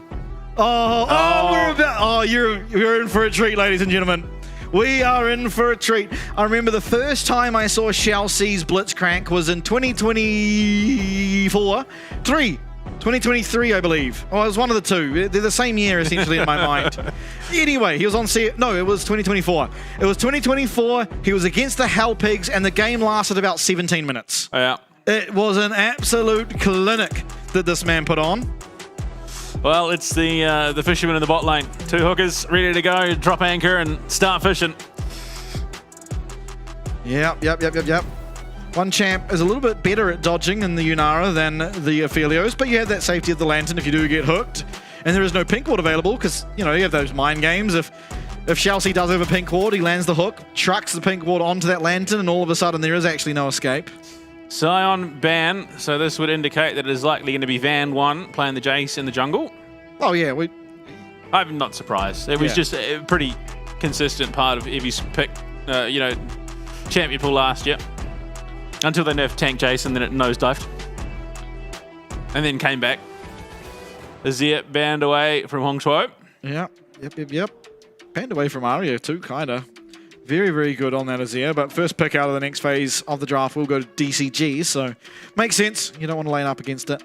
Still notable champions. The Akali's going to be taken away. There are still Talia, Ryze, the likes of, I think Ryze is probably looking like the best of the champs as far as international success is concerned. Absolutely. Jimmy obviously getting a win with it there in game 1 of our last series. Yeah, the new item coming through for him. Just, almost an unnecessary steroid, if I'm being honest. He was always a bit of a monster. Now it just somewhat accelerates it once he gets, sort of 3-4 items. Renekton taking away that blind top pick from Florin. So with mid and top lane to go for DCG, it's going to be the Ryze instead for Hong Shuo. Ryze coming through. I think it makes a lot of sense. Why not? You're not under that much threat. And then 2 more picks to come for the side of SHG. Looking towards a top laner and a mid laner. Yeah. And what are you looking here for Evie? He has sort of played a little bit of everything. And it is going to be that counter pick for Florence. You want something that is going to be fairly stable in and of its own right. Cassante is that. It is just that. It's made sense. So it does go towards the Cassante. Another champ that got its win in the last series. Yeah. And mid for Aria. I mean, you can go safe. Yeah, something like the Talia. Yeah. Nivea. It's something we saw a lot pop up at Worlds. The Nivea into these immobile comps, and I mean, also does benefit from the same item, the actuator. Yeah. Yeah, there you go. It's a great pick. It's really, really good into the Mundo. It's a little bit vulnerable to Blitzcrank. To be fair, a decent portion of that draft, unless Cassante standing in front of them, is somewhat. Oh, this is a really nice Gwen game. Yeah. Oh, this is a great Gwen game. Good against the Jace. You can shroud the poke. Obviously good into tank, so the Cassante matchup's a little stressful early on, but as you get items, no worries whatsoever. And yeah. So, you were right, other than the Blitzcrank. We've gone for a blue theme, bluey purple theme. I don't know. We'll see what skin it is. True. Yeah. Well, all the skins are going to make it off theme. Yeah, I'm gonna be unfortunately, honest. they'll ruin it. But I don't know. The shading's a little bit blue. We'll give it that. it is. But I like it. I mean, both comps looking pretty good, and a lot relies around hooks this game for both teams. I mean, the Anivia adds a lot of power, you know, a lot of immobility rather. Yeah, I mean, it's a great punish as well. You know, if you are able to find a target, it then becomes incredibly hard for that target to get out again. As soon as that ice wall is then dropped, the layering of CC with an Anivia and a Thresh means that there is a lot of potential, and they've got a great amount of kiting. And the engage for both teams essentially is just hooks. But one team has the benefit fishermen on a boat ready to go. One team has the benefit of a Gwen, which in the side lanes is very difficult to deal with. Even the Rise is really strong in the side lanes, although Anivia makes it a lot scarier. Yeah. I think if I had to give a win in the draft, I'd have to give it to DCG. But it's not a blowout by any stretch Yeah, of the just that imagination. sheer threat of the Blitzcrank and how it can manipulate the battlefield, because Thresh, it's barely a hook compared to what the rocket grab is, given that you can pull someone over a wall completely away from the rest of the team, whereas Thresh is like, hey, come on, and then jumps over to them. So, yeah, one far more disruptive than the other, arguably. Yeah, but, I mean, then there's other Both benefits very of good. Thresh's kit, right? You got the box, you go in there, if you find a nice ultimate, then 99% slow walls, and the flay can be very disruptive. Five-man flay, if you land in the middle of a team, is just going to be hugely detrimental. But even the ability of flay to be able to disrupt dashes. Now, there aren't a lot of dashes, admittedly, so that's not really going to be the purpose, but it is a good peeling tool. Vista and Marble tempting fate here. Walk straight into the waiting arms of the DCG bot lane in the level 1 fight. As long as Finn can stay on top of Marble, would go their direction, and absolutely does so. Ghost popped for barrier between those two AD carries. Okay, so we get a fresh support rune this time around in the Glacial Augment, which we have not seen since, like, what, mid-split 2. Yeah, it just makes the Thresh a little bit more threatening, ultimately. You land a flay and the hook becomes fairly guaranteed outside of summoner spell usage. Otherwise, nothing too crazy out on the rest of the Rift. So 1 for 1 on hooks. Yeah, Vista tanking it like a champ for his bot laner. Unfortunately, Marble still comes out worse for wear compared to Feng. And Blitzcrank, arguably blue. Yeah, somewhat. But we haven't seen the other champ skin. Yep, there we go. Ruined. It is Pirate Rise, though, so I'll give him the pass. Yeah. I'm a big fan of the Pirate Rise. As I've always said, triumphant Rise lover. Nah, it's Pirate or Zombie. I'm sorry. Yeah, that's because you never won a tournament. I don't need to. They're just far superior skins. And Florin's ruined it. That is not blue or any cool color. That is hot pink. Yeah, yeah. The pop. Something. Gwen, I've forgotten the name of it. I used to use that one by virtue of it was the only one I had. Yeah. But now I use Soul Fighter with the white chroma. Yeah, okay, yeah. Like the Soul Fighter skin series is crazy good. Until it's a set on ARAM Mayhem running at you with 17,000 HP. Or a Samira with vampirism. Yeah, there are some grim augments in that game. Oh, what a hook. That's what I'm talking about. From downtown, able to fish out Marble. Of course, the Lantern saves him a whole hell of a lot of health there. But still, Chelsea, as good as ever on this Blitzcrank. And one thing that's always been cool about the LCP throughout last split too, and then now this split, it's seeming like, is there's a lot of supports that have just their niche picks, you know? Like we had Xiu Long with his Pike. Yeah. It was a good example where he was just devastating on that champ. Now, obviously, Chelsea has his Blitzcrank. There are others too, I've forgotten. There was an Elise, maybe that was also Xiu Long. Yeah, I think it was all just Xiu Long limit testing down in that bot lane. I mean, Taki's bad. Until he ran into Doggo and then just got sniped on repeat for, 15 minutes straight. Yeah, that was a grim state of affairs. But, yeah, I mean, with Bard, other people were playing it, though. It was just a strong champ. Has been for years, broken. A lot of battling happening in this top lane, but Florin on the Gwen is getting the better of those fights as is to be expected between these two champions. Evie, however, doing great in terms of that CS, and as long as he's getting gold for himself and not going down, it's perfectly okay. Vista trying to hold that wave, but he is no Silong, and unfortunately with it... Oh, that's a miss. Oh no! Oh. Feng shopping. Heal coming through. That's going to be CC as well with that Gravitum gun, but a lot of damage coming back. And Marble actually coming out worse for wear a little bit. He's just got back to lane too.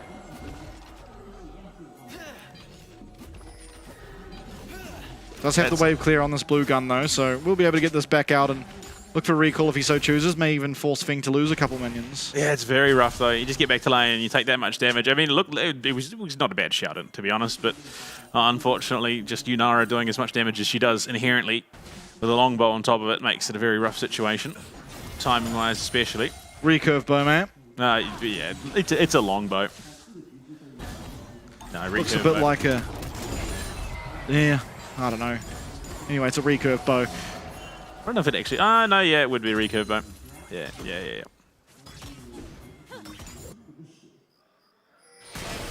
Hungshro. Ooh. Nice little sidestep. Yeah. So lethality, sorry to Dirk, being picked up here by Van One. DCG, looking for an early dragon. Very early indeed. 5 minutes in. Looks uncontested with the bot lane of SHG having to recall. He'd be actually winning out in this top lane. Like you said, a little bit uncomfortable early for Florent. Yeah. Oh dear. It's about to get a lot more uncomfortable as the enhanced empowered shockwave, or rather shock blast, lands, and Florent uses that flash, but already buffering the all out means that there is not much, well, nowhere for him to go really. Just gets dragged straight back, taken out. A lot of minions lost, ultimate down, no teleport, flash gone, and that's a huge win up in that top lane here for Evie. Yeah, not to mention the fact that it has then naturally blossomed into a pretty significant CS lead. Oh, Vista taking some big damage from Feng. Oh. Chelsea always looking. Always eagerly looking to see if he can land one of those hooks. But yeah, I mean, Florent, unfortunately here, there's not a lot he can do. Doesn't get away from the W, so it's just absolutely doomed from that point on. No, I'm so glad there's no Rel in this game to make things fun. Hongsuo just face tanking the Blizzard there from Aria. Yeah, it doesn't do a whole lot of damage yet. No, not with just a tier. To be fair, they're both in similar boats, the difference being that, well, Rise naturally just scales off the mana. Unfortunately, damage. Anivia's not the same. There, you show that minion who's boss Chelsea. Chelsea hasn't recalled yet, by the way. He doesn't need to. He's just chilling. He's hit level 6. I'm not sure where you're supposed to go. He just pops the ghost and runs around in circles, and we'll be fine. That's kind of crazy. Level 6 without recalling for Chelsea. Oh, Vista. This time it's him having to flash away. Chelsea, a lot of pressure. You've heard of the no farm bard challenge. This is the no recall blitzcrank challenge. Pop 9. Oh, he's not done, is he?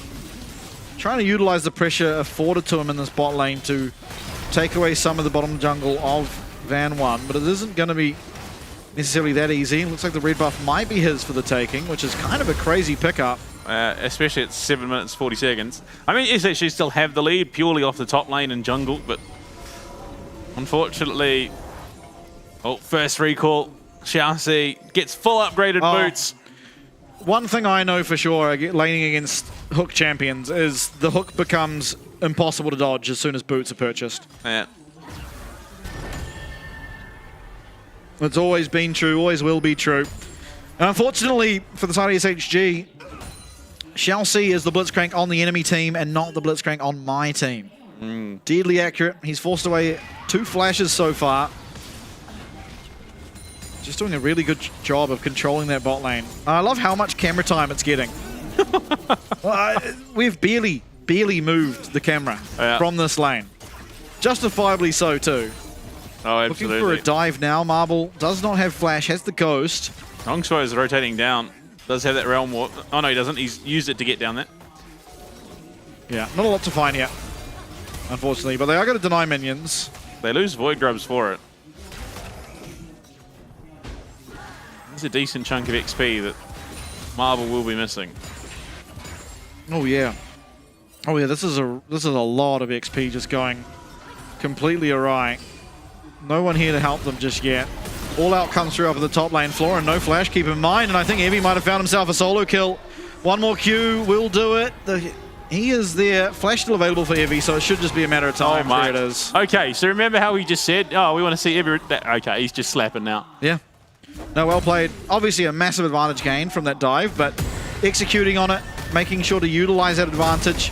And Florin, who is a very young player, I believe he was 17 last year, so might be 18 now, is going to struggle to sort of bounce back from being put in the position that he got put in by both Evie and Van Wan. It's not every day that you get put down 1,300 gold against a Cassante. Yeah. The matchup, again, it does get much easier as the game progresses, so yeah, you're not out of it by any stretch of the imagination, but you do have to bide your time to actually get to those item spikes. Absolutely. Eventually, you're just at a point where it doesn't matter what Cassante does, he dies. Yeah, first item now finished up for Evie. Oh, I mean, look how clean it is. He just kidnaps Florin. Yeah, look,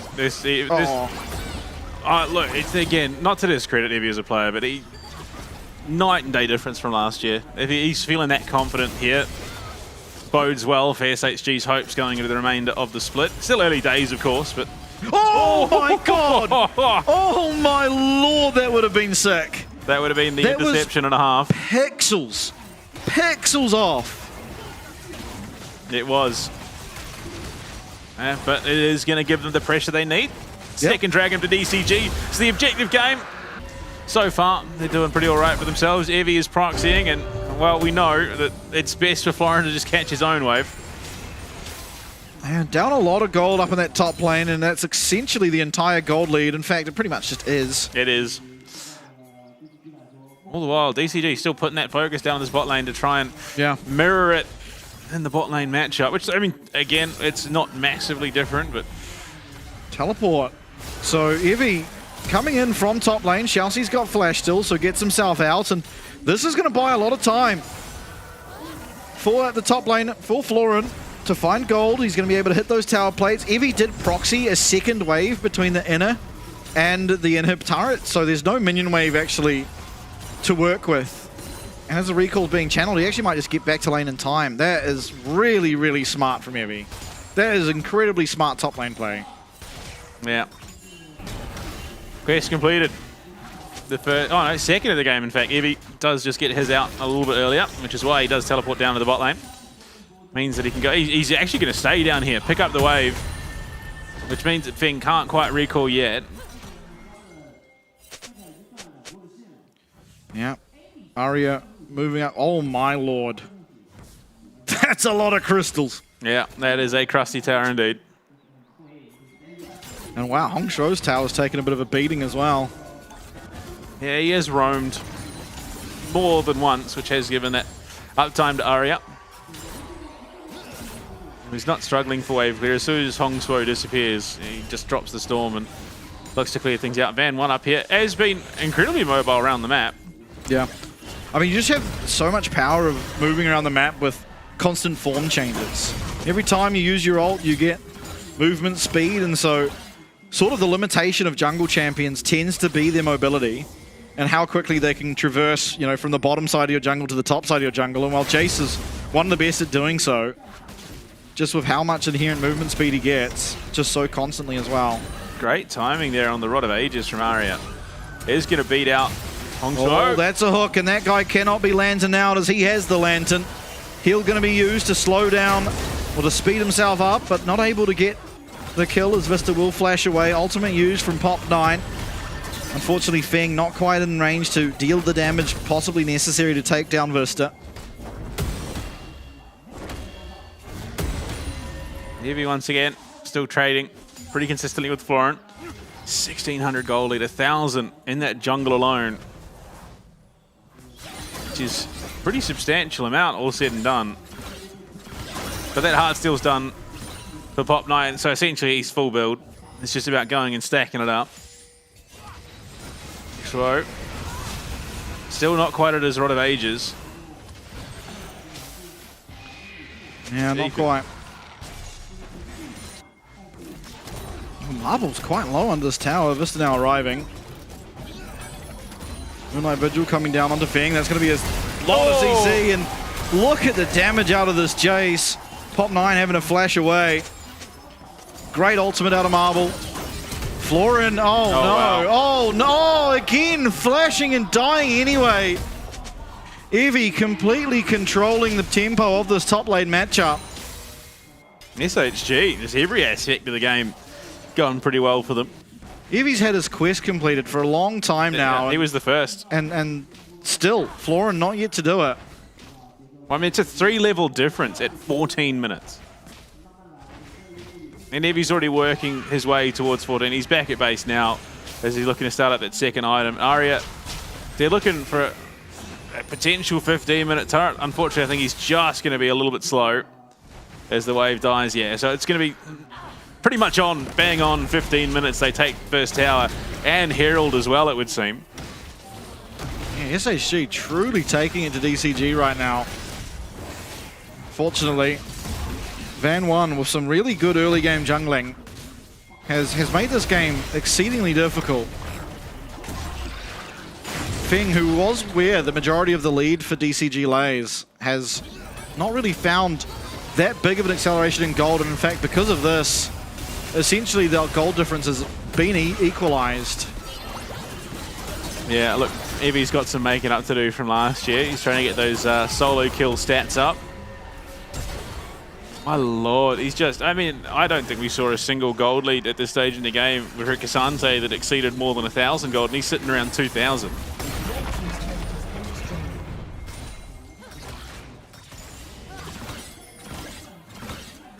A rough state of affairs. Good thing about Gwen, you can just sit in the side lane, you do a lot of damage to towers, you get a lot of gold from them. And will get himself that tower. Should hopefully, yeah, he's got his quest done. And again, we'll get stronger and stronger as the game progresses, same as the Mundo, but right now, in a rough spot. Starting up the Dragon DCG, I don't think they have any right to actually do this. Midwave getting pushed in by Marble means that this river control will be unfortunately given back over to SHG, and they should be able to pick themselves up their first Dragon of the game, so. Gonna stop that stacking. Yeah. They've taken down 2 of 3. There's out of towers as well. Oh, they're not taking it. Could still be a fight for it. You see pings coming down from DCG. They're not looking to give this one over. I mean, if they get the Dragon, it's a big win condition found for them, and that's a big chunk. Yeah, I think they were hoping to rotate Evie down to that bot lane. Oh, great hook. That's the box. And how much health can this Mundo get back? A reasonable amount of it. Hook comes down as well from Shao C, but Pop 9's gone. Hongsuo now arriving at the fight. Great dodge of that hook. And, I mean, Florin is back in that back line, but look at Evie. Flash there for Shao C, gets himself out. Still complete control. For a scuttle crab. Will be the Dragon going over. Vista coming in, helping Arya down to that bot lane to try and match into Florin. I mean, leads across the board, barring that bot lane matchup, but Marble picks up that kill for himself. I have to say, Pop 9 does survive for a heck of a long time. Face against the wall, he was in timeout there for a good portion. I mean, it was a great hook from Vista. Pops the spell immunity, gets the hook follow-up with the Glacial Augment, and then down goes the box, in comes the wall. He survives for a heck of a long time. He really does as a Mundo, but that's to be expected. And unfortunately, yeah, I mean, that could have been so much more if that connects. We'll get another tower for it as well. It's, I believe, the 3rd tower. All 3 outers are now gone down. SHG got themselves in a really nice position here in game 1. Stop the Dragon stacking as well. 4k gold advantage. A large portion of it between the jungle and top lane. Now, Nevi has the gauntlet now as well, so that's going to be harder to get away from. Okay, it looks like that was the final quest done. Hongsuo late to the party.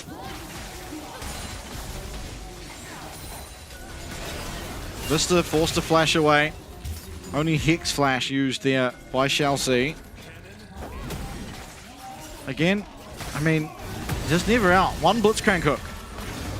And the game can just turn on a dime.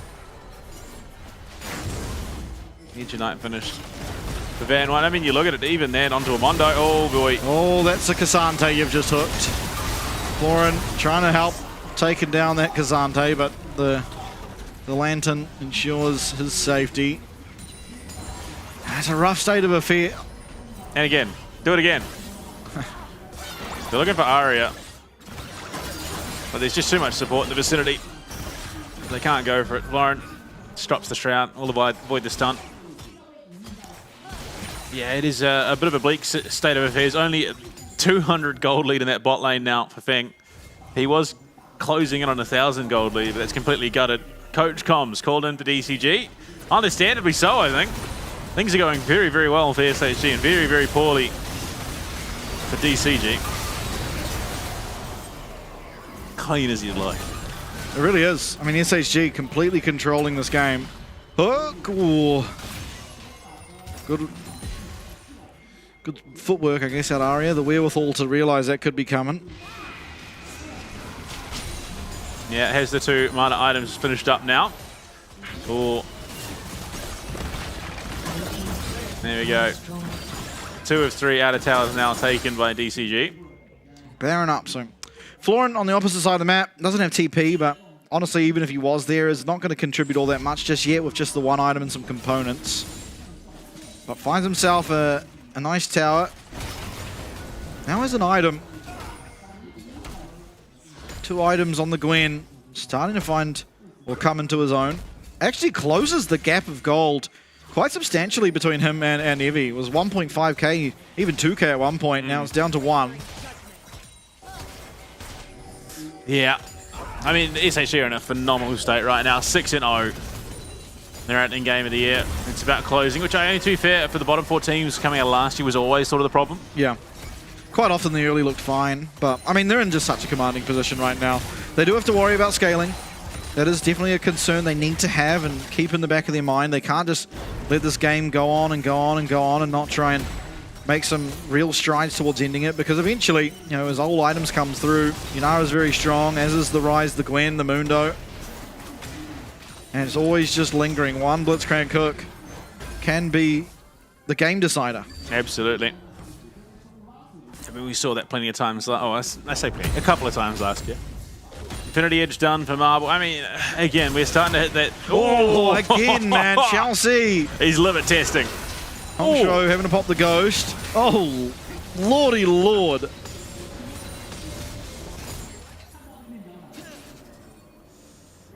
Now, I mean, Aria looking very, very comfortable at the moment.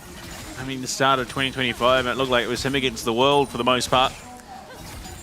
Now, he's got a team that, I mean, let's be honest, it was less towing the line. Is well past him and he's catching up. Here we go. We'll see what Florin's able to do into Evie now. I mean, I don't think Evie has any chance of killing the Gwen anymore, unfortunately for him. That timer has well and truly expired. Yeah, the bonk sticker's there now. Hook lands. Pop 9 stuck in the pit. Does have to use that flash to get over the wall, and Lantern gets Evie back out to safety. I'm so gutted they didn't stick with that name, honestly. The bonk stick was just so good. Or Staff of Bonking or whatever it was. Dusk and Dawn, I suppose. Shall see. He's a known quantity. He was known there. He'd been revealed. But he still thought maybe there was a chance. Seeker's now done for Aria, so it's going to be a little bit harder to commit to in these team fights. Fully stacked up. 2 stacks behind is Shao Si.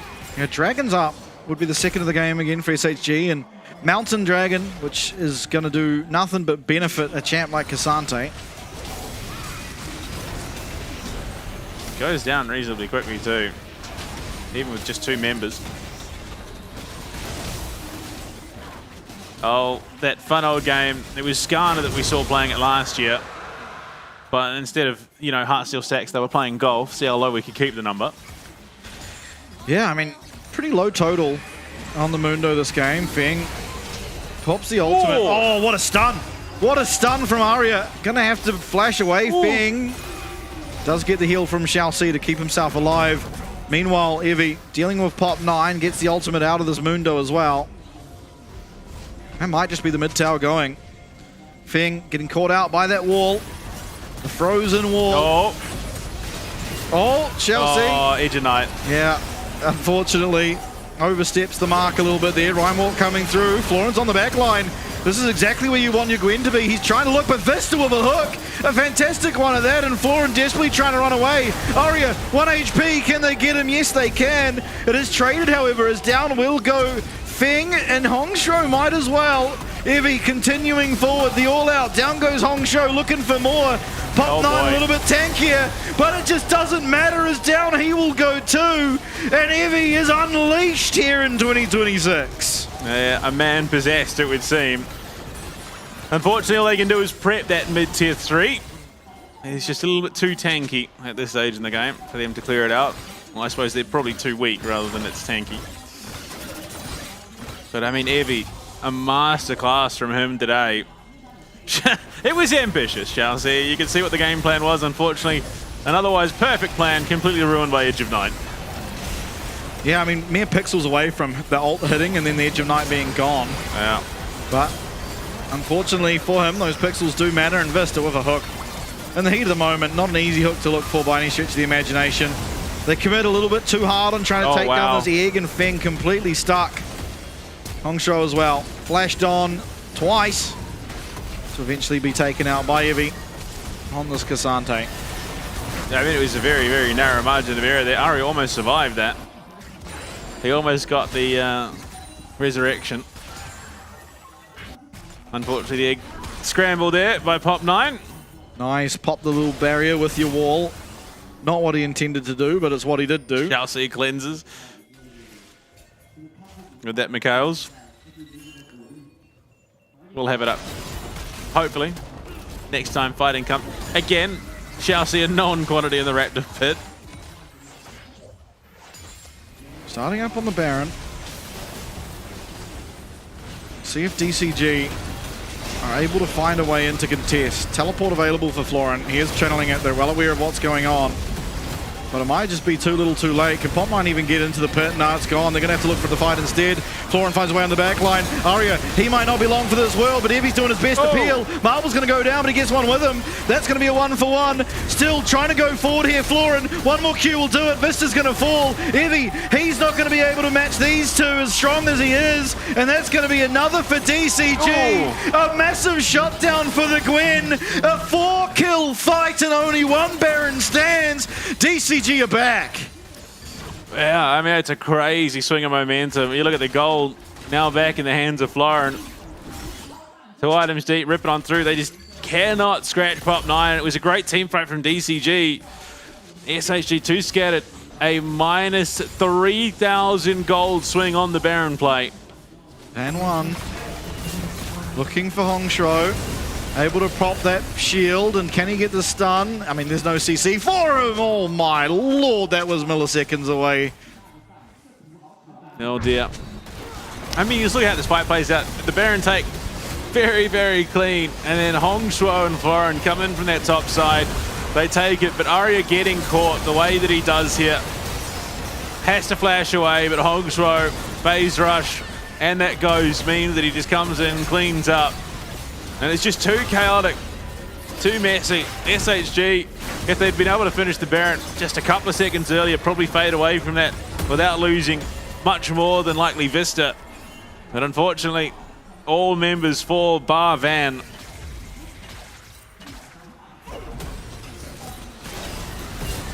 Now Florin once again, waiting on the flank. Only the one Baron means there are only minions if Van is there.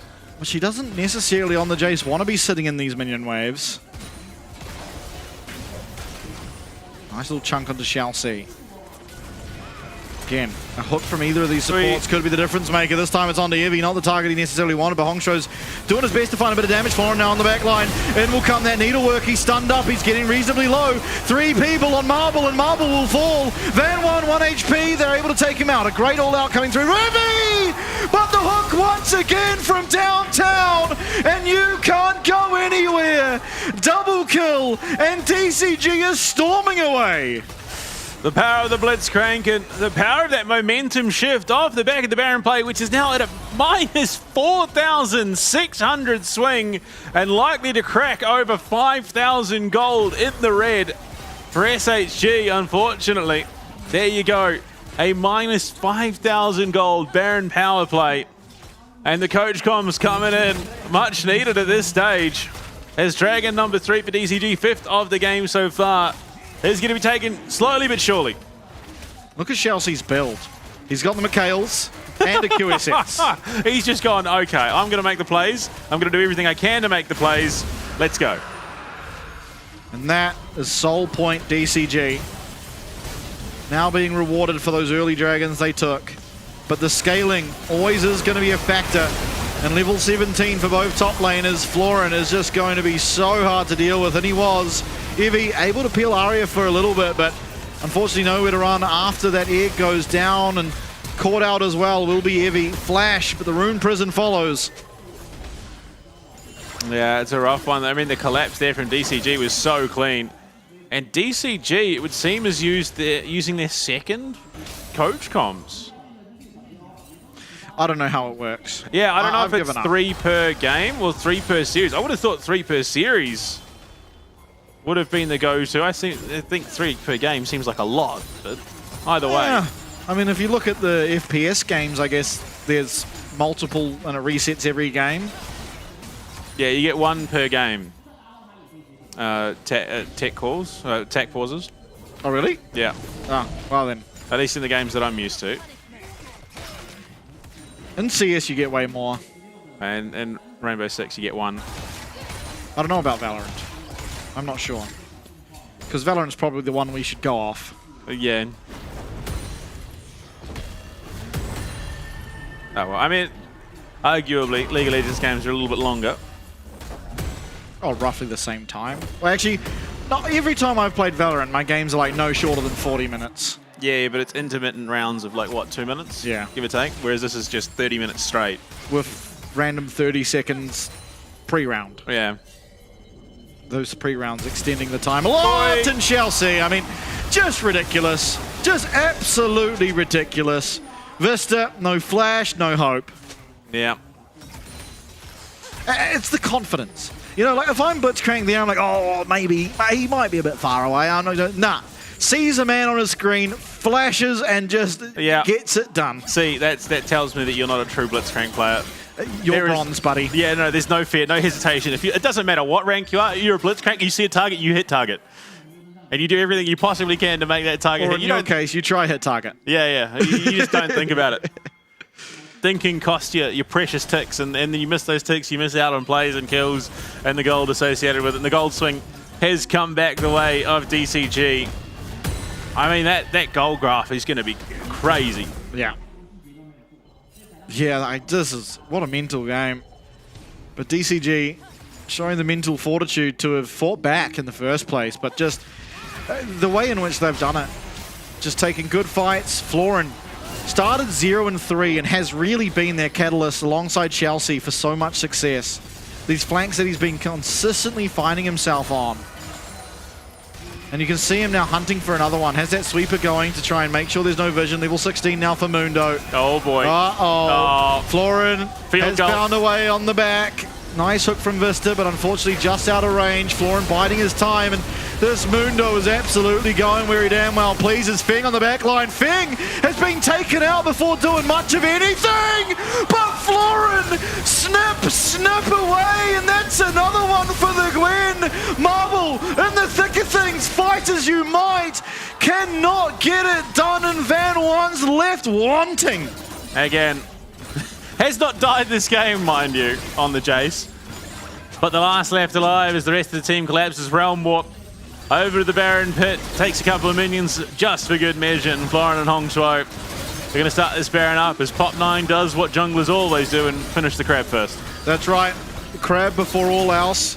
Baron's going to be taken here, but Mundo hitting level 16 is a truly terrifying thing. Just sprinting at them in a line. Having to deviate slightly because of a wall, but what a game. What a game played by DCG. Yeah, I mean, the field goal hook from Chelsea had me a little concerned, but then all of a sudden, Florent comes screaming on and does some massive damage as he I mean, if he tried, I don't know what Feng was thinking. That man was mind controlled. But yeah, Florent comes in from the flank. Look at it, takes out Aria, who is not an insubstantial chicken at this stage. I'm not sure what the game plan was here. They do get Chelsea, so it is more gold in the pocket of Marble, but Florent has bided his time and ramped up. Yeah, rough look, rough look. Yeah, Florent is so strong. As is Pop 9, he's down to half HP, but you cannot finish off that Mundo. They are trying to wait. That's going to be a hook onto Vista. He drops down the ultimate, but he is going to fall. Pop 9 back to full HP. And that's that. Mundo now, no ultimate, but no real concerns for his HP at this time. Hook will once again connect. Evie, very tanky. And Yunara not hitting onto him means he is going to be able to just limp away. But look at how many minion waves are there. Look at that minion wave. Oh, that's the best minion wave I've ever seen. Imagine coming and mopping that thing up. Hook does narrowly dodge, or not land, or out of range, or whatever you want to say. The chicken ran away. Yeah, look, unfortunately, Baron Up minion's a little bit harder to clear through as the Anivia. Oh dear. There you go. Suddenly Florent's done 33,000 damage, and this is going to be sold.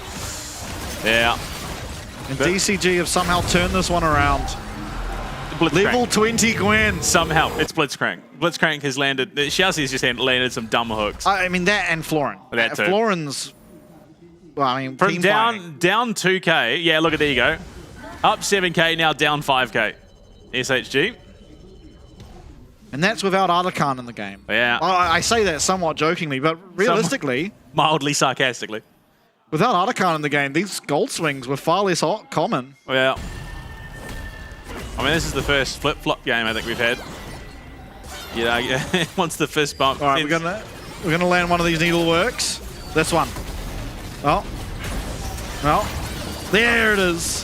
Very tanky, but unfortunately, once that Pathmaker is used, he's kind of made of paper. And if I've ever played rock, paper, scissors, the Gwen wins that one. Yeah. Oh, yeah, this is what happens when you make it past level 14 on a Mundo. Yeah, it's pretty impossible to deal with this guy now, unfortunately. Ophelio's a really, really good scaling champion, don't get me wrong, but it just takes so many auto attacks, and unfortunately Chelsea not going to connect on this occasion. That's Flash gone, that's him gone. And maybe able to thwart off the attack of DCG for just a little bit longer after that. Oh, Aria. Oh, Aria. Not so sure about it. Popping the ghost, it takes one more Q. He flashes, it's Zonya's, but oh my lord, look at the Seraph Shield. Flash away from Aria. Still, no one falling. Hongsho might, though. It's a shutdown. Van Wan able to find it. So capitalizing on some mistakes, some over-aggression. Able to defend their base, but in a really rough position. In tatters, essentially. Van Wan, the KDA king. 3-0-10. Aria's going to have a grand old time. Those Baroned up minions now gone. He can just sit there and freely farm. Wave clears pretty effectively, honestly. Has that Leandri's now as well. Not to mention the fact that Marvel, if given up time around those mini waves, does also clear them pretty much the same. Going for the more final item. Now that he can.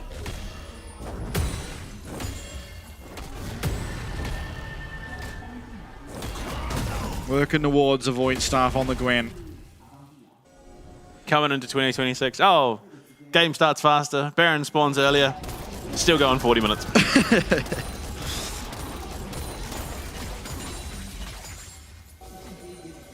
Yeah, I wonder how consistent this will be. Oh, that's it, Chelsea. And still doesn't get it.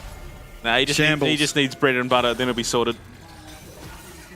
Not opting for the fight, of course. Mundo no ult means that he is actually killable. No, he's got the baby Mundo ult and the protoplasm harness, so... I mean, he literally is, I think, unkillable at this stage, even with heal cut. Oh, Van Wan certainly can make a difference. Great W. Not that I think Evie was under that much threat, but it's always not worth tempting fate. And another new item coming through as well in the hands of Van Wan. We are starting to work our way through them finally. The Bastion Breaker. Look, gets it onto Evie. Evie going to go forward, go aggressively. Looking at Chelsea, getting low. Feng popping that ultimate. Q3 does miss, however, from this Cassante. Actually, Feng not using the ult, just Oh, parrying the Q, and Florent, he has been found on the flank, but that's a big group of champions, and Evi's not part of it. A wall's still there for Arya. Then will come that needlework. Evie trying to buy time. Feng really hitting Evie so low! And able to get the snipe there, Florent, with that third activation. Marvel flashing away, very low on HP, and all the while round warp into the base. And it does not matter if you're fighting Hongsho's ending this game the gentleman's way. Hong's pick 8 in the base, ready to go. Van One died. It was almost a flawless game from the man. Yeah. But unfortunately dies just as the Nexus falls. And DCG from a 7k deficit claimed game 1. Yeah, I mean, that is a massive comeback for DCG. I mean, look, I will give SHG the credit. They did play the early game incredibly well. They did. And then they let Mundo scale up, and it didn't matter. Because you got a Mundo, you got a Rise, and a Yunara. Like, I mean, going to the late game. Not to mention the fact that they just kept hitting hook after hook after hook onto key champions. Oh, Chelsea, yeah, this is why I said, when Chelsea picks Blitzcrank, it's an absolute pleasure to watch. And once again, it was. It just always is so nice to watch, and he's done it again. I gotta say though, I'm starting to get concerned. Why is it Corgi that's always on the receiving or giving end of these massive gold swing games? He was the record holder for a moment there in 2025 with that win over Team Secret Wales, and then I think actually had the same thing happen against Team Secret Wales, but in the opposite direction. That was even bigger of a throw. So yeah, this man is just a magnet for these games that are completely undecided despite massive leads. Yeah, the emotional whiplash of looking like you're surely in with a grin and then just not being. 40,000 damage, still only second, as Marvel dishes out a decent chunk by the end of it. So does Van One, of course. Yeah, third. Wow, I mean, crazy numbers. Second, third is same thing. Yeah, look, this is why you don't do math in public. I always say it. It should have been more, let's be honest. It should have been more. But that greedy Rise stealing kills. 17 and 17 by the end of it. So an even kill game. Yeah, and it was one Baron was really what decided it. But yeah, Evie, the start of this game, unfortunately, he's on a champ that can provide a lot when it comes to these team fights, but just gets so wholly outscaled by the Gwen. Yeah. 2 solo bolo kills onto Florent throughout the game, and it just did not matter worth a damn. Even here, really nice work by Marble, setting up for an easy kill for Van One. All the while, as you said, second solo bolo of the game for Evie. And second flash that just goes to the void, essentially, for Florent. I'm not even sure where he flashed. He's just... Yeah, I shall see. This was the most ambitious hook play I think I've ever seen. Just, yeah, send it, lads, and then get stunned and dies. Yeah, fight was even, roughly. They did lose slightly, but it was, you know, this was at a stage of the game where it looked completely lost. Yeah. So getting the shutdown onto Arya was very important for them. Florent gets away, I think, importantly as well. They finish off Hongsho here, but again, they just overcommit, I think, realistically. Yeah, you get some back for it, but the problem is they then don't get that tier 3, they don't open things up, and this is just an absolute wash of a fight. Brilliance from DCG. Arya takes too much damage, Marble stuck, gets hooked immediately. I mean, you got to keep in mind that what made the Arakan so difficult to fight with, if you're hitting it, is it would shred all your resistances, and guess what Baron does now? Yeah, he shreds that. So, it's kind of the same devil, if you will, you know, like... Except you're corralled into a corridor. Which does make it easier again to defend, but there are different Baron pits. That one, for example, just has 2 lanes either side of it that you can walk down. The wall, sure, blocks off one of them. But unfortunately, you only have one way to walk because of that wall on the other side. So you really need to keep them out of the pit. You can't allow them to walk in, because if they are able to get in, then you really don't have anywhere to run. Yeah, I mean, as much as it is easy to defend, it's easy to break when they've taken that much damage. And again, Arya in the back line, Feng, yeah, loses his mind a little bit here. Gets mind controlled, and then Florent just over the wall. Easy pick up onto Arya, just that last little chunk of HP. So, I mean, Feng does the setup work there, arguably, but unfortunately it does end up costing him his life. Yeah. And Marble doing much the same as what Feng did, really. But, mind controlled. Absolutely. Game one, again, I mean, just an absolute back and forth affair. It was a massive lead for SHG, but DCG do manage to get it done. We're going to go to a break. Once we are back, it'll be game number 2, DCG up against SHG. See you then.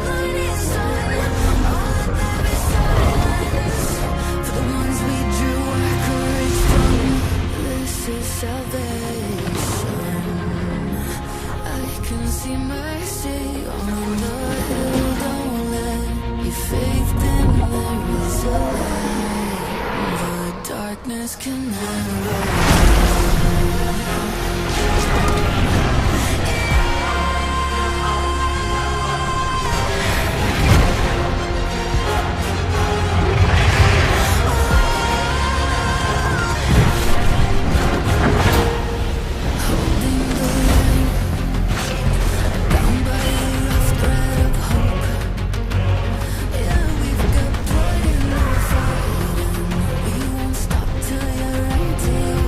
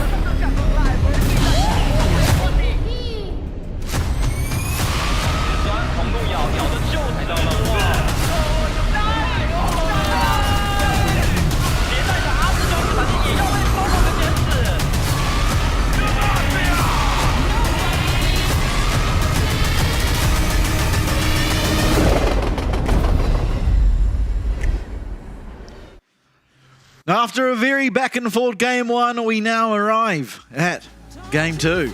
It's DCG who lead the series 1-0, and SHG put themselves in a very, very winning position, but unfortunately it was one collapse around a Baron that did turn the tides of that one. So we'll see if they can replicate the early game success, but with a cleaner finish to it. Yeah, I think taking the lucky stars, the Blitzcrank is no longer an issue. Xiao Si was an absolute monster on that thing. Yep. Like you said, putting on a bit of a clinic. Just hook after hook after hook after hook, completely dismantling any hopes SHG of closing that out early and avoiding the late game Florin. But, well, just literally cut them to ribbons. Yeah, absolutely. First pick, red side for SHG this time round. So, I don't know. I don't understand this. It's going to take a while for me to get my head around the benefit of being red side, but for picking first, I mean, it means Dragon's more accessible. So I guess that probably is the benefit. As well as you still get your power pick that you traditionally only got on the blue side. So, yeah, I mean, we'll see. We'll see. We've seen a bit of everything today, and the jury, I think, is still out on what is actually the best. Yeah, and I think it will be for a wee while yet.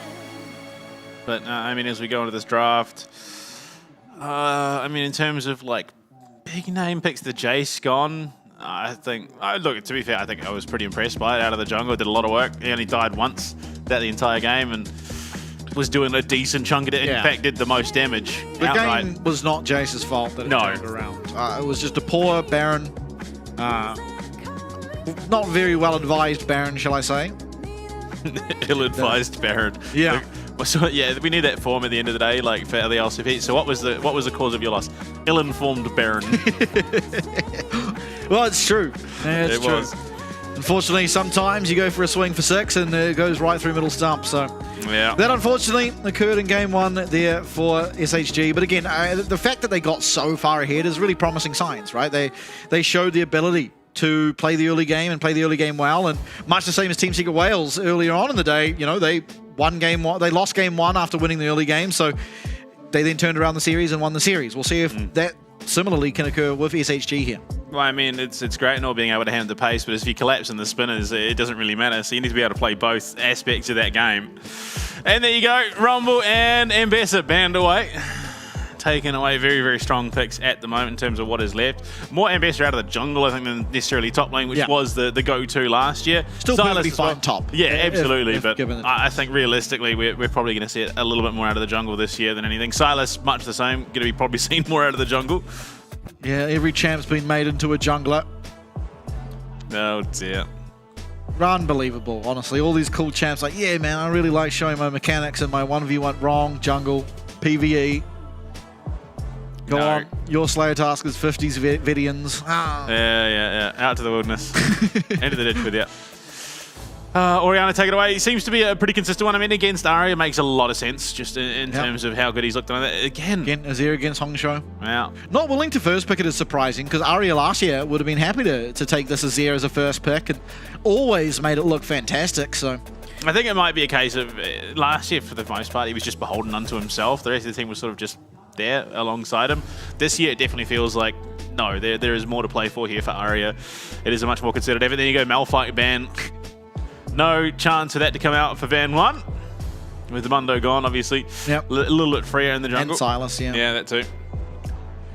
So, I mean, it's still just so much available. You're not really that worried yet. On Talia. Yep. Absolutely. Xin Zhao. Lee Sin. Yeah, not worth speculating. It almost feels like... Oh, it's time. Damn. He trucks. Okay. Could also be in the jungle. It could be. No idea where it's going yet. We'll find out eventually. Perfectly good in the top lane, perfectly good in the jungle role. I know at least in solo queue at the back end of last split, when I was grinding, it was more often than not the jungle, but that is Oceanic Master Elo solo queue. So a little bit different stakes. No, what do you mean? That's world's quality right there. I mean, it was several years ago. Yeah. Not for a long time now. Oh, not the Master Elo, it wasn't, but... Well, not Oceania. Yeah. Oh, well. Jin. Oh, it's your favorite champion and then a blank. So, obviously, there's something there, but we're not sure what it is. The Jin locked in for Feng, so we might just be going 3 games at this rate. Although with the Hex Optics, Potentially. Oh, no, Varus, okay. Yeah, look, I'd rate that a little bit more, if I'm being perfectly honest. Yeah. So Varus coming through, still not sure if it's going to be on hit or if it is going to be lethality. I'm not sure which is better with the new items coming through. I'm guessing Feng will show me. I mean, he's always been good at both. He's always been a big advocate for picking Varus. Really eager to find out what the first pick is for DCG. I think they're just holding their first pick. We'll do it later. Siva, I mean, again, they're sort of topping the charts at the moment in terms of what's being played in Challenger globally in that bot lane role. You look at the items now, there's the Fiend Hunter bolts. Just crazy good on top of that on the hunt. Not to mention the fact that you get the Vandal pipes as well. You just get so much value nowadays out of these new items. Talia, locked in for Arya. I don't know what we're not knowing the first pick makes it hard to guess what we're picking, to be honest. But It's Blitzcrank again. Ari for Hong Suo. Yeah. Yeah, I mean, good Ari player. We'll be locked in. Okay. Not a terrible pick either way, but it's sort of just like a handshake bid, really. It is very much so. There's some skill when it comes down to the usage of the Scattered Earth versus Spirit Rush, of course. Yeah. If you do mistime the Spirit Rush and you get stunned, then you're probably going to die. CC layered and whatnot, but I'm sure Hongshuo will be aware of this, obviously. Bans to come through. First pick out of the next phase going to DCG. So Poppy ban, away from that support role, makes sense. We saw just how strong it can be. What a side. That's quality. I'm sure there's some backstory with the raccoons. Missing lore. Yeah. The thumbs up is just raccoon for hello. What are we banning out here? I mean, you're looking... Oh, I don't know what the third champ is, so it's really hard to guess. Alistar, so it's not a support. Yeah, so I would imagine jungle would be my guess. I imagine it's a jungler, yeah. And it could be any number of junglers. There's a lot to choose from. Lee Sin. It's going to be Lee Sin. Is that your guess? No, I don't. With Ari. It could be Lee Sin. That's a good Pantheon. pairing. I think it probably Pantheon. Pantheon Ari. Yeah, I think you're right. I think it's Pantheon or Lee Sin. Makes sense. When paired with the Ari. Or Xin Zhao. Pantheon Xin Zhao, actually, I think would be my two that I reckon. We'll find out now. I think mine are Pantheon. If it's another support ban, then 100% that first pick is a jungler.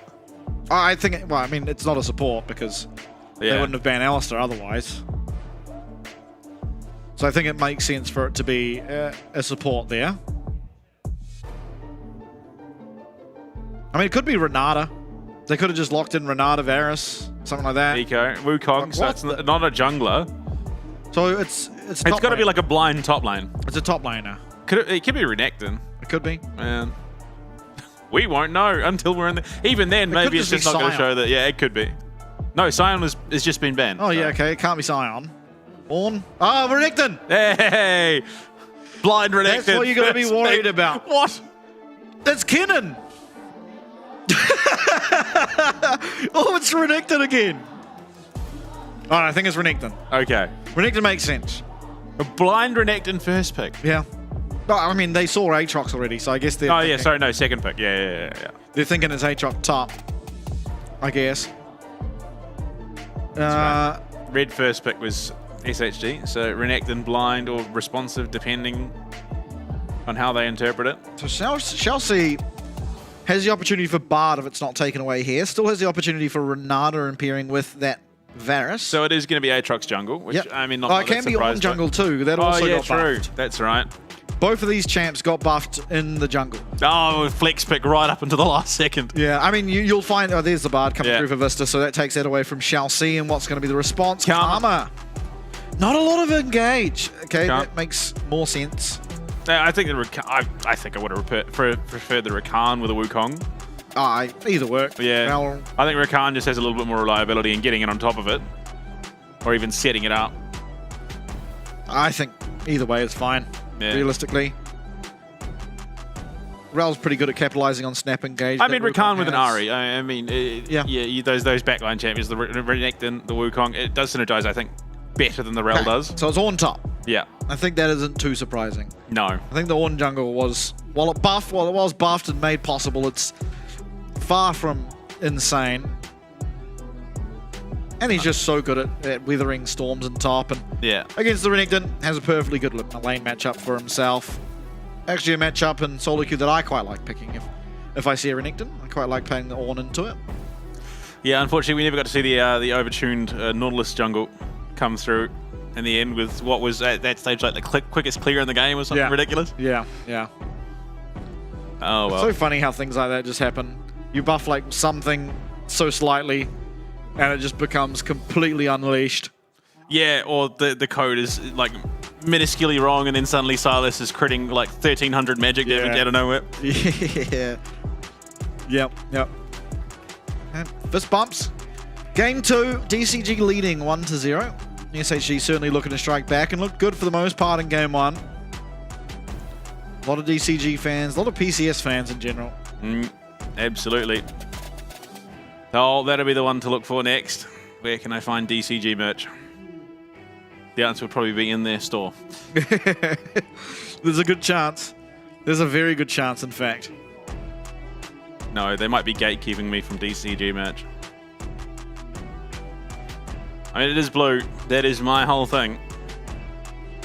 SHG. I mean, look, they've got a draft for themselves that works reasonably well. Yeah, both teams.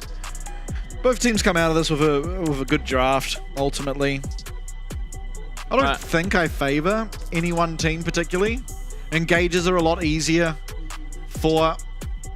I mean, a lot easier in terms of the reliability for the side of DCG, but you have an Ornn, so you're not lacking engage for the SHG. And you got a Bard as well. Yeah. That can make that really hard to follow up on, whether that's, you know, you hit the tempered fate onto the back line, or the engagement slows the progress down and just can sow chaos in the midst of a team fight.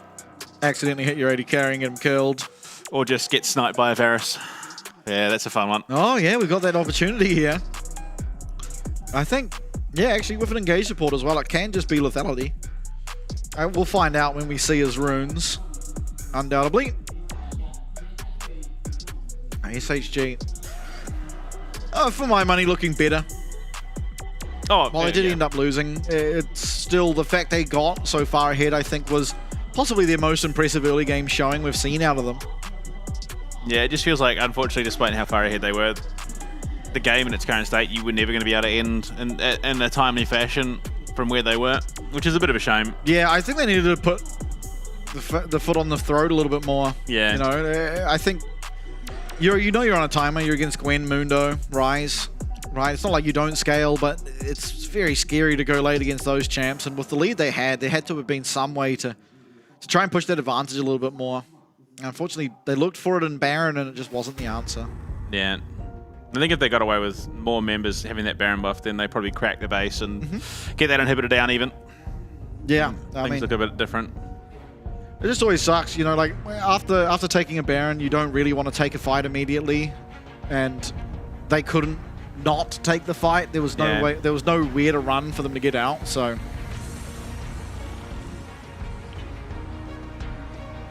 I'm imagining just a tick pause, hopefully get underway very shortly for our second game of the second series. No, we're just getting final confirmation that it is Renekton. Had to, you know, quadruple check it to make sure. You know, we've had a similar issue in Series 1, and it showed Kennen at that time too. I wonder what's with the Kennen. Someone really wants it, I think. Yeah. To be fair, I mean, it was hovered at one point or another, and just trying to think the new items that have come in. Nothing screams to me that it's a super strong pick at the moment. I think just AoE denial and the range versus melee matchup in the top lane. So it's not like we won't see it. I imagine at some points throughout this year. We did see it last year. Very seldom. Twice, I think it was. So, especially with the Fearless draft. It has its place in the meta, and that's about game 5. Yeah. Alongside Jin. Yeah. No, for some reason that... Oh, don't get me started. Although it's too early in the season. I feel like with the Bandle pipes now, he does get a little bit of extra strength. He's always done damage to squishy champs, but unfortunately a league composition is not 5 squishy champs. We've seen that, mostly by the Chiefs, and then they lost. Oh no! They the ran Chiefs- that. the They Chiefs ran a full almost- poke comp and then just died. They like exploded. What was that? It was like Nidalee Jace. I don't remember yeah. them playing Nidalee Jungle once. No, I swear. Mate, someone else. I don't know. It was also nearly 8 months ago. Yeah. Yeah, it's been a long time since the LCP's inception. About a year. I think it was a year and like a week and a half or something. Hang a year on. and a week. Yeah. It was the 7th of last year. Well,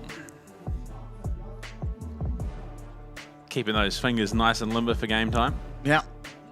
Matching mice, matching keyboards. Very good. Pop 9. Popping off indeed in that game. The new name. Yeah. Doing them well for the latter half of games. Yeah. Florin. I mean, honestly, for Florin, you've come in, you've been absolutely pantsed in lane, and you've still been one of the biggest difference makers in winning the game. Yeah, but if all the people to pants in this game, surely Gwen is not the one to do it, because she could just make her own. She's a seamstress. Yeah, true. But just the ability to come back, especially from someone coming into the LCP for the first time. Yeah. Right? Obviously, stage experience is there, and the time in the PCS, the practice you got over there would have been invaluable, but... You come into your first game, get absolutely manhandled in lane, and then still run through alongside Shao Si are just Yeah. the two difference makers, right? Like his flanks and the way that he disallowed Marble from playing the game was what allowed that game to come from, okay, we won one fight around Baron, to actually winning the game. Well, I think that transition would indicate we're about to get into game 2. Yeah, yep. Game 2, DCG, SHG. I know that voice. Jio.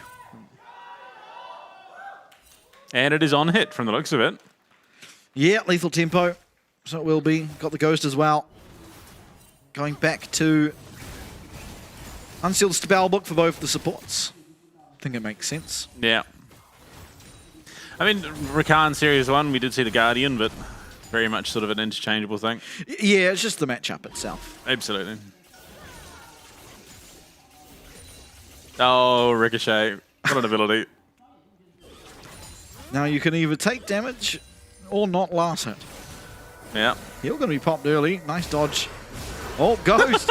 Oh, my lord. Wish moving. Fast on defeat. Another Q from Shao Si. Tops up Fing's health bar nicely. Yeah. And lane push does go the way of Sivir with that Ricochet Oh. start. Nice Q. Cosmic Binding. Finds its mark. Fortunately, Marble not there to follow up any damage. Oh, he's running the right skin, Evie. He was 1 for it last year. Him and Biopanther Yeah. last year. Look, all I'm saying is that Choo Choo Orn should train the cannon minion in the top lane to a train. Oh. Really look on Arya. Oh! What a prediction! Oh my lord! That was a beautiful charm indeed coming out of Hongzhou. Had the emote to boot. My lord, that was just perfection. That is going to smart a little bit for Arya. Oh, not a good start for game 2 for him, but wow. I mean, you can't blame him. He flashes as quick as he can, and the charm just still hits. I mean, it was a brilliant read from Pop 9. Oh, he even knew. Knows full well that there's a ward there. Plays around the vision. Gets himself up into the river. Top side of that bottom brush. Clones there. Closes the gap. Boom. Gets a smack off. Hongzhou, 100% prediction on that charm. And then Scumbag Pop 9 takes the kill. Nah, he earned that. That was a massive gank. Yeah, completely busting open this mid lane. That's Flash and Teleport now down for Arya. Of course, same can be said for Hongzhou. One got a kill, one didn't is the big difference. Yeah. Quicker on the clear, though, of course, on the Aatrox, being that gank did occur. Still, got to be able to finish up the Scuttle Crab and head back to base, head out to those Krugs. Not losing too much time, but we'll see if Van can try and make something happen with that extra time he does have now. Oh, Vista taking some punishment. Marble looking to respond, but Unfortunately, Vista having to use his own shrines rather than saving them for Marble. Oh, wow. Oh, wow. Hong Shuo. We lose one Hong, get another one. Oh. Yeah, one substantially older than the other, unfortunately. Well, I mean, it doesn't. There's no real fortune to that. I don't really care which one's older, but... Yeah, I mean, Faker is considerably older and has just won himself yet another championship. Yeah. Hong Shuo as well spent a couple of years below Maple on PSG as their sub. Didn't get to see playtime, but I mean, even the experience of being there with the experience, well, the knowledge and the practice ultimately that team would have been getting. Probably done a lot for the young gun here in the mid lane. Yep. Oh, I am going to miss Junja and Hongkyu though. Oh, the wet noodle fight in the top lane. Out of mana though for Evie, so Florin can pretty much just do whatever he wants. Doesn't matter if he's at an item disadvantage if Evie cannot use abilities. We'll take the recall now. Not a cannon wave. Oh, it is a cannon wave. All right, well, Florin not going to be able to get that one in, so does take a recall himself as well. There's the TP, so we'll be able to get back pretty quickly. The triple longsword, pop 9 build with the dagger, working his way towards his Triforce, and it's damage. Not much, but it's damage. Absolutely. Slight advantages, very slight, across the rift at this point for DCG. Mid lane being the main one alongside jungle. Just dashing on him. Yeah, probably not the lane you want to gank after they've hit 6. The Ari, very mobile. Oh, okay, maybe they're trying to... Oh, no, it's just supportal combat. Never mind. Looking now for an early dragon. Maybe the benefit of being on that red side. It is a lot easier to take. A lot easier to get to. You don't have to traverse this weird terrain to get there. A lot of posturing down on this bot side. I mean, decent lead in the jungle, but it's off the back of Pop 9's kill. So Van, at least in terms of the PvE element of the role, doing well to keep up. See, they're looking now. Flash is there. Looking aggressively. Somehow connects and Vista having a flash away. Oh my god, Hong Shuo. And Feng finishes the kill. Wow. This guy's accuracy with that charm is absolutely stunning. Yeah, he's hitting it right in the sweet spot. Full length. Exactly what you want. Right at the feet. Yeah. Fortunately, the SHG, that learning curve getting steeper and steeper as the minutes go on. That's going to be first dragon for DCG. 2-0 lead, 2k gold advantage. And they were a lot further behind at this point of last game. Yeah. I mean, what a read from Chelsea. That guy is really stamping his mark on the league already. What a charm. And Boomfa.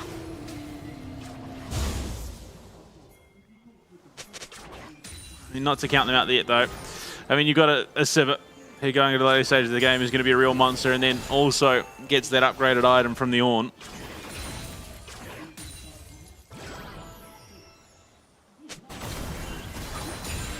Hong Shuo, oh my lord, he's had such a clean game so far. Oh, Evie, that is bold. Good away from Florin. Not taking the damage from that brittle. Is the point, or is the part of Ornn that can actually trade back with Renekton if you do get the full stacked brittle. Oh my god! And there goes half of Arya's HP. It's so unreal just how good this guy is. Cosmic Binding not going to land the stun. No follow-up. Arya needs to be incredibly careful. And this is, I mean, this DCG team is so exciting. The accuracy of these skill shots. How often did we see Arya getting manhandled in lane? Never. Never at all. Yeah. And Hong Shuo's come out, game 2, and is just taking it to the SHG mid laner. Yep. Well, I mean, especially for a team like DCG, I would imagine a lot to prove from them, not just coming through that promo Rellos tournament, but because the fan outcry was for them to have been a part of the league from its inception, now feeling like they've got to prove more than ever that they belong. Absolutely. And I think so far have done a good job of doing so.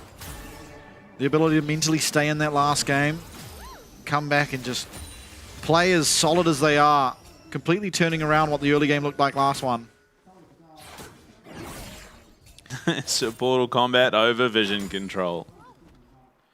This is going to be a very scary team to try face down as this season continues. Chelsea going to get shoved over the wall. Aria with the phase rush going to have to run away. Yeah. A little bit scary up against that Ari and Rakan with ultimate. I mean, not insignificant amounts of damage coming out, but it's still only okay, all right, that's a call. Vista, no ultimate. Yeah. That was a call. I mean, just had no real right doing it, unfortunately.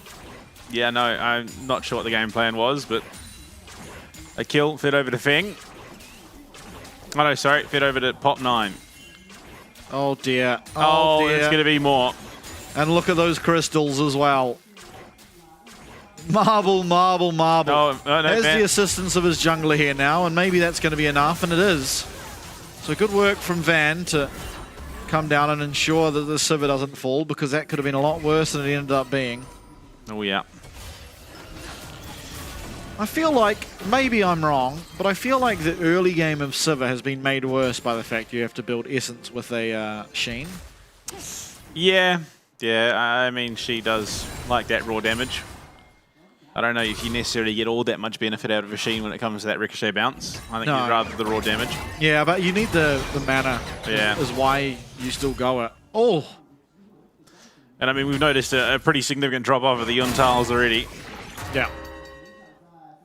It was pretty much the go-to for all but your lethality bot laners. Yeah, mostly. There was some collector firsts. I think Caitlyn and Ophelia kind of like the collector first. But yeah, haven't seen the Yuntal. Not yet anyway. Maybe not today. Still could be another game. Potentially. Blade of the Ruin King done now though for Feng. Yeah, very strong. Very, very strong on this Varus. Very scary. We saw how much damage he did to Vista without it. Yeah. Looks like it might just be those steel caps for him as well, just to reduce some of that damage coming out from Marble through those ricochets. Since Reaver done. And it's going to be Feng. Actually, no, it's 3 members, in fact, of DCG that have just finished their quest. Top, jungle, and bot lane. Yep. But a single member of SHG, unfortunately, has finished theirs. Should be close. Typically, most roles seemingly getting quests at roughly the same time as one another, outside of, I mean, last game where Feng got it way quicker, and on the other side, Eevee got it way quicker. 3k gold lead at the 12-minute mark as Dragon number 2 started up by Pop 9 and DCG. Hongsho comes in, gets what he needs to the stack, and then walks himself out again. Man, you finish the jungle quest a lot quicker these days. Yeah. And your favourite Dragon makes its way onto the Rift for the first time in the 2026 competitive season. A Chemtech Soul. Good damage from Arya. Finding his own now, ever so slightly. There we go, role quest completed for Evie. And for Marble. And there you go, for Van as well. So matching, now we are. Oh, yeah, absolutely. Black Cleaver done means that Evie will be shredded that little bit more. Oh, Hongshuo wants the smoke. Xiaoxi's here. Yeah, teleport coming through. This is Vista, keep in mind. Oh. Chelsea turns it around, but able to get himself out before Vista arrives. Oh, Vision Wars. And Wet Noodle Wars. Yeah. Both tops with ultimate. Nothing like 3 components in the back pocket. And the bot lane is going to rotate themselves back up to mid. Take that control as we have come to expect. Chelsea contemplating it for a second. I'm sure he thought maybe I should take this mystical journey. It was a bad idea.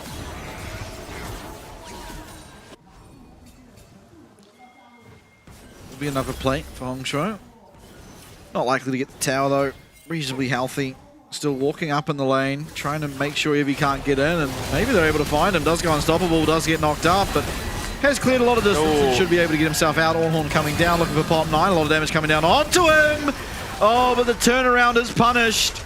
In the mid lane as well. Van looking for Feng, but Feng with some fancy moves. Oh my god, Feng, you absolute beast! Takes down the jungler in the 2v1 mid. And all things coming up DCG. Yeah, the only thing darking in there is unfortunately Van's screen as he full sends under a tower into an on-hit Varus. I mean, lethality, yeah, you're probably faring a little bit better, but yeah, no. Unfortunately, this on-hit Varus does fancy those close quarter fights, and all that action then allows Hongshuo to go and finish off that bot tier 1. And Feng even keeping his flash in the midst of that. And yeah, Eevee, he actually got out, but he's turning around trying to get the kill onto Pop 9, which costs him dearly, in fact. As you'll see, he'll turn around here. Yeah, Pop 9's low. But just outside of tower range, unfortunately. Yeah, simply ease away. I'm not sure what Van was thinking there, man. Because we cut back to him and he's well deep. He even loses the flash too. Yeah, and he wasn't even tanking tower, so that was just straight up Feng's damage. Support quest now finished off. That's all 5 quests for both teams. Done and dusted. As Rift Herald will fall, it will be DCG. Who get it? Getting absolutely everything this game. Yeah, not dropping a single iota on the Rift, not even a death. Look, it's not going to happen, but they're on track for a perfect game. They are. As things stand. I think perfect games are a thing of the past now with how the crystals work. Unfortunately. Yeah. Alright, spell shielded the cannon minion. That doesn't do anything, but... It's about making a statement. Oh, yeah, true. Letting him know. As you can see, Eevee perfectly okay in this 1v1 now. Yeah. 1 grass proc, and he won the fight. That's all he needs. It's not about winning the war, just the battle. Hongshuo now rotating up to the top side. He's already got 1 tower. And the Crossy Tower about to fall. Boom. Plate done. They've got the 3 Void Grubs as well. Which means that they could just save this Herald for a tier 2 push.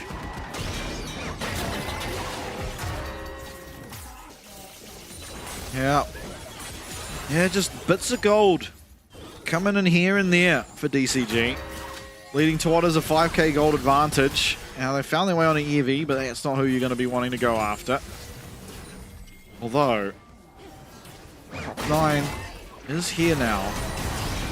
Be pulling the trigger, but a charm landing onto Van means he can't go forward. He can't assist with Hongshuo despite the fact he was knocked up. And that tower on 1 HP is going to be left to be taken by the minions if Eevee leaves it to be so, but he's going to walk out from his tower and make sure it doesn't.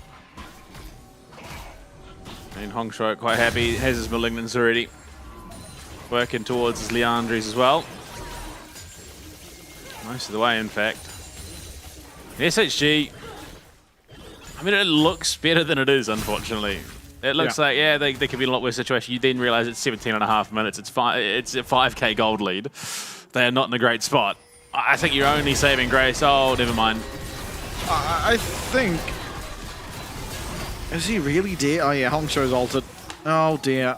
Oh dearie me. Oh, and Arya's just face checked into a massive croc. The one thing about the crocs is you do not walk into the outback and not take notice of them. Arya's lost pretty much all of his HP. Vista coming through the magical journey, and maybe it's going to be Florin going down. He does not get the slice. He gets pulled back. Chelsea desperately trying to keep his top laner alive, and just barely manages to do so for the time being. Has that heal ready. Florin sidestepping the seismic shove, and Arya, with barely any damage, will eventually be able to help his team find the kill.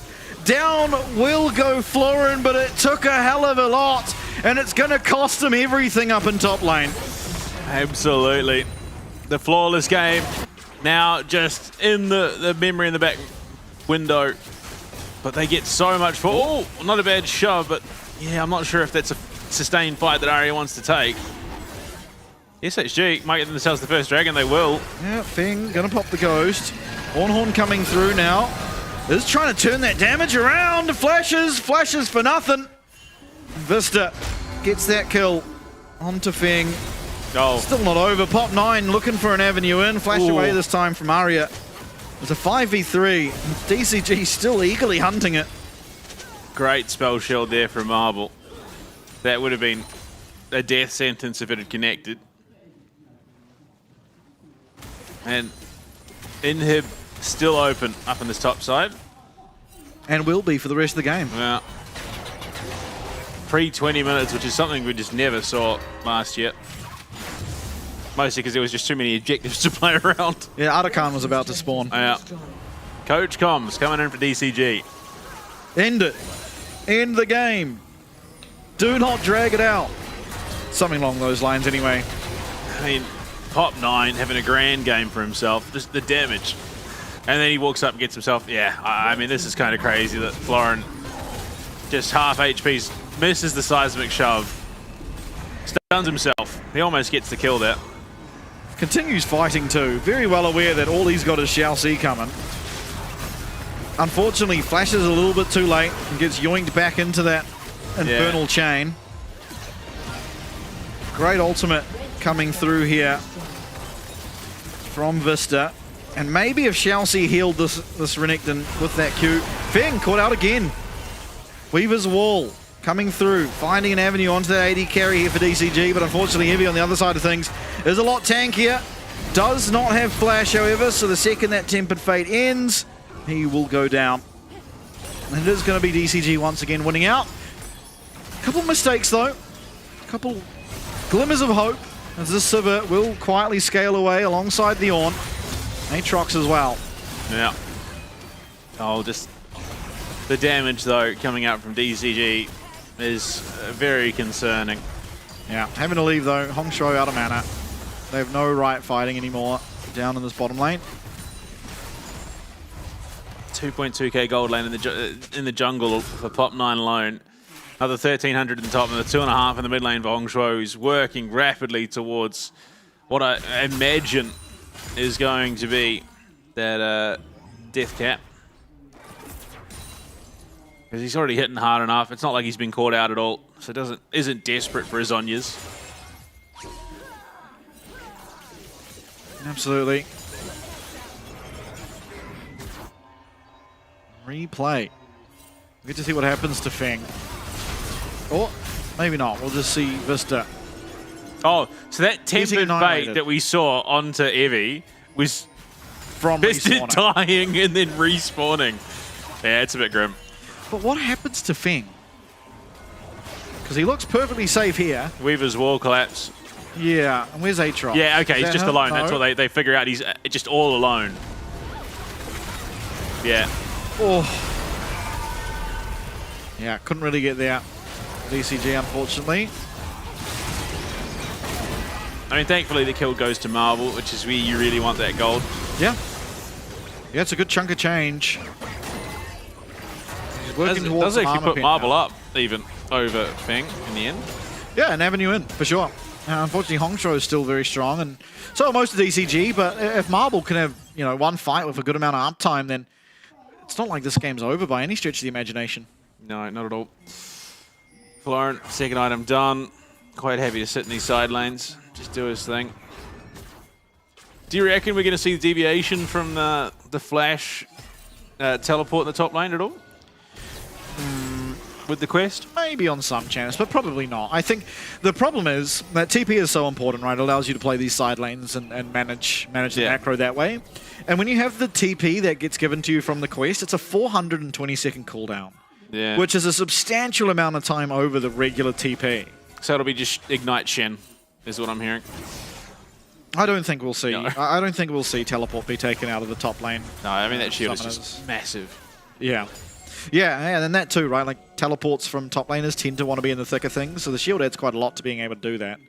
The reduced cooldown as well, so... Yeah, I think we're more likely to just see the regular teleport flash that we've come to expect. Just this time it's, you know, slightly different flavor. Yeah. Well, on level 14 now. He has upgraded his Sunfire, so we'll start working away at his teammates. And there you go. Mortal Reminder now done for Marble. Yeah, already upgrading the Sundered Sky. Oh, there you go. For Van. Charm lands on the Vista. It's a lot of damage. Hongsho, though, is going to be forced to ult away. Oh, no. Oh, that's a bad Tempered Fate. Oh, rather, Magical Journey. Heavy is very tanky, trying to walk himself out. Pop 9 staying on him. Ultimate use the world into there from Van, but in will go this Wukong. Pop 9 finds a massive engage, and Chelsea will follow up on it as well as you could ever dream. Van desperately trying to heal, double kill here, and a Feng will get the third as Vista, as well as Arya have to head for the hills. It's going to be DCG once again winning out in the fight. 3 for 0 this time. Oh, it looked like a decent shot in onto Hongshuo, but then all of a sudden he just Spirit Rushes away from danger. Oh, and another charm. That Rabadon's already just increasing that damage by a significant margin. Dragon number 3 here for DCG. Sets themselves up for Soul Point. No who should worry about in this game. Just wandering up and getting a Smite steal. And has been largely clean from Pop 9. Absolutely. Oh, my lord. Yeah, and here, I mean, you have to know Hongsho is going to ult. The Magical Journey was very ill-advised. Just on repeat, charm after charm after charm connecting. Then Pop 9 into the middle. Get some great knockups. Marvel just can't do anything. As Chelsea follows that damage up. And this is why I think they went for the Rakan over the Rel. Just that mobility when it comes to these initiations. That Rel does have some of her own, but pales in comparison to the Rakan. It's going to be Vista. Unsealed Spellbook, teleporting out to the Baron, trying to establish some sense of vision control, at least in his jungle. Very going to be hard for him to really do, ultimately. Heavy. Just wants to give Chelsea a pat on the shoulder with a hammer. It's just going to be these wave clear trades between the two botlines. One of the closest gaps outside of the supports. Oh boy. Oh, the seismic shove not quite connecting. Cyclone being used, and Pop 9's going to go down. It's a shutdown for Van. Chelsea finds his way on the back line, but no one there to do the damage. Feng and Chelsea both trying to leave. We'll end up coming to a close, so it will just be Pop 9 going down. A great pick for SHG, and a lot of needed gold here onto this Aatrox as the charm will connect onto him. The knockup much the same, and desperately trying to run away here are DCG as the Weaver's Wall comes in. Arya trying to find the shit kill onto Shot. Oh, wow. Hongshuo, but the blast cone's there. Chelsea and Feng. Oh dear, that's not where you want to be. Florin trying to 1v3 in the back line. And sure, he's strong, but he's not strong enough. And down he will go. Only Hongshuo up. Pop 9 respawning. Baron on the cards. Hongshuo had no mana. Was able to fight that and the blast cone.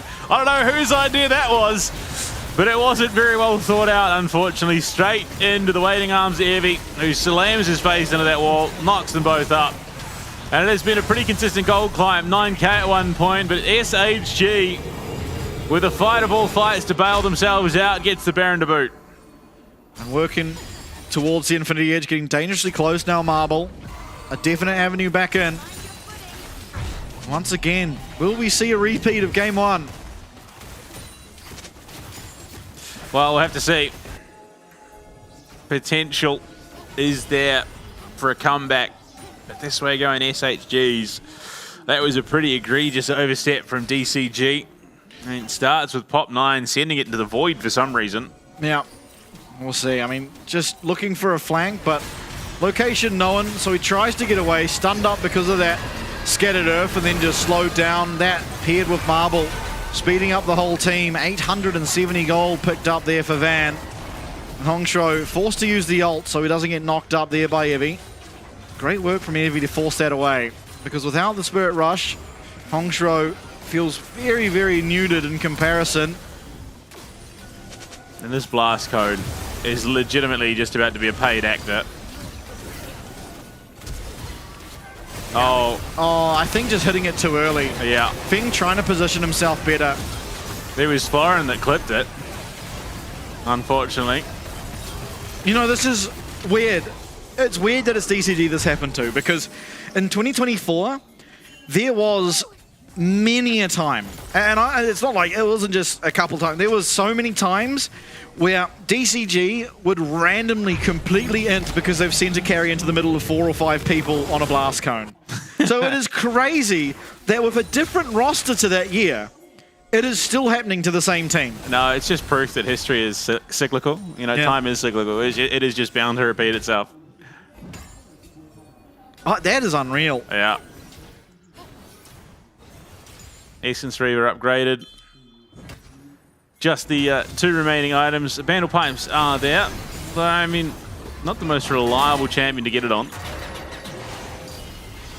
Oh, that Bard, but to be fair, there's not really that many great other options. Heavy posturing aggressively, but Hongshuo, again, just on the money. Look at the damage coming out. Yeah, getting it locked up. The team fight's extremely split. Fink's knocked up there, but in the thick of things, Pop 9, a great Cyclone, and Xiaoxi coming through, charming everyone. Marvel's going to get hit on the back end of it, but it is going to be Arya going down first floor and trying to find the damage in the back line. Does go down, but they are able to get the Aatrox for it. Marvel does get taken out. Fing much the same. Double kill for Pop 9. Evie running away. Hongshuo and Xiaoxi on the chase. Heel popped, looking for that little bit extra movement speed. And Evie, Blast Cone, gets himself away. Thanks to that kick. Oh, dearie me. He's finding a lot of damage. Hold up. No, he's not got it. He's not got the wheels, unfortunately. And there's going to be a soul take. Vista. Oh, Smite's there. Yeah, but his smite doesn't do 1400 damage. No. No Tempered Fate either. That would have been a steal of all steals. And Vista, Mystical Journey, and gets the stun. Pop 9 is just going to sit and wait and watch and take a blue buff instead. So Kimtech Soul now picked up for the side of DCG. The team fight win with it. And look at Fing in the middle of this team fight. Realizes there's not much he can do. He's just dead. And just gets stuck in on Marvel's health bar. It's this kind of aggressiveness out of AD carries that really define who is good and who is great. Because a lot of people would just try and live. But here, realizing there's nowhere for him to run. Marble's already hitting him. Just turns around, does enough damage that Pop 9 can finish off that kill. Otherwise, if Marble hadn't have taken that much damage from Varus, there wouldn't have been the Kimtech Soul. The fight might not have even been won. Great wherewithal. Yeah. Great read out of DCG. More gold in the pocket of Hongshuo, who still has yet to die, mind you. 16 stacks on that Medjai's. And I mean, again, history would dictate that, well, Hongshuo is about to lose a lot of those stacks. Because every time we've seen a Medjai's get that far, it then ultimately ends with them dying. The gold difference, up, down, up, down, up, down.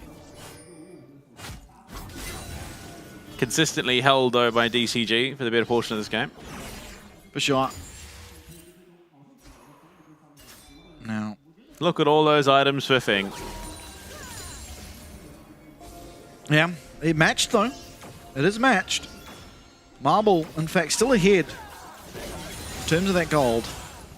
And is probably going to contribute significantly more damage when it comes to a team fight setting. Being unfortunately somewhat limited to single target damage. Yeah. But a pretty significant amount of it to be all said and done. Yeah, and I mean, the only heal cut available right now for DCG is the Varus E. So this Aatrox can really be hard to deal with if he gets the chance to be. Oh, quick reactions from Xiaoxi. Hongshuo, full build right now. Yeah, wishes his boots were in the 7th item slot. Well, technically full build, but it's not fully stacked just yet. Florin playing with fire.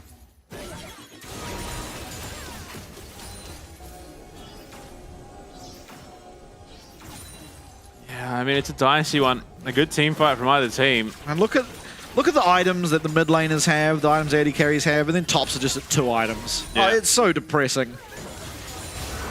Yeah, it is. And they're not even at that, you know, true spike of level 20. Oh, Evie, what's he building? And it is going to be a Thornmail. Yep. No, never mind. It just hasn't updated. Oh, he upgraded. Ah, okay. He upgraded Xiaoxi's support item. The Bandle Pipes. Yep. Indeed. I'd have to look up what that exactly buffs, because I can only imagine it's more attack speed. Oh. Hongshuo does dodge away from the knockup. Oh my Evie lord. is just completely dead. And with that, chances of Baron have gone down a significant amount. Charm baits out the spell shield. Still with a couple uses of Spirit Rush, but that timer will be going down, and there it is. SHG. No real passage here into the Baron. Should just be being picked up. DCG now with pretty much everything they need to close out this game. Hongshuo is still deathless this game. Incredible showing on the Ari. There you go, 20 stacks on the Medjais. This is full build. 25 is what it goes to. Oh, does it? I thought it was 20. No. Oh, no, that's right. They got to 20 and then it didn't matter in the last series. So 5 to go and then full build. That's right. At 34.5 minutes. Here's the blue pot. Start buying anvils. Oh, if they added that into 2027, that'd be a wild year, man. Nothing like jeweled gauntlet mid laners on the high roll. I'm starting to believe Infernal Conduit's better. It is kind of crazy. You know who Infernal Conduits are crazy on? Is a Moo. Yeah. Like, it's just perma tantrums.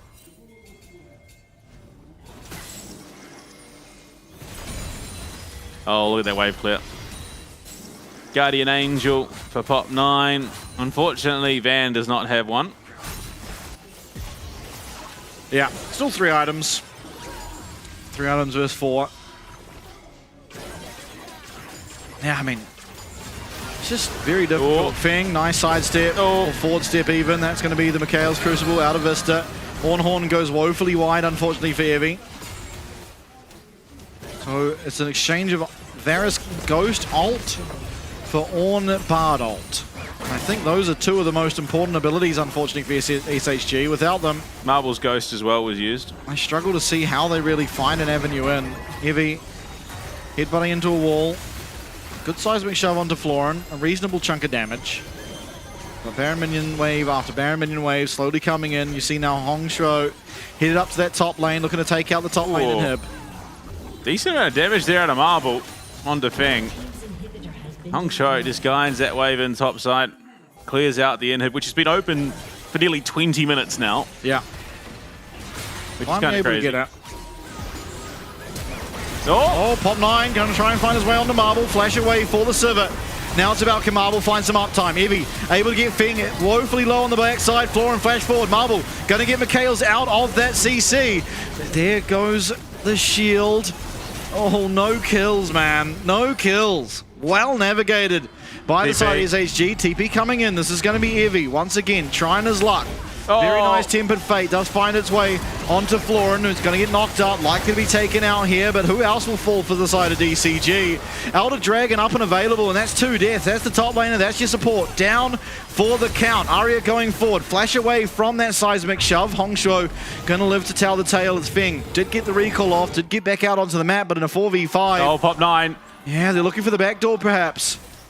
Arya is there, unfortunately, so it is going to be a straight U-turn. Back for that mid inhib. Hongshuo's here. So they're trying to hope that that Elder Dragon takes the attention away. It's just Arya in the base. Yeah, they are now turning their own attention towards it. Arya does have teleport, so can come down and join his team. Feng's been caught out. Feng's been caught out. The GA's going to be there, but he's going to get taken out immediately after. But look at the damage. Look at the turnaround he has. Pop 9 finding his way on the back line. He is very, very low and will be taken out. Arya goes down. And somehow, DCG, they've stood tall. DCG get a welcoming to the LCP like no one could imagine. They're going to take the series after a 3v5 Elder defend. Feng walks in, face tanks 3 members, the Guardian Angel procs, and then over the wall comes Pop 9, in comes Hongshuo, and then on that revival, SHG realise they've made a grave mistake as Feng mops up the rest, and look at it, head and hands for Feng.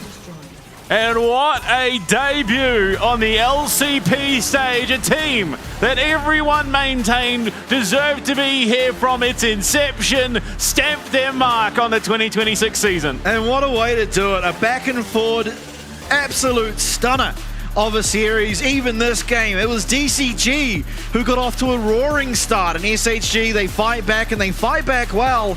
But it is DCG outmanning, outgunning that do eventually get it across the line. So a big congratulations on their debut for picking up that win. And SHG, man, those games were such near misses, and I think they are looking leaps and bounds above what they look like in 2025. Absolutely. Absolutely. I mean, my power rankings, I had them above MVK by the end of the year, and I think if they keep performing like that, there is a darn good chance that is the case. Although we will have to wait to see how MVK looks when it comes to game day. Oh, we haven't got the awkward thumbs up. It's jackets on, unfortunately. Absolutely.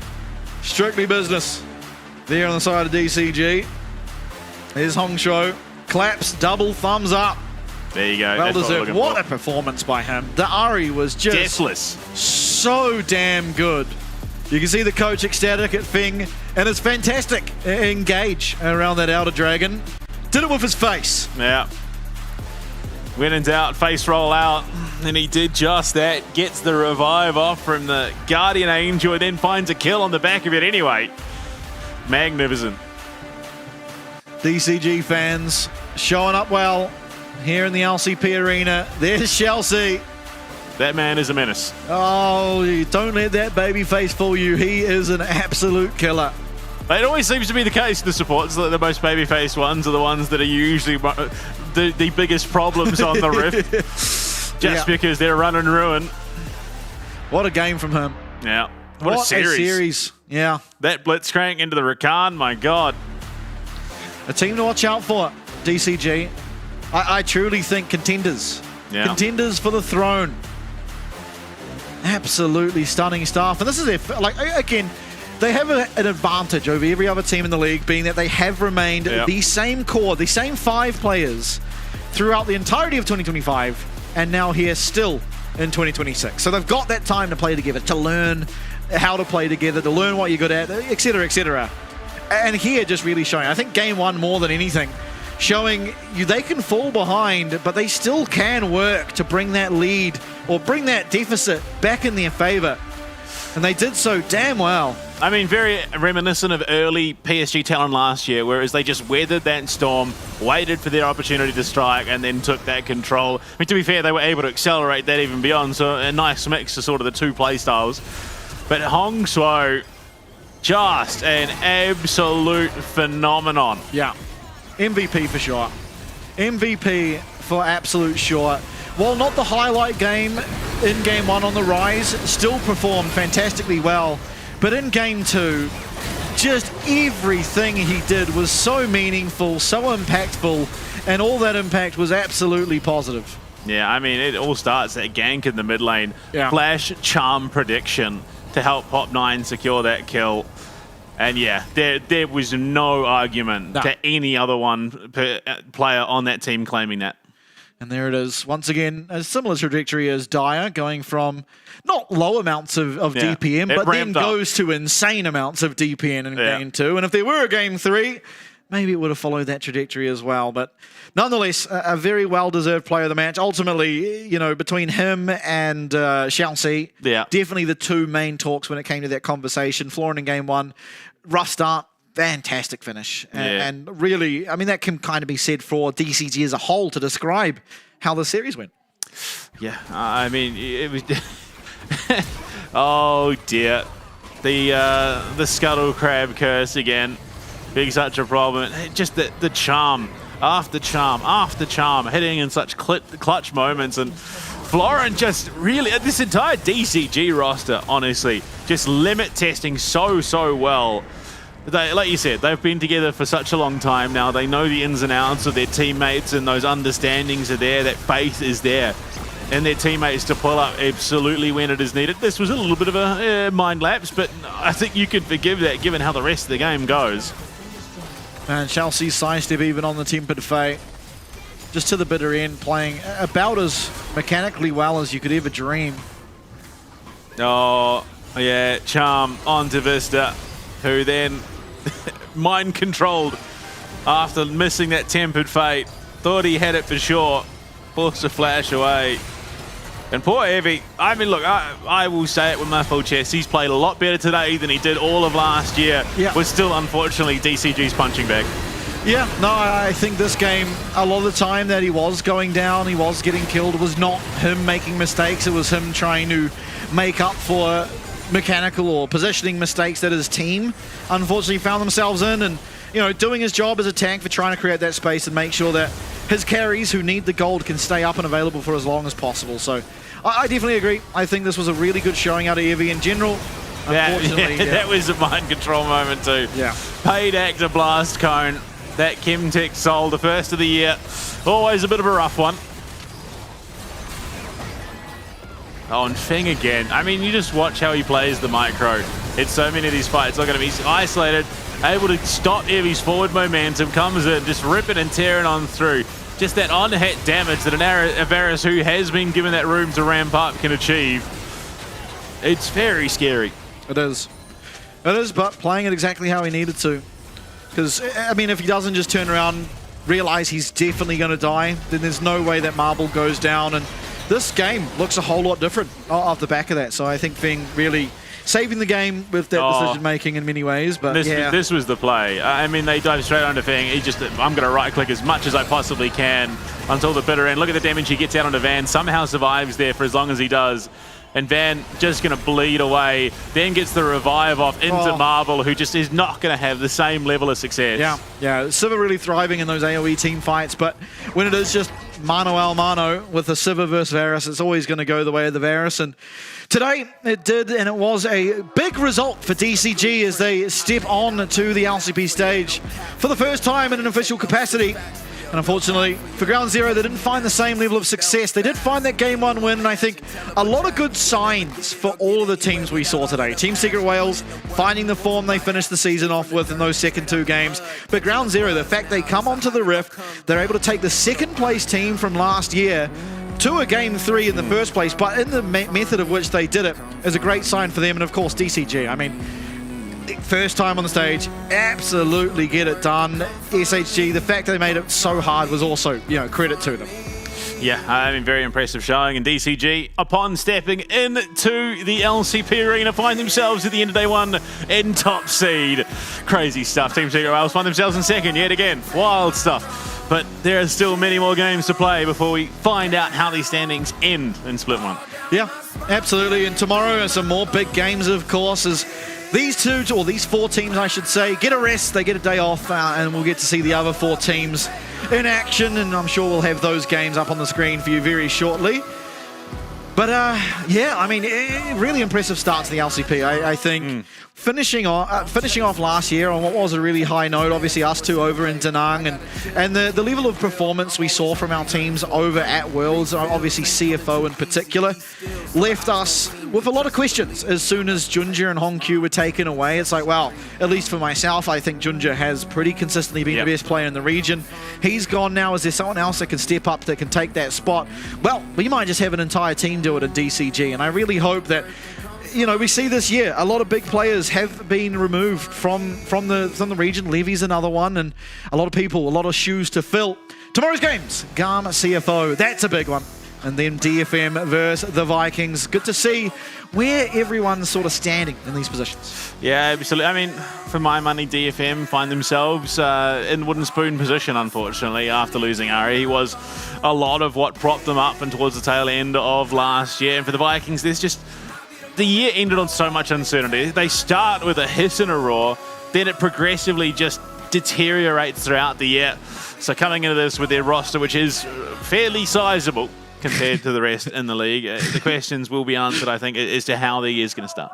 Yeah, absolutely. I think the most important thing for me coming into, I guess, the game with DFM up against Vikings is how good is Cocoon gonna look coming into this year? Obviously, now had a year to get ready for that AD carry position. But for the Vikings, I mean, a lot of question marks. We need to see them play their game, which is very creative, very weird, very niche.